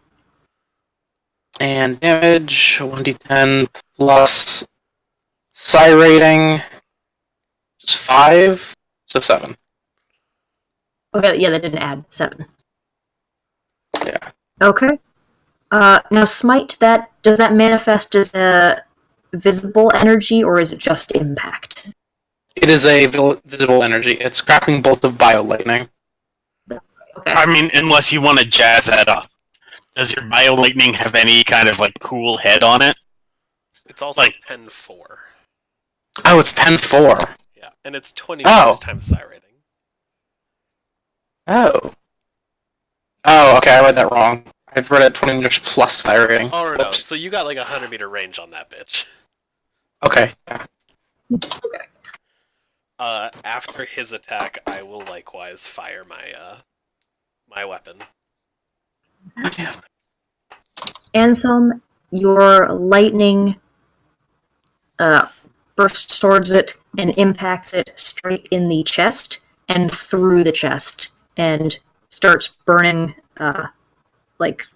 lightning pattern in the walls. We're getting like the ridges of electrical current out in that branching form. Mhm. And from the chest cavity out, this guy just seems to disintegrate. Bits of chunks of skin, no larger than a penny, are just pattering to the ground. Bone is shattering into slivers, and everything in between is just becoming some kind of dust. And his head lolls forward, and he collapses into Never mind. Huh. I mean, But also cool. I didn't know I could do that. I lower my arm. is this a ghost ship? It's not of the war. What is? That was strange. Let's keep moving. Wait, did his clothes disintegrate too? Yes. In a similar manner. Do you think the crew did something to live long enough to reach imperial status? No. No, not something blessed by the emperor. Something. Let's not jump to any conclusions until we get to the bridge. Let's keep moving. Yeah, at least at the bridge, we have a secure, defensible position. Ah, the floors. Yes, let's go. I will pull up rear guard. Yeah, what's Okay. our marching order look like? I guess we could put it out, like, on the thing, right? Yeah, go for it. Where top is forward. And the hallway is wide enough you could walk 2 or even 3 abreast, except with the Terminator. That's 2. It makes More sense. wide. Yeah, But just remember, Terminators count as 2 spots in transports. Mo. I mean, that does Come make on, sense. Mo. I can't get. I know Jane you on said he that. was big, but geez. So I can get Jane on the screen. That's a healthy, chonky boy right there. I was gonna say, That's a corn-fed holy trooper shit. right there. Jane's a He regular is from a farm size. world. He's from an agri world. They get proper That is food a there. corn-fed chunky This is boy where they right guard there. recruits from agri Oh worlds. They lord, get he food. coming. Oh lord, he coming. Yep. Alright, everyone happy with that order? Yeah, Alright, On we'll the progress side toward the bridge. or behind? Yeah, if we're doing Oh, 2 well. abreast, At elbow. Yeah, I was gonna say, because the Terminator does take up 2 spots. Again, we can walk 3. Right. Yeah, it 2 is to 3. possible to walk, for one person to walk next to Recro. Indeed. yeah, Mo's going to be beside Jane. Okay. He sticks pretty close to her during combat. And I will be back in another quick second. When Can we she roll doesn't awareness practice against that stealth on. stealth test? Hearing based, yes. All you have to do is pass.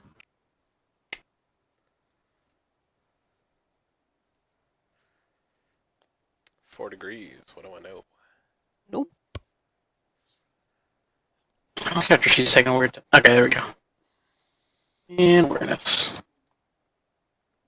For shits and giggles.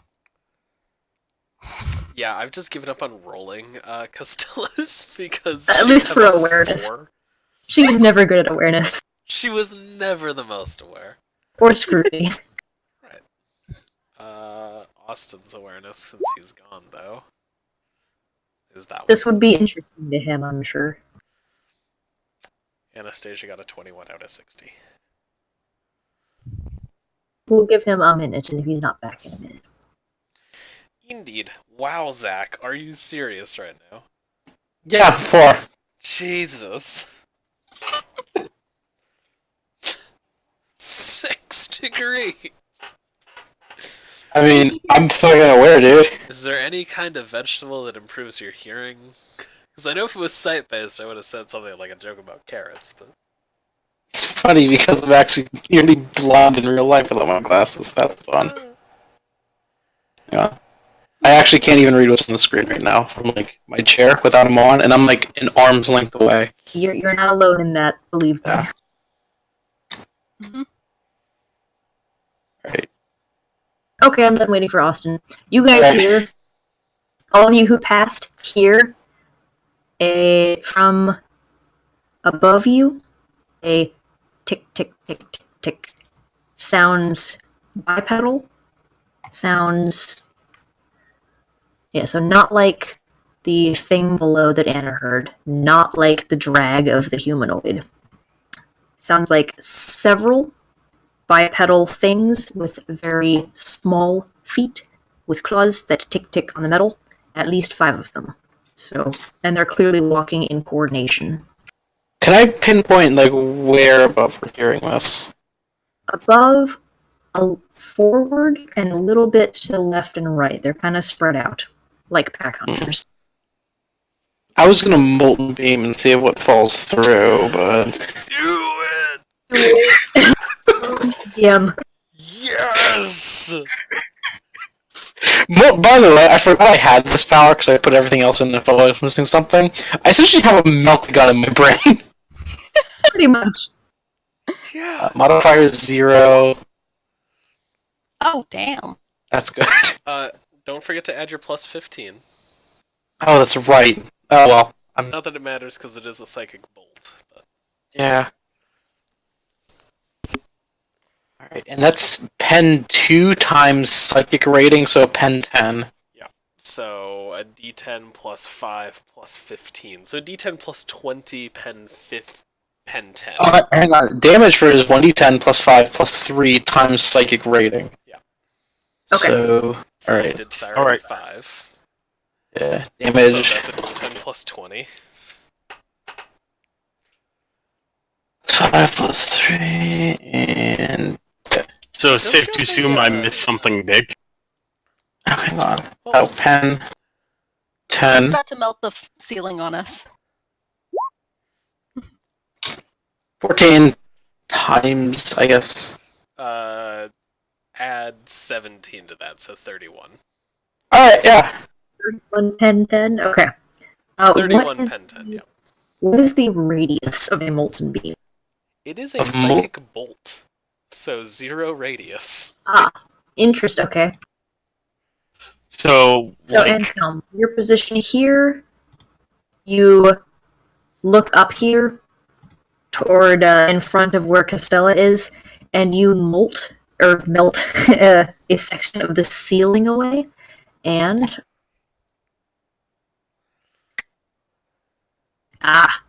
the flaming charred body of some kind of bipedal creature collapses with the ceiling. It is so burned that it's difficult to tell exactly what it looks like, except it has a long body, walks on 2 legs, has a long tail.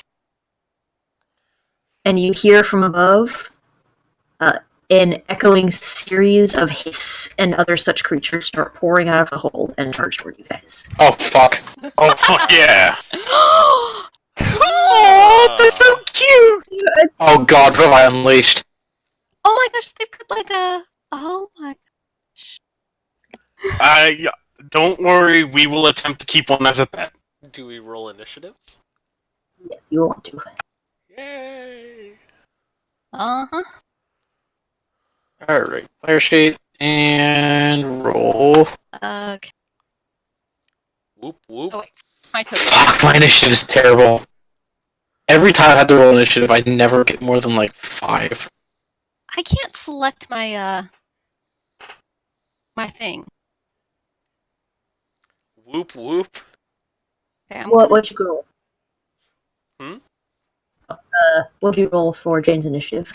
I can't. It's okay. It's 1d10 plus Plus agility. my agility, right? Okay, so I'll just take roll. Alright, I think I will eventually get to the targets. Or even to Jane. Jane got a 12, and then Mo gets. Also, and Mo I should Zach, be able to do. you're supposed to roll agility, not custom. Oh, So whoops. it's 3 plus your agility. Okay. So that's... So And what's I your will agility fake rogue modifier? moles. 6. and spells. So That still puts me at last. 10 plus. You have an agility mod of 3? Yeah. Yeah, then it'd be 6. Okay, so Jane's at 12, Mo's at 11. Can I just say how much I appreciate that our initiatives goes 14, 13, 12, 11? Oh, I'm sad that I have to 8. Well, Then that's with that being well, then it goes said, 8, 7, 6. Yeah. 876. So Right. I Okay. think we just won this game. I think I need to add some more critters to take 9 and 10. Just for, No. to be even. You're- 7 critters.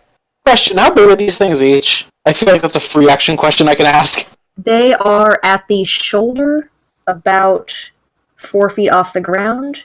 When they stand upright, their heads come out at about 5.5. Okay. Oh, fuck, those are some big critters. They're not tiny. Oh, shit. Well, hear me They out. have fucking feet, eh? When you said at the shoulder, I thought you were about to follow that up with at the shoulder of the Terminator armor, and I thought we were fucked here. Ooh. Well, with that being said, do remember that Terminator armor is designed for somebody who's 5'2". Fair enough, yeah. So, yes, granted, it's Terminator armor, but it's more like what you would see on a squat Yeah, than what take you your would turn. see on a Space Marine. How far away are they from me? They are about 140 6 meters. Well, never let it be said I don't use Terminator armor for its intended purpose. Uh-oh. Charge! Alright. Oh. Whoops. With a surprising amount of speed, the critter just ducks under the lightning claw and is now behind your elbow. Costella sees her boss go running in. Follows suit immediately?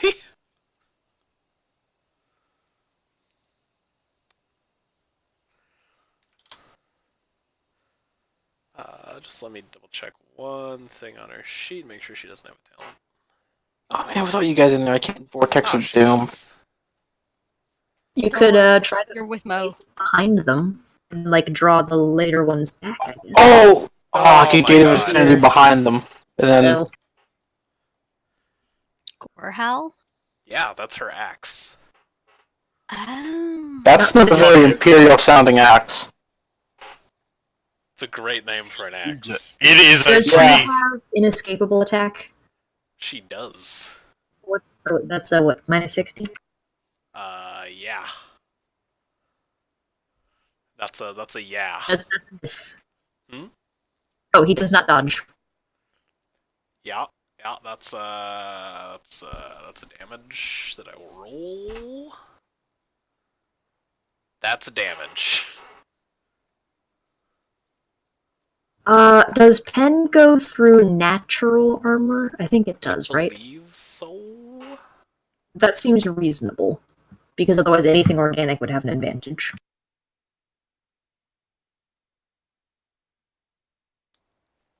Alright. Costella runs in and slices a deep gash from the side of its throat down through its chest, and it collapses off to one side. Yeah, it does. Jane. Okay, well, Jane's going to pick. Well, you said there was one that was on top of Rhea? No longer, but there are No others longer. close Okay, by. so- He did. Okay, Jane's going to pick the closest one to Rhea Crow. Thank you. Fire Okay. her first shot with the shot pistol, so that should be hit, half aim. I just want you all to know that as Uh. Jane is firing at the one nearest to Rhea, the song playing through my head is "You Got a Friend in Me." We're about. How far away am I? You are Definitely about short range. 12 meters. Yeah. 12 meters? Austin definitely Actually, approves nope, of this that message. is standard range for me. Okay. Yeah, pistols, it's usually standard. Yep, rate I of mean, fire. pistols are 30 meters on standard. Standard. That's true. Some are 20. Traditionally. Plasma's 20, This right? one's a 20. Okay, and then this is a plus No, 15. plasma's a 30.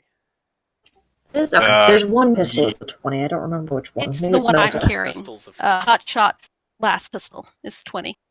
Okay. wow, really? The modification. Yeah, because of the modification. Huh, that makes sense, I guess. Damn, missed that one. Okay, well then Oh. I'm going to turn around and fire the second gun. The second gun. Yeah, she can. She dual wields. I like where this is going. So next one's this. I'm looking at your list and I'm like, which gun? The second gun. The pistols. She's firing the pistols. Okay. And this one actually does have enough range for it to be short range. Is this the one that goes bang? No, she's not using the bang gun. Okay, the fourth one down. No, she used the. When she's dual wielding, she uses her hot shot last pistol and her last pistol. Oh, okay. I thought the first one was the first gun. Nope, because this one I can't. I don't have a red shot laser sight. Yeah. So, okay, and there we go. Ah, okay. Let me Why see if is it gets that a dodge. higher than. Mods, maybe? Do you have Oh, an I actually escapable hit attack? the first one. Yeah, I was gonna say, like, how the heck did you only have a 52? But Yeah, it didn't add any of my benefits. I don't know why. Ah, okay. It will attempt to dodge the first shot. Okay. It does, but now it cannot dodge the second one.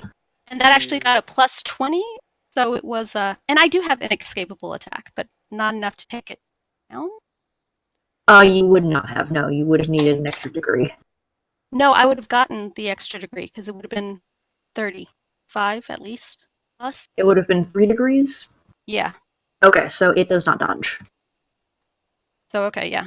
So it takes all right, so it takes hot shot last pistol damage. Just 1 second. Okay. That is damage normal. 12 points of damage. I need to start adding in my. All right, you give it a scorching rend down the side, but it's still on its feet. a scorch and- scorch. And then I followed up with the second one, and that one does. Okay. Oh, hey! I rolled a 10 X. critical. Did you roll the Damage. right damage profile? Yeah, let me look at what the. Does the last Yeah, that'd be a crystal crit. deal explosive damage? Oh, I guess it does. Interesting. All right. There's no reduction. Okay, hold on. 1 second. You did roll a righteous fury. Okay. Mhm. The second shot appears to take it right in the side of the head. Its neck twists with great whiplash, and the creature flops over in itself. Nice. Okay. And it sounds just like blop. Blop. Oh, Nice. Ah, yes, Mo. Crap. So, I don't. Yeah, nothing's over 5 or 6 meters away from him. Please So, go low. Mo is going to toss a grenade, okay. and he's going to toss it on the far end. So even if he misses, it can't hit one of them. Okay. I like Um, Mo. Yeah. But it's going to hit them either way. So, hit, which is, yeah, normal hit. Half aim. The S3, 9 meters.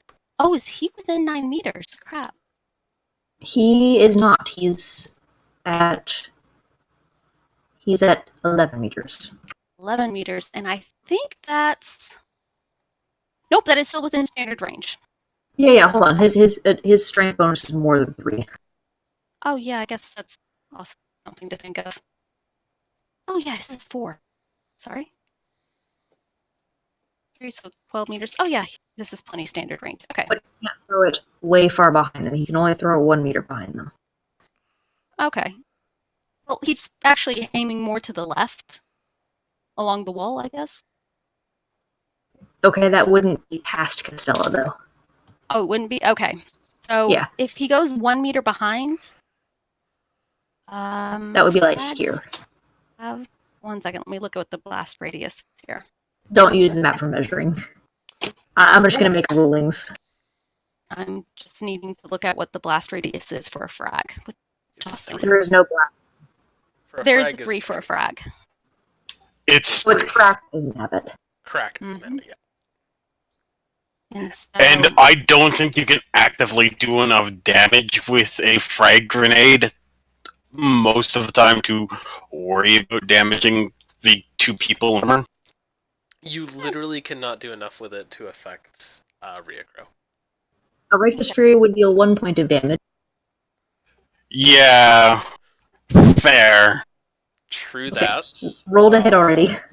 okay, sorry. Yes, I'm hitting now. And Grace is pretty good. Standard. Yeah. Wait, standard. Sorry. It's ballistics plus being 10. weird. Don't do it off of the damage profile. That would make sense. Thank you. Grenades are different. Yeah. Oh, Okay, it's he fine. hits. He's able to hit 2 of the critters. Go ahead and roll damage. That is a 10. Pop. Make a motherfuckers drop. And there's no pen on frag, right? Correct. Nope. 14 damage. Alright, you damage both of them. Yes. Okay. On a grenade. Okay, now the critters go. Let's see, how would they like to do this? This is direct on it. Those. This first injured critter is going to charge Anselm. Oh shit. You're standing just right there. And your face looks so delicious. Great. Don't worry, your death shall be avenged. No. I think they'll be fine. I have. Oh, How far away? Not- Austin, do you have bodyguard? Absolutely, I do. How far away is Anselm from you? It's within half move, right? Yep. So if he's within 15 meters, Son of a 15 bitch. meters? Alright. or no, half Yeah. move, 5 meters, 5 meters. 2.5, okay. So if he's within 5 meters. 5 meters, you could make it, yeah. All right, so I will move up and You make a can- parry test. Okay. This fucking party, y'all. Yeah. And then you Alright, you counterattack parry. him? As part of your parry? Yes, at a minus 20. Yeah. Go for But it. with everything else. Yeah, with a grand total of minus 5? Yeah. Alright, you can't dodge. Roll your damage. Boom! And now you can also assassin strike to keep moving? Pops his head right off. It's not Anna's turn. That actually doesn't matter. It just says after I'm- making a melee attack. Oof, okay. I will double check. You only make this move once per round, so. Oh. But he could make a half move as a free action on a challenging acrobatics.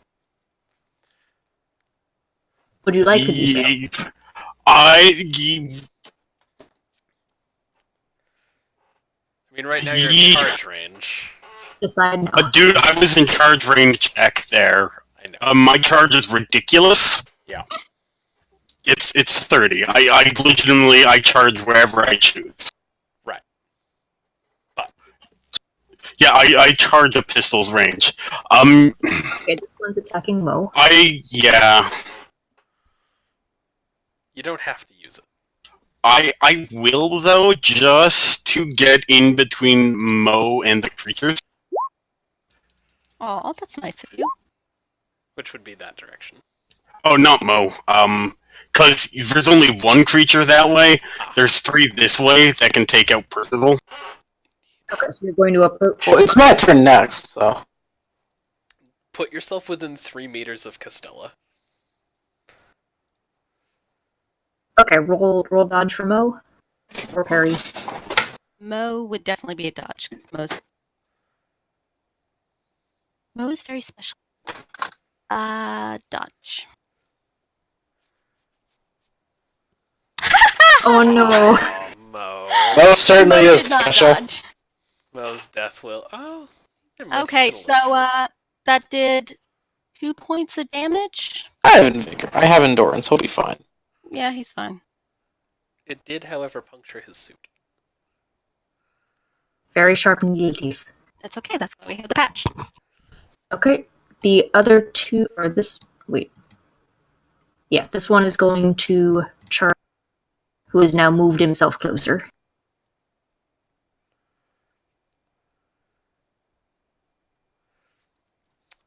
Do you have step aside, Austin? Yes, I do. Okay. You get another parry.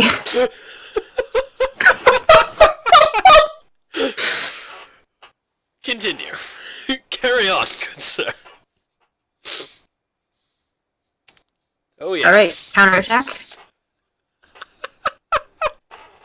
This fucking- Or does counterattack take another reaction? No, it doesn't. No, it's part of the reaction.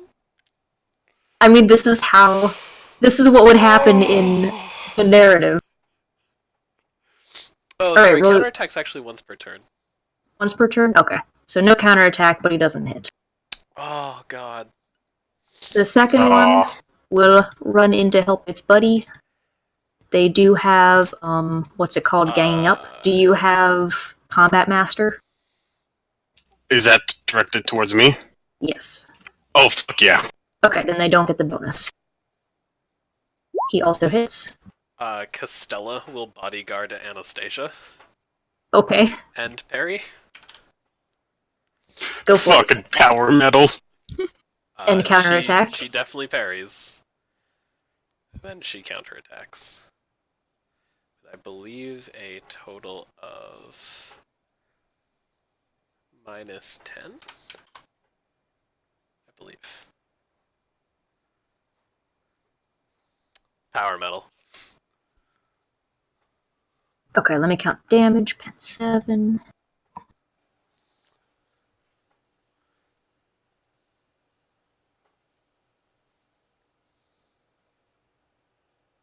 Alright, she runs right into its neck, and it looks like for a moment it's not down, and then it comes. Oh, it's back up? No, it's down. I put Oh, it next. okay. I was But like, it was- damn, it was- it's tenacious. It was that took it exactly to 0. Mm. Okay, and then the last one is going to join this horrible melee, staying away from the swinging axe. Oh. They're not smart, but they're not, that dumb. They are pack hunters. Going where the others are going is instinct. Okay, Anna, any more reactions left? Step aside only gives me one extra reaction, right? Correct. Wait 1 second.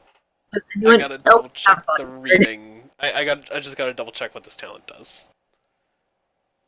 Okay, can re-roll one, not one addition. Yeah, you're good. You're good. Okay. I was gonna be like, I might actually have 2 on Castella through some weird talent that I took, but it does not do what I think it does. Unfortunately. It's a face full of needle vice bites down on your arm. Or a leg, I think it would be. Yeah, 87 is a leg. Or 67. And it starts to shake its head back and forth to score its way through your armor. And that, I believe, was the last of the critters. Oh great, now it's your turn. So, Thanks. I have a question because I haven't looked into it. For making multiple attacks, because I have 2 weapons, do I have to specify one enemy, or can I hit 2 enemies in relative close? In melee, if you're in melee with both the enemies, yes, you can strike either one with each attack. Okay, so then I am going to do a lightning attack, because why the fuck not? The whole one or the injured one? The whole one to start this off with. Now you're just showing off. Yeah. Also, if your other weapon is a pistol, you should use it first. Oh no, my other weapon is the Power Fist. Okay, good. I couldn't remember.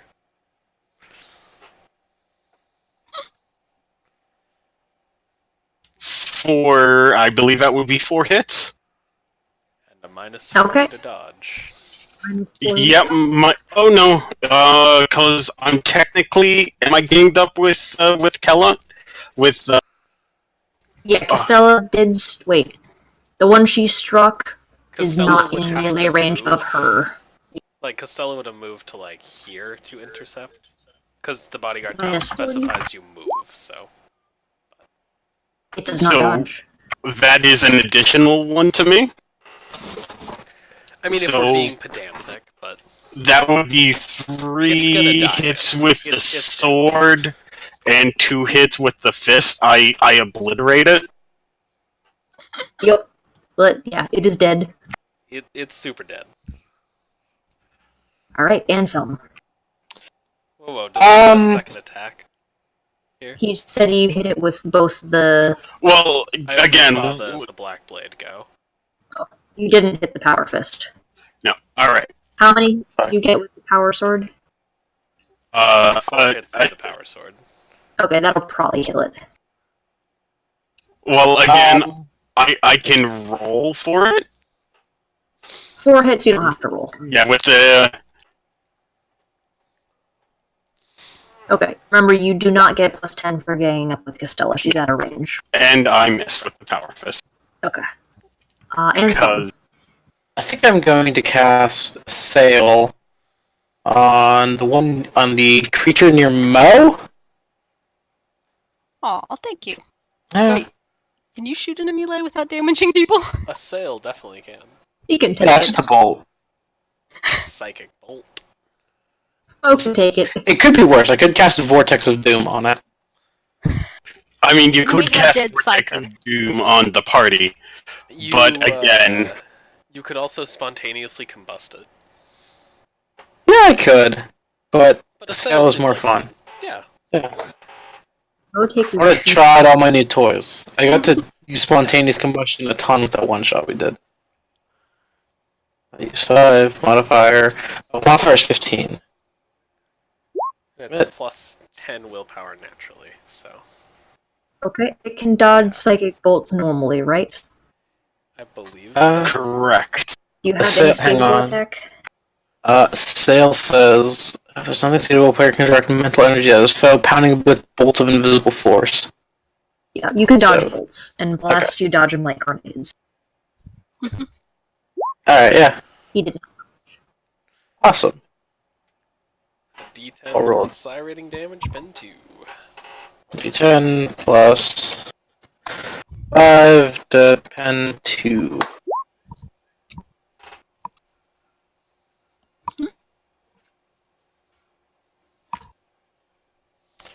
He goes And on. it is also thrown back 1d5 meters and knocked prone, because you got 3 or more degrees of success. Roll me a d5. Alright. That's 5. Alright, it is knocked back into the wall. And you hear its head snap crack against the plasteel, and when it kind of skids down and its legs start to splay apart and knees at awkward angles as it goes prone, you see that there is a crumbling dent in the bulkhead. Yikes. So it is prone. Oh, let's put that as prone. I still have a half action, I think. What would you like to do with it? Hmm. Really? Again, remember you can't actually do 2 psychic attacks a turn. You could take a half move. I don't have any of my weapons drawn, I just remembered, so maybe drawing a weapon would probably be useful. I would assume that you would have had your weapons drawn because this isn't your first show. Yeah, fair enough. Granted, I'm fairly certain that once it gets back to the top of the order, combat's going to end next turn. I have a Yes. feeling, yeah. That is a safe bet. Rhea, would you like to go? Rhea would like to stomp. And then murder? I Probably. think that thing would. I think the Say would put that thing right at your feet conveniently. Yeah, I think so, Wish. right? And it is injured. Stomp. And it is prone, which is a plus 10 or plus 20? 20. 20. And... Wait, that's when stuns. you are... What size is it? Medium. Medium? Like average? Oh, sorry. Same size as person. So Does that size. mean that I get the plus 10 from being larger than it? Yes. Oh shit! Yes, I have to remember that. Rhea does not have an escapable attack, Okay. but I Is assume it... not, but it's going to take a can't. penalty due to being Yeah. prone. It still dodges. Move out of the way. You put 3 long, straight gouges in the bulkhead. And you're cutting through it like butter. This is not normal. Stella. Costello will shift Okay. and commit 7 types of murder. The lightning attack. How restrained. Thank you. Just we count as outnumbering it, Yes. Correct. and double Unfortunately, doubles that. It would give you a plus 20. Let me check if they 20. have... Okay, they do not have combat. Castella lightning attacks it and hits it a full 4 times. Okay, it can't dodge a minus 70. Bam, bam, bam, bam. It is eviscerated into many tiny bits. Though you can't see it, Austin, she gave you a smile. Alright. Jay will go ahead and aim for the last one. oh, that's just a little bit weird. You did hook up with my son. It's, she's coming around with the whole father-in-law thing. Oh yeah, she did her research on that. She knows what's up now. She's going to embrace it. Okay, yeah. 2 degrees for it to dodge. It cannot dodge. Oh, okay. Then we will do damage. And that would be 11 damage. You put searing holes where its eyes would be, except it doesn't look like it has eyes. Ah! Lovely. Alright, so I guess combat is done. I'm just I gonna hope. come out and say it. I love having 2 characters with bodyguard. That was hilarious. That was quite funny. Bodyguard and assassin strike. And yeah, It just and, fucking moves around the battlefield. I love it. I love it so much. yeah. And preternatural speed is just it's gonna be beautiful. Yeah, preternatural speed is incredible. A charge of 30 is just awful. Alright, what are you guys doing from here? I'm examining. Yeah, What would you like to do to examine them? Well, first and foremost, knowledge Xenos. Do I know what this is? Go ahead and roll. Holy shit, I might know what this is.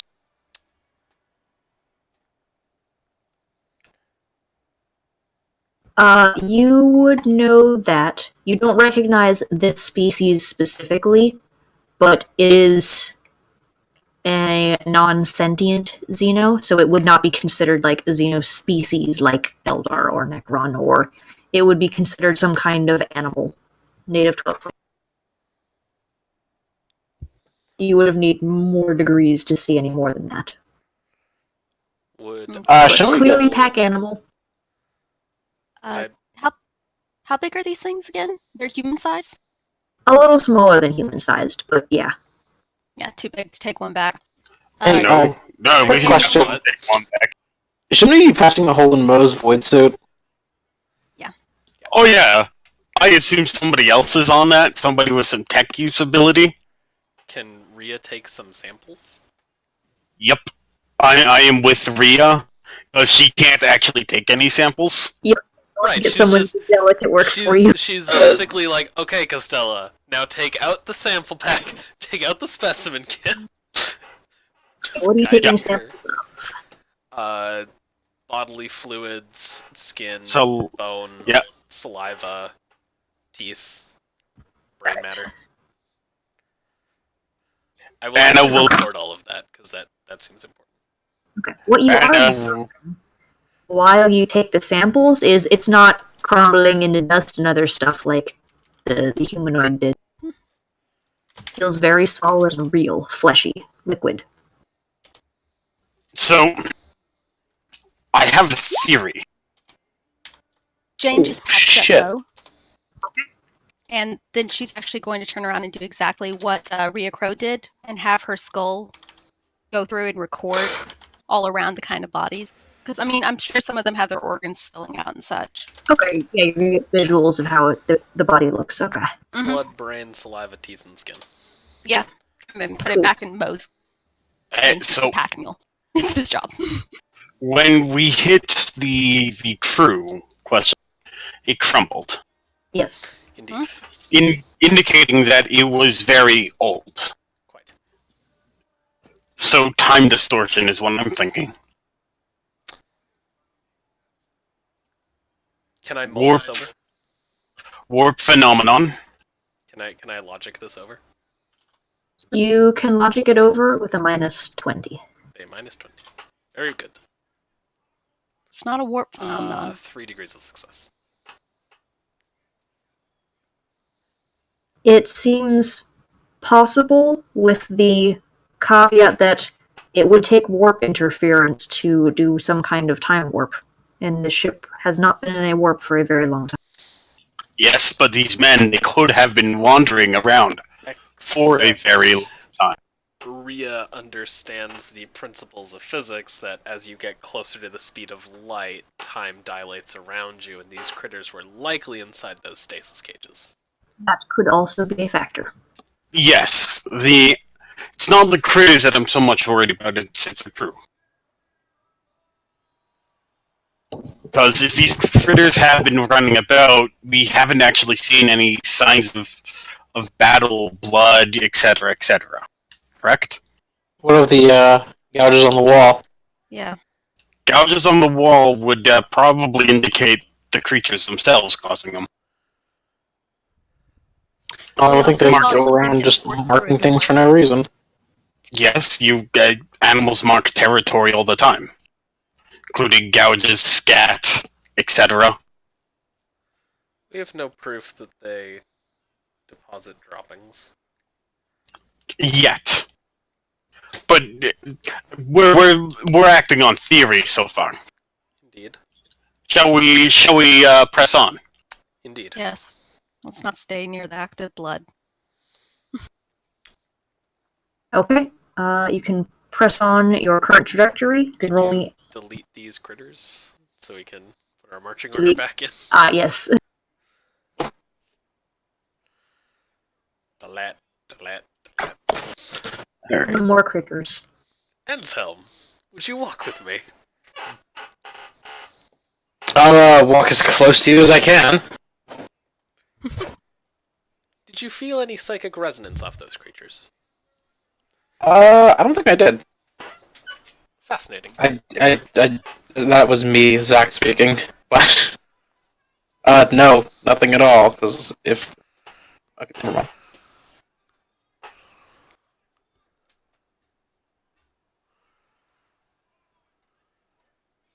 Okay, you guys progress on towards the bridge. It is quite a trek, but you have found a major thoroughfare that's able to take you to the general area, and you see that the ship is becoming significantly more ornate. Lots of brass and bronze and gold and all the powerful royal colors that you see associated with rogue trader ships. The floor looks like it becomes marble, but you can feel a more granular texture, like a granite under your feet, where it scrapes instead of squeaks when you walk over it. Rough granite. And So basically, Rio Foss. will search for the Memnonic cogitator. in the bridge, Yes. Yeah. you do I- the bridge, and you also see a door. So when you are in the antechamber leading to the bridge, it is straight ahead. To the right is another door that has the Rogue Trader house crest above it. The Memnonic cogitator is probably the most useful piece on this whole bridge, as it What would it- records where it has been. Can I? Yeah. We secure the bridge first, and then we can start peeking out at the other rooms. Is there anything I misunderstood. I thought we were in the bridge. I could? Is there anything I could roll to see if I recognize the house crest? I have Yes, infused you knowledge. could. Do you have? Yeah, so knowledge rogue traders. So wait, sorry, what knowledge group trader? Knowledge rogue traders, which would be based on your infused knowledge. All right. Plus 10, since the name has been mentioned before. Oh. Well then. Whoops. Well, it's still important to double check. Okay, and you do recognize the crest. It confirms that this ship belonged to the Korakin Rogue Trader dynasty. They are renowned for being great explorers. The life achievement of a proper Korakin Rogue Trader is to discover something that was not known of before, be it a new planet, a new star of use, a new material that hasn't existed before. They consider themselves great adventurers and discoverers, and will often vanish for 50, 100 years at a time, only to turn up again, or not at all. Huh. And you relay this information? Yes, he relays this information. Well, that would probably explain the creatures themselves. If they brought them back, new creature, they're exotic, maybe breed them, sell them off as weapons. Pets. Yes, I'd love to have this thing around kids. Okay, Rhea, I assume you enter the bridge first. Costella makes a quip about I wouldn't let it near my son.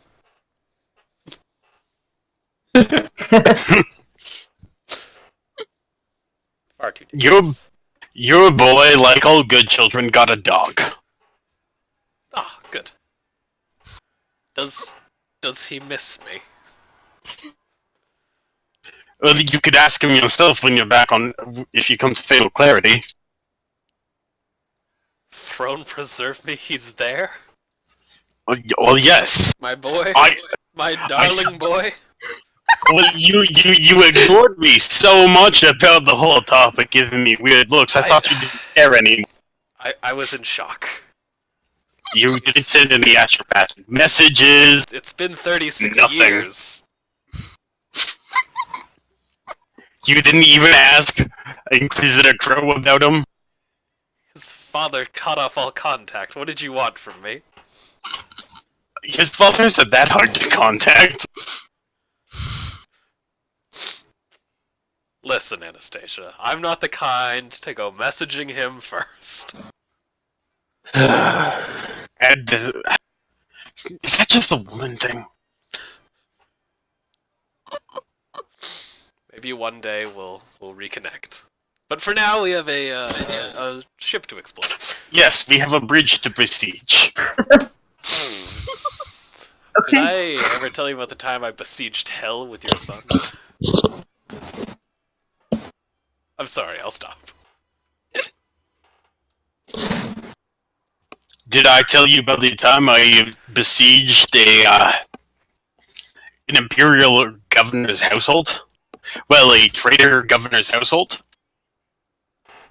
Through the roof? No.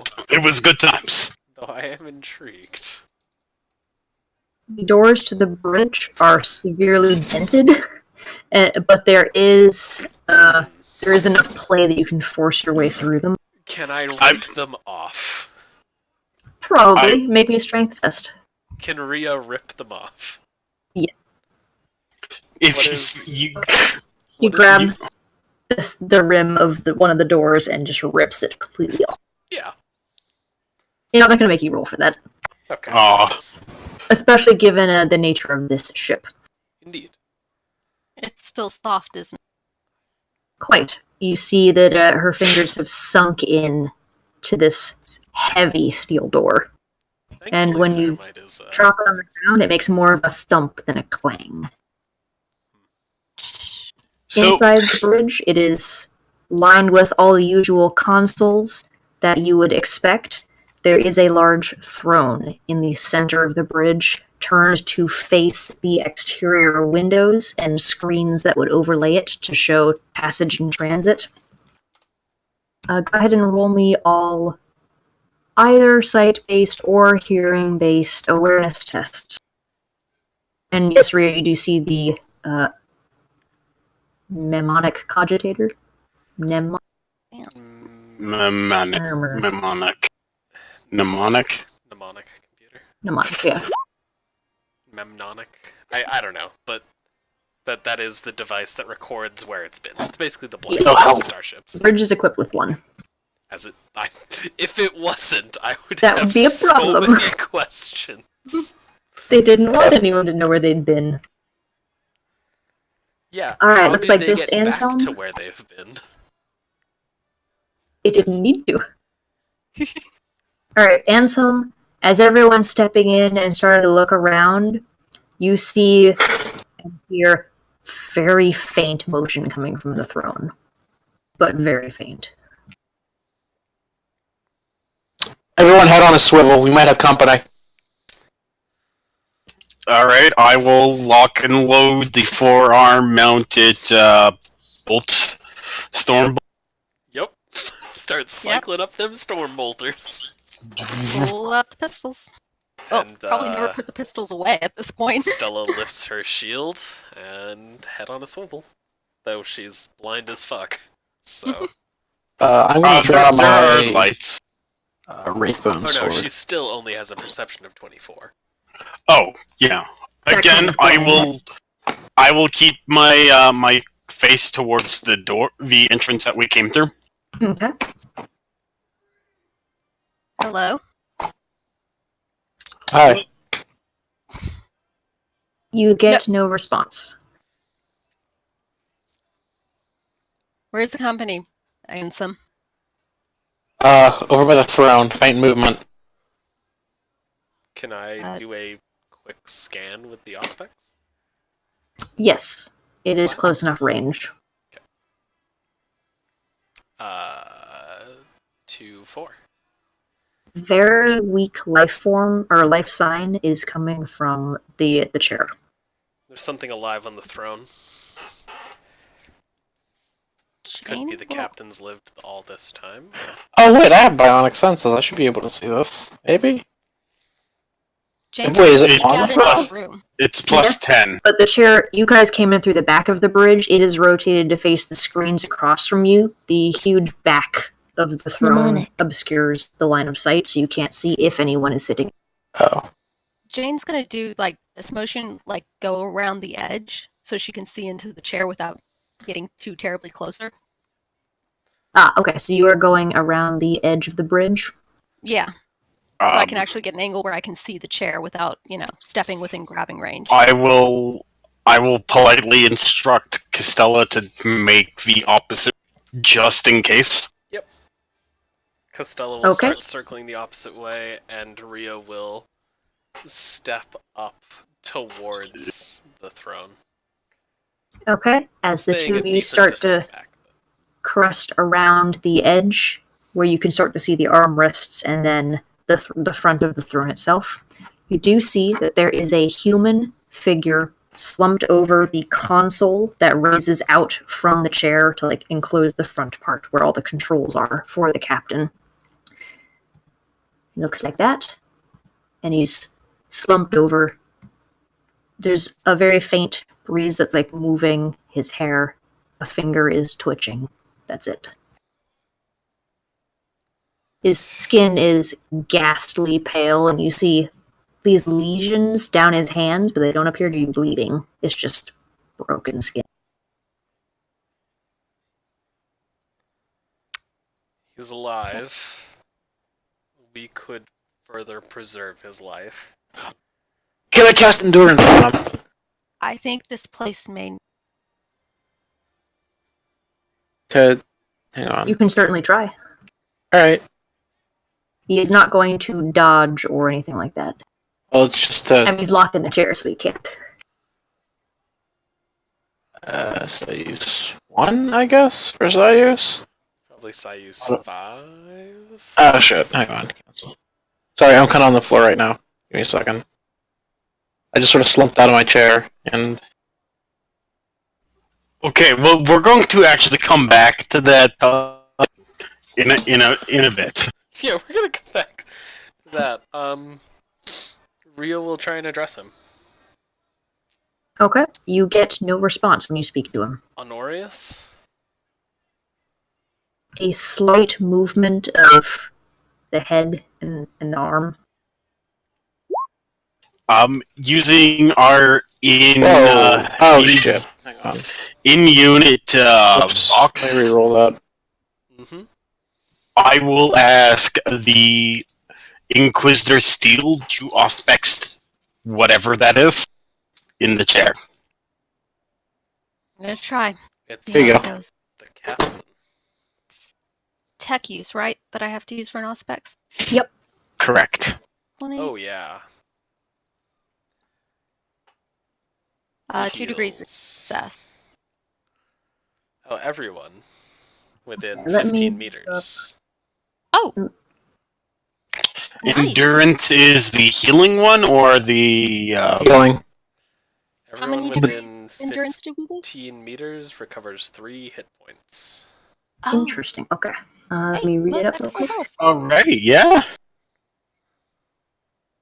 Okay, Anselm, you see some of the lesions in his hand start to seal back up.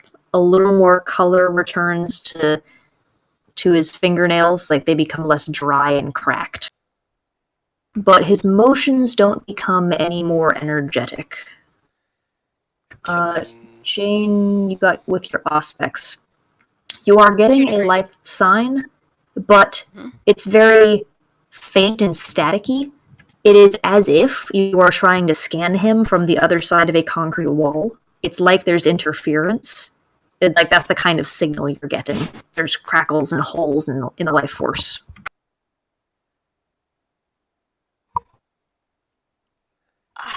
Is there something small like a pebble around here?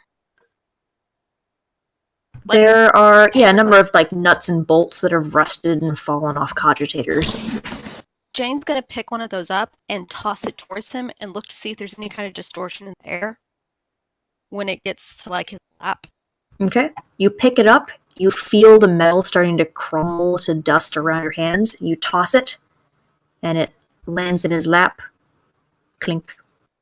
Or I guess it would be more of a thump for hitting the clothing.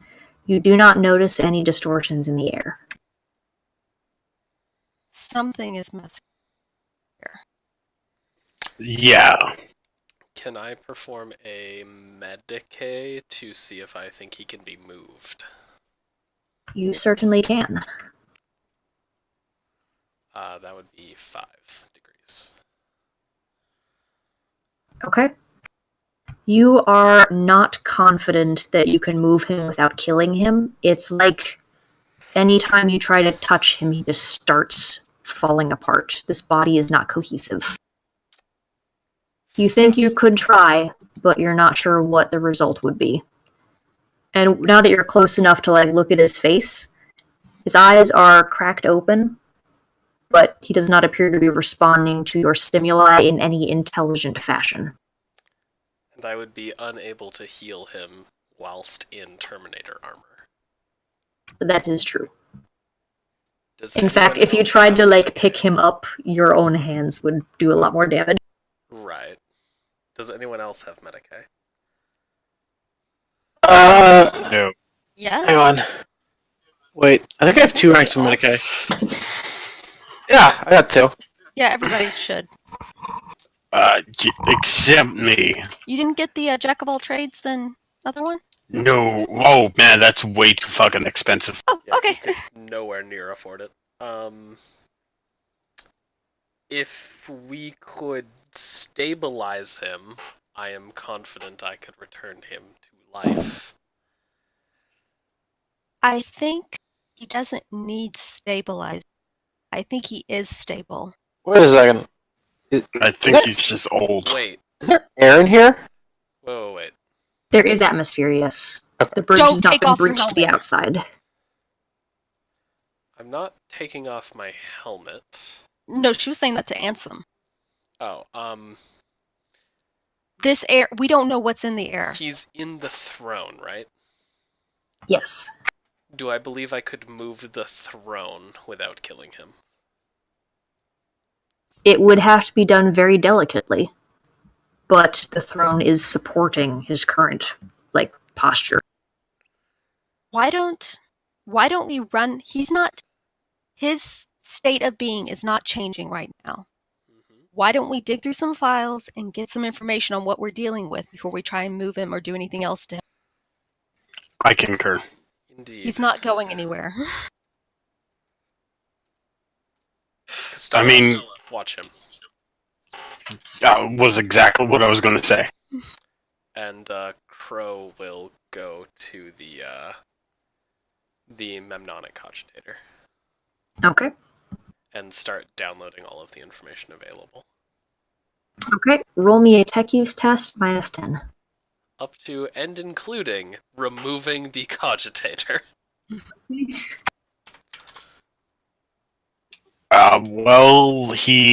While Crow is doing that, I will start to explore the room. Is the mimetic cogitator like everything stored, or would his like captain's logs be on something different? The Memnonic cogitator would cover specifically flight data. His personal logs would be somewhere else. Okay. Jane's going to actually. Okay, so I was... Well, actually, no. She's going to go look for the guy that sent off the signal, the repeating signal. She's going to look for the console that's doing that. Hopefully, it's still active. Ah, okay. You were going to look for the one that connects to the exterior The communications. communications array. Okay. You do find a cogitator for that. Jordan, did you decide to reroll that or not? Okay, so that failed. Now I could reroll, or I did say I was also willing to just remove the cogitator. The issue you might run into with that is Certain am whether I or that I not- could do that. without breaking. You will have to decide whether or not you're going to reroll first. Because the actions of failure could affect the system. True. Things falling apart here. Better. Because like even like the screws were like disintegrating in Jane's hand. Will reroll. Okay. Why not? Hey, there you go. Oh sure, 8 degrees. Okay. So as you plug in and start attempting to use the cogitator, you can tell that the machine is horribly corrupted, but in a technical sense, and starting to fall apart. The cogitator's programming does not seem to be operating properly. This was a highly specialized machine. It was not just a rote recording device, and its higher functions are the ones that are most damaged. The archives are reasonably accessible, and you are able to successfully transfer them over to a data slate.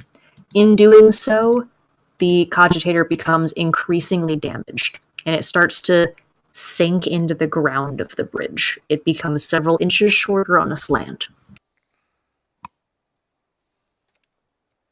Jane, you were about to do something?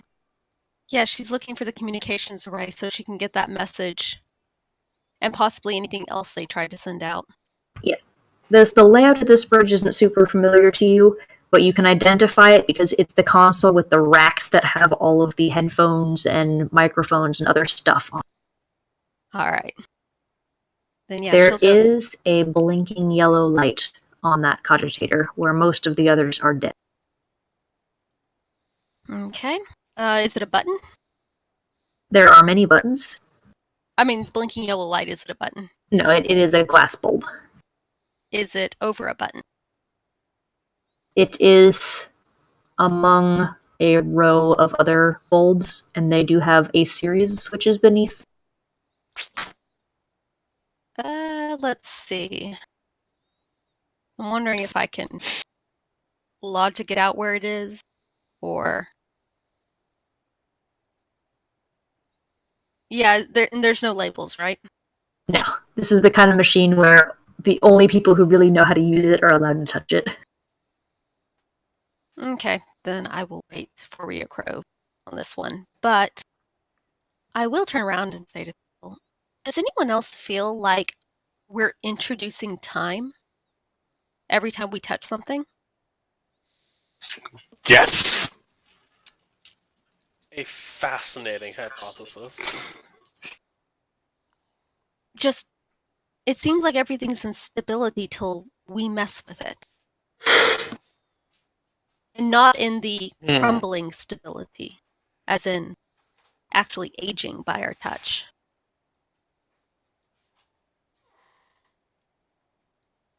Okay. I can't get into... I found the communications array. We might want to see if there's any other outgoing messages, but I don't know what these symbols mean. I don't know which switches to throw. Crow You could take a will look. Get to that in a second. Nope. I'm just In lining the it up. meantime, what are Anna and Ansel doing? I am just walking around the room, seeing if I have what else I can see.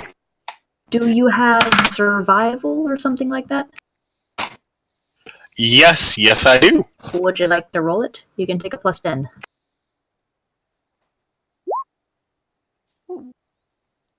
Okay. Your patrol takes you through the bridge, out of the bridge, just a bit into the hallways to get an idea of what's going on. You notice that one of the staircases that leads down from the bridge hallway has a huge chunk taken out of it, and there are deep, wide footprints a story down. And there are other signs of some kind of animal attack, where a much larger creature hunted down and ate another smaller one. You also spot several rats on every floor. Normal imperial rats, but they seem quite solid.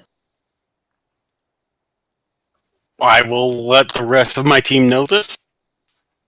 Is there any other entrances, such as to the navigator's chamber? Because I've never been able to go inside one of those before. You know that the navigator's chamber would be close by. The door to your right appears to be the trader's quarters. You expect that the navigator's sanctum would be either above or below the bridge, so not on this floor. But you don't expect it would be far. And I guess last but not least, I will ask if anyone's alright if I enter the rogue trader's chamber. Let's Awesome, what? finish salvaging the bridge first, perhaps? One room You at a think, time, Ants? right? Well, there's not much for me to do here. I'm scared. If I touch anything, it's probably going to go to dust. And Anselm, are you doing anything while everyone's studying? Not really, no. He's sort of just stepping aside, giving people a lot of room to work. Cool. And I mean, Yes. can you scan this man for a psychic presence? Or psychic I can certainly try to. Omniscience.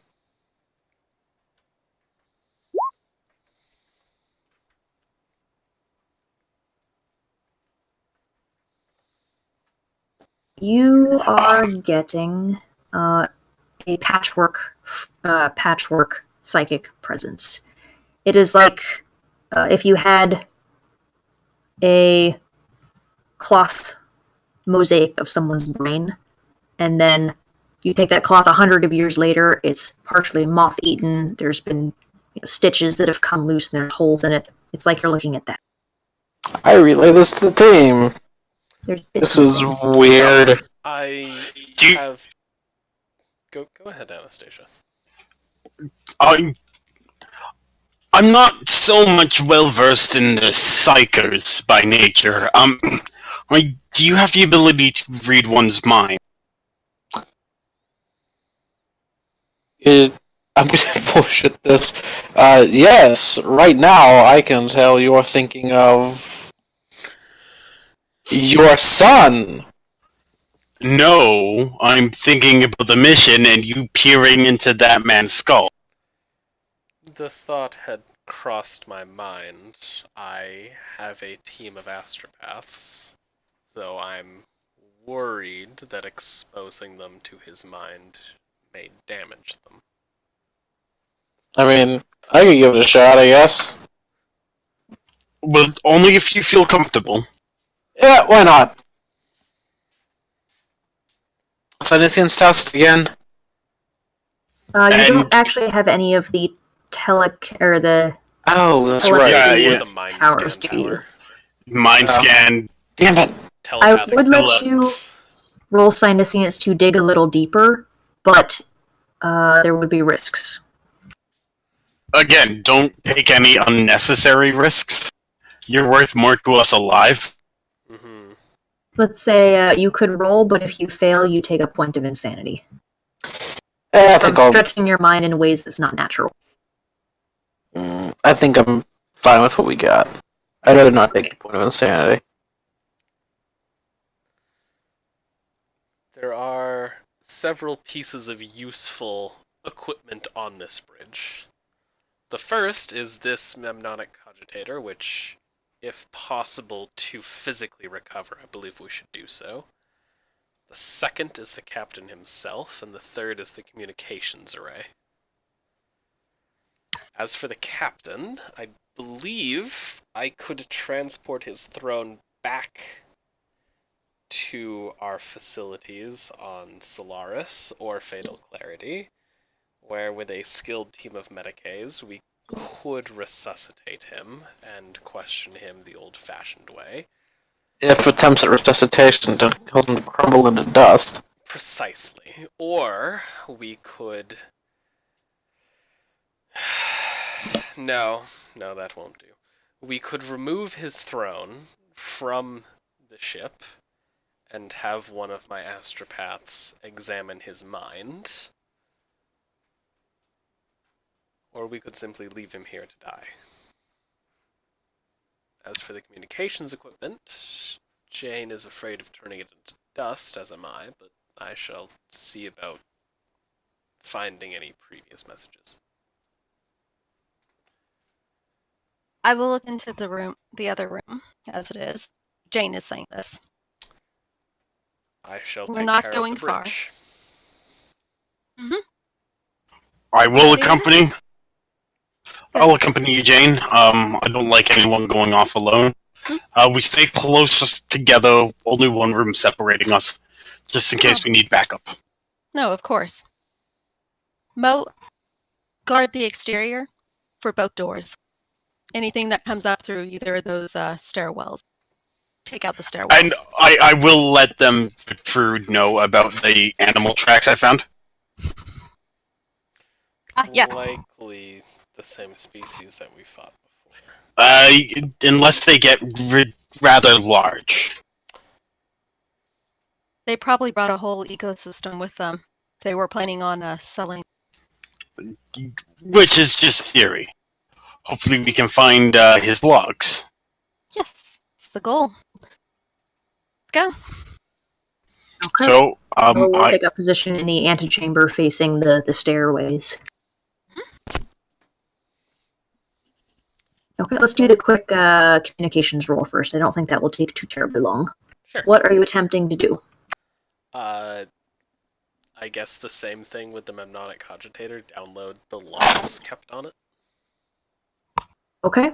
This one is going to be a bit harder. Actually, no, it'll be the same. Minus 10. Minus 10? Okay. That was basically what Jane was asking, right? It was like, I don't know what to do with this. Can you take a look at it? Okay. Yeah.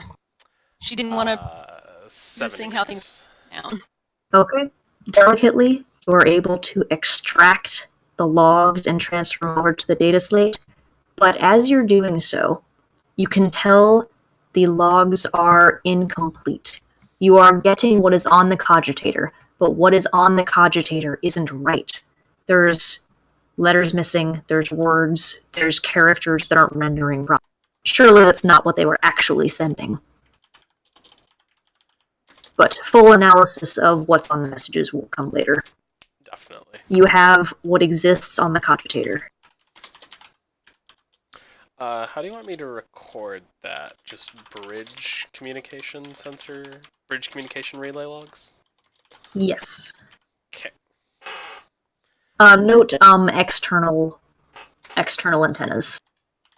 You're not getting like somebody using the Vox relay for internal stuff.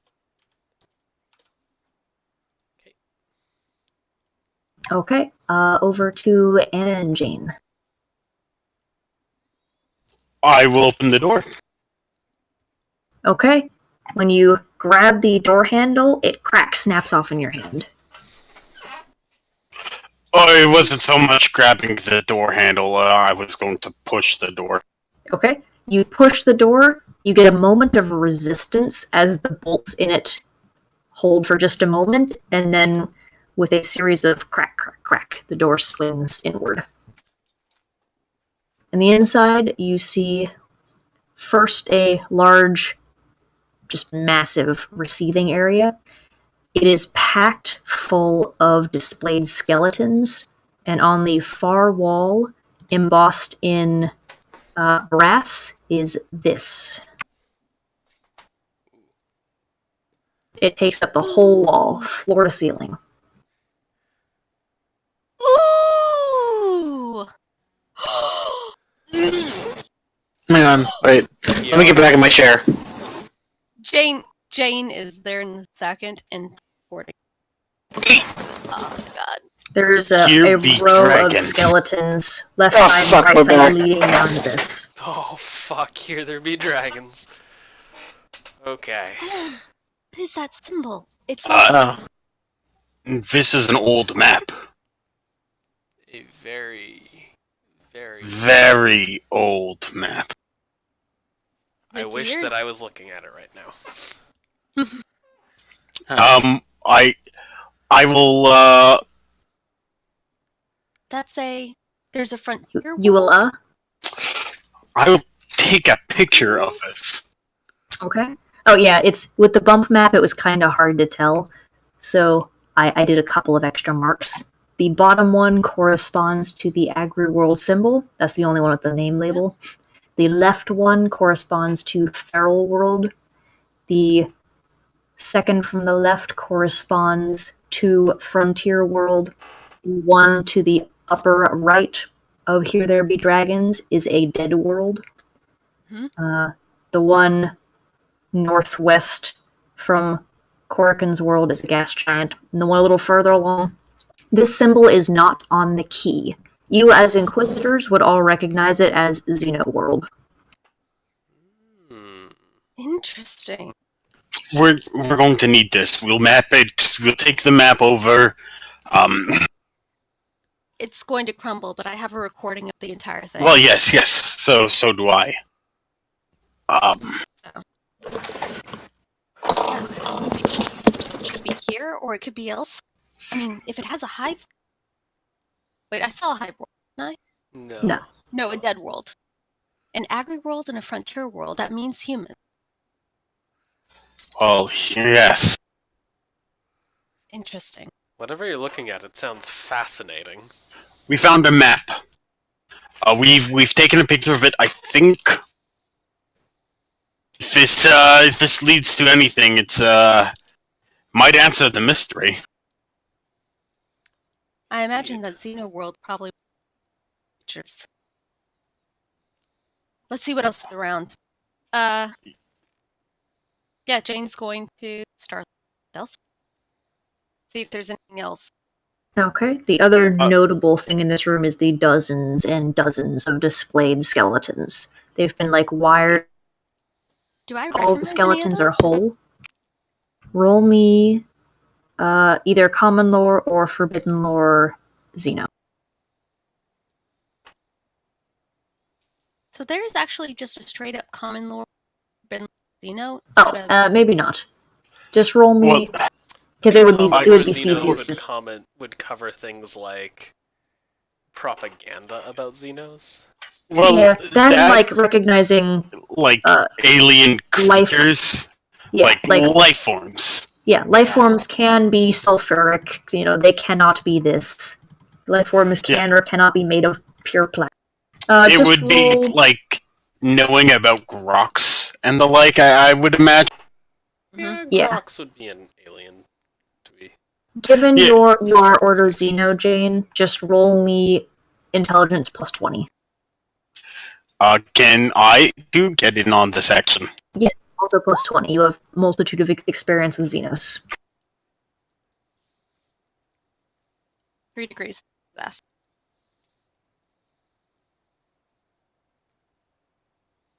Okay, I'll wait for Anna to also roll.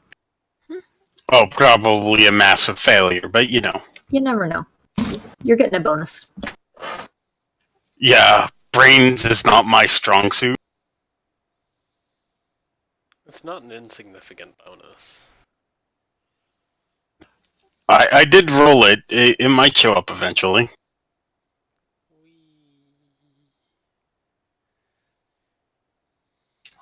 I will attempt to do it again.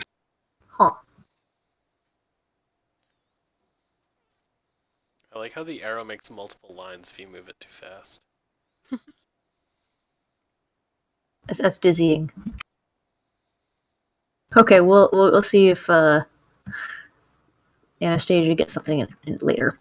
But Jane, what you initially recognize is these skeletons are clearly different species. One skeleton per species.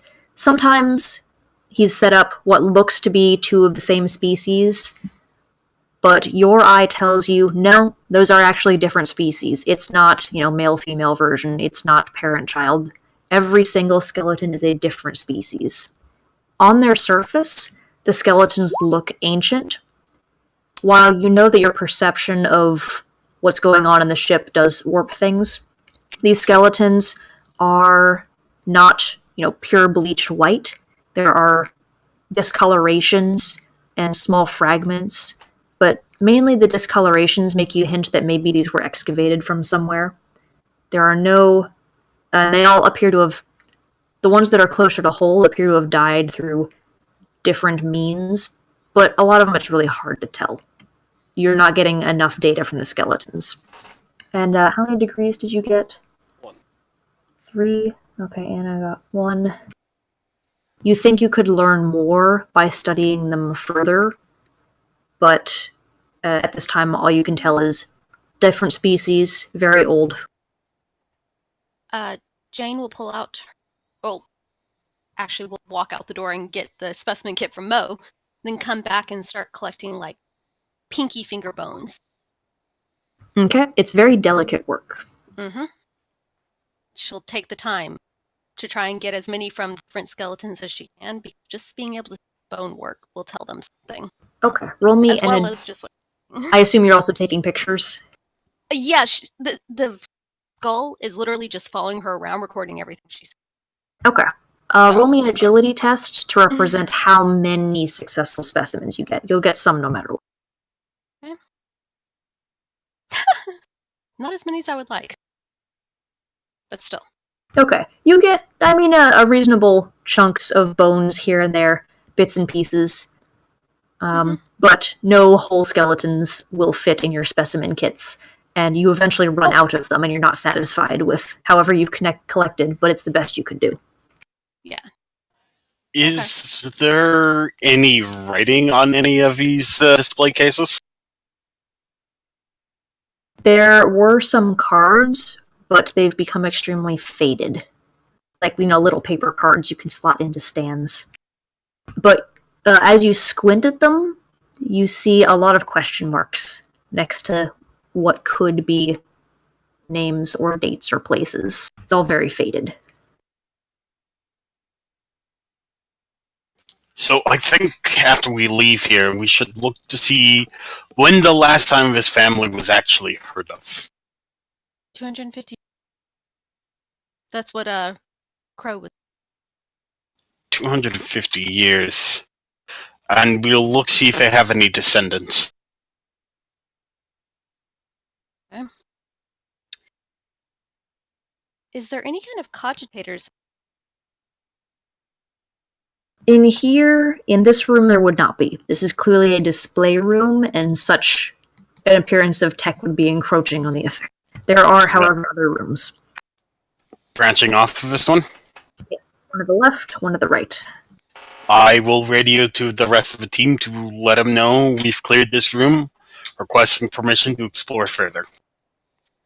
Permission granted, I suppose? I'm still Emma? trying to figure out what to do with this man on the throne, but I've gotten the outgoing communication. I'm not sure if there is honestly much that we can do. Beginning excavation of the Mnemonic Cogitator now. Very well. Anselm, would you pass me that axe? Absolutely.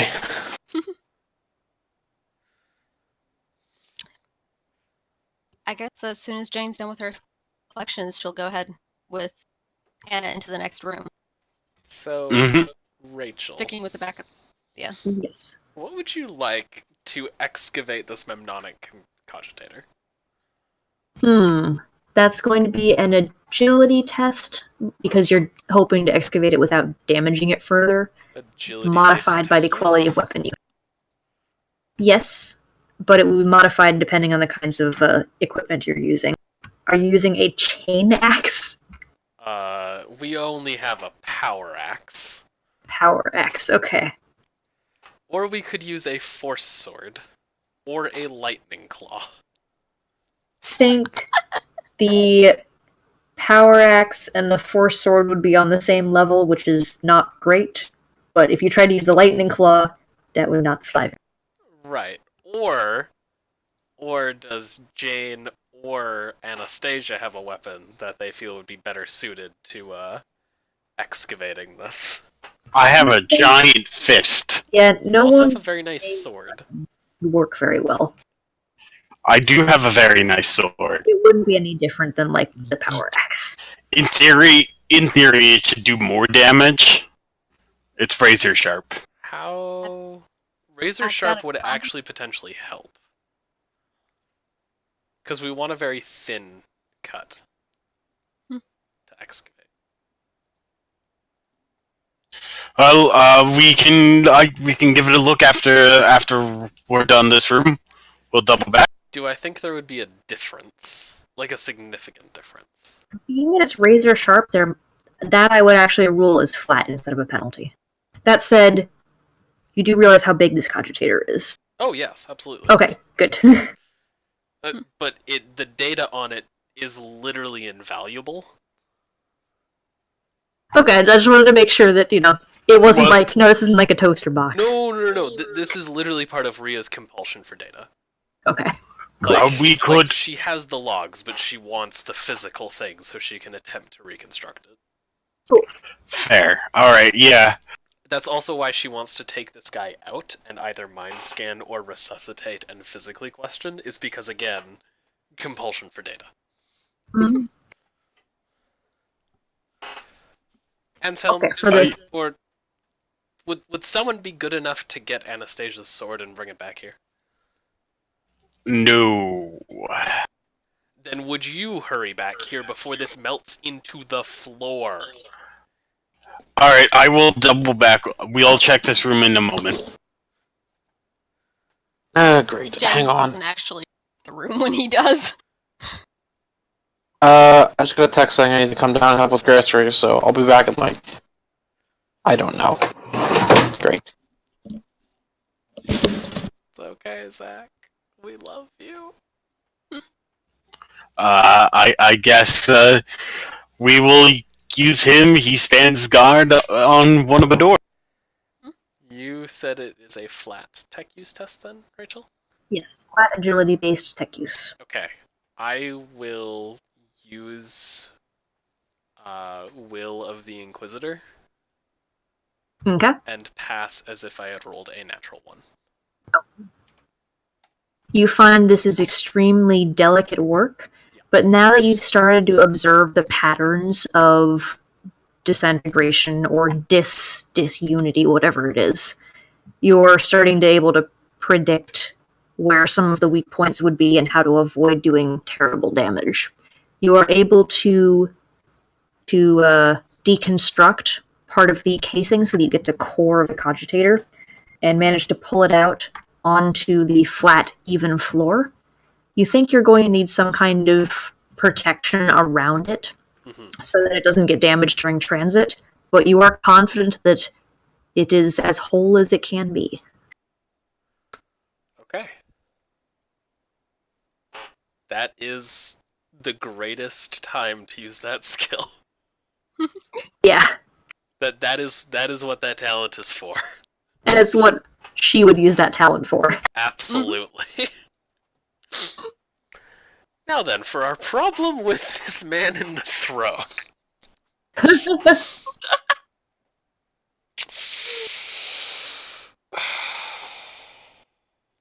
Hey, Stick Jane. a dolly under it, hold it backwards.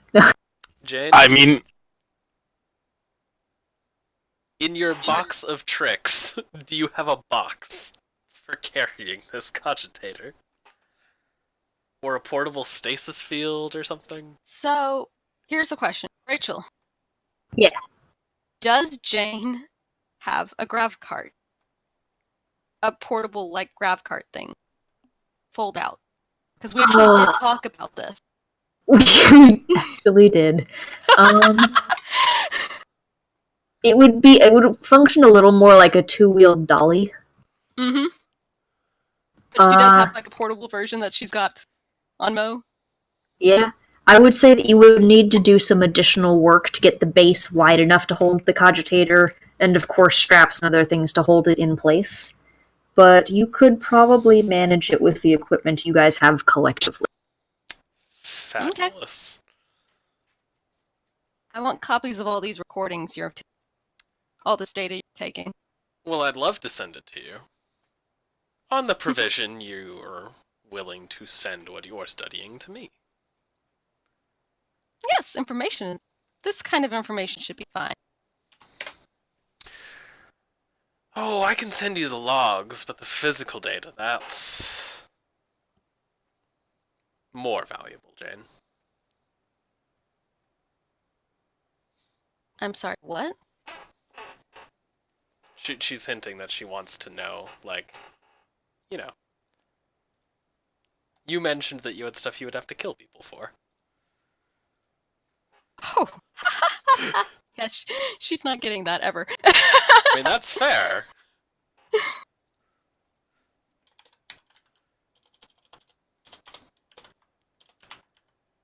I'm going to...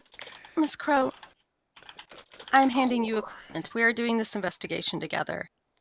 You're sharing the information, or you're not carrying that out of here. listen, ladies. This is not one of those times that we should be arguing. We can figure out the semantics of this later. In fact, I think this is the perfect time to get the agreement down. Indeed it would And- be. Look, I have no problem sharing this information that I'm finding. And you should have no problem sharing the information you're finding here. We're doing a joint investigation. Indeed. Though in the future, when our ways part, I should very much like to stay informed.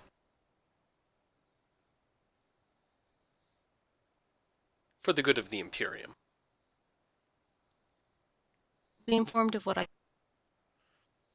And what you trade for. Of course. And should I happen across any relics or artifacts of interest to you, you shall be the first to know.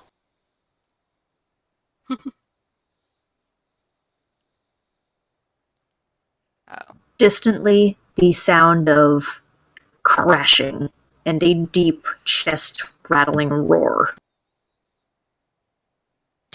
Here's we're pressed for time. Something collapsing. Perhaps now would be Well- wise to plan our exit strategy. Well, I do believe that large monster that I was telling you about is coming. Indeed. I want to. There are 2 places left I wish to check. The Navigator Sanctum and his personal quarters. Yes. Get on with it. We'll be excavating his throne. Ask Mo for the expander, and Jane's gonna start throwing open the doors in the room she's in. I She's will. on that side. area. I will come back to Jane to aid her. Okay. The first door you open appears to be the rogue trader's sleeping quarters. It is well upholstered and full of mostly mundane things. The other room appears to be a study storage room. Most of the books have already crumbled away into dust, and the data slates are they're warped and twisted on the edges. They're not sitting straight anymore. But the most interesting feature of the room would likely be a small, call it 1.5 feet, maybe 16 inches on a side, stasis cage sitting on a very nice square wooden nightstand table. Oh, Is there anything in the stasis cage? yeah. There is. There is a lump of organic critter. Roll me, guys, a scrutiny test. Flat. I wish I was there. This is coming back. You know what? It's getting at that point of the night. I will attempt to re-roll that. All right, Jane passed. 1 1 degree. 1 degree and 2 degrees. Okay. The stasis chamber appears to be off, not powered. You see no lights. The critter inside does not appear to be breathing. It looks unnaturally still. And you see a bit of so its skin looks slightly more like carapace. Think like a more flexible armadillo. So it might be more. It looks like plastic, but it's not plastic. But you see there's a bit of a fuzz to the edge, and around the edges, where like the soft spots, you see a bit of bacterial activity. Like it has very slowly started to decompose. Well, that looks like a trap if I've ever seen one. Jane thinks she can turn the stasis chamber back on. And is it a portable one? Because you're saying it's like 16 inches? Yeah, 16 inches on a side. It could be carried. Stasis chambers are quite heavy, but it's technically portable. Usually they're plugged into a lot of stuff, though. And you're not confident that if you could turn on anything in this ship. But you could certainly try. Yeah, Jane's going to try and turn it on. Okay, you are familiar... No, wait, she's going to empty out one of her samples. And then she's Well- going to take... Yes? While she is approaching it, I will keep the storm bolter trained upon it. For when it does something sneaky. Super sneaky. Is it a stasis, like a normal stasis cage? Yes. Like able to hold size 7 or lower? No, it's quite small. Okay. It could only hold something... You'd have to stuff really hard to get a rattling to fit in it. It's smaller than... Yeah, 16 inches on a side is a cube. With clear glass walls. But in theory, we could fit a rattling in there. I mean, If you he can really surround scooshed them down. No, for all intents and purposes for this, Keegan is off on another mission. I don't know. Keegan is actually on this vessel right now. Just no one knows it. He's been following Anna for the past 50 years and he hasn't noticed. Yeah, his That's other stealthy. mission is just following Anna at all times, and Anna's just he thinks he's not there. Totally. Okay, so what do you intend to do, Jane? I intend to try to turn it on. And if I fail, I'm going to try and... You are familiar with stasis cages, Mhm. so go ahead and make me a flat roll. Flat tech use? Mm-hmm.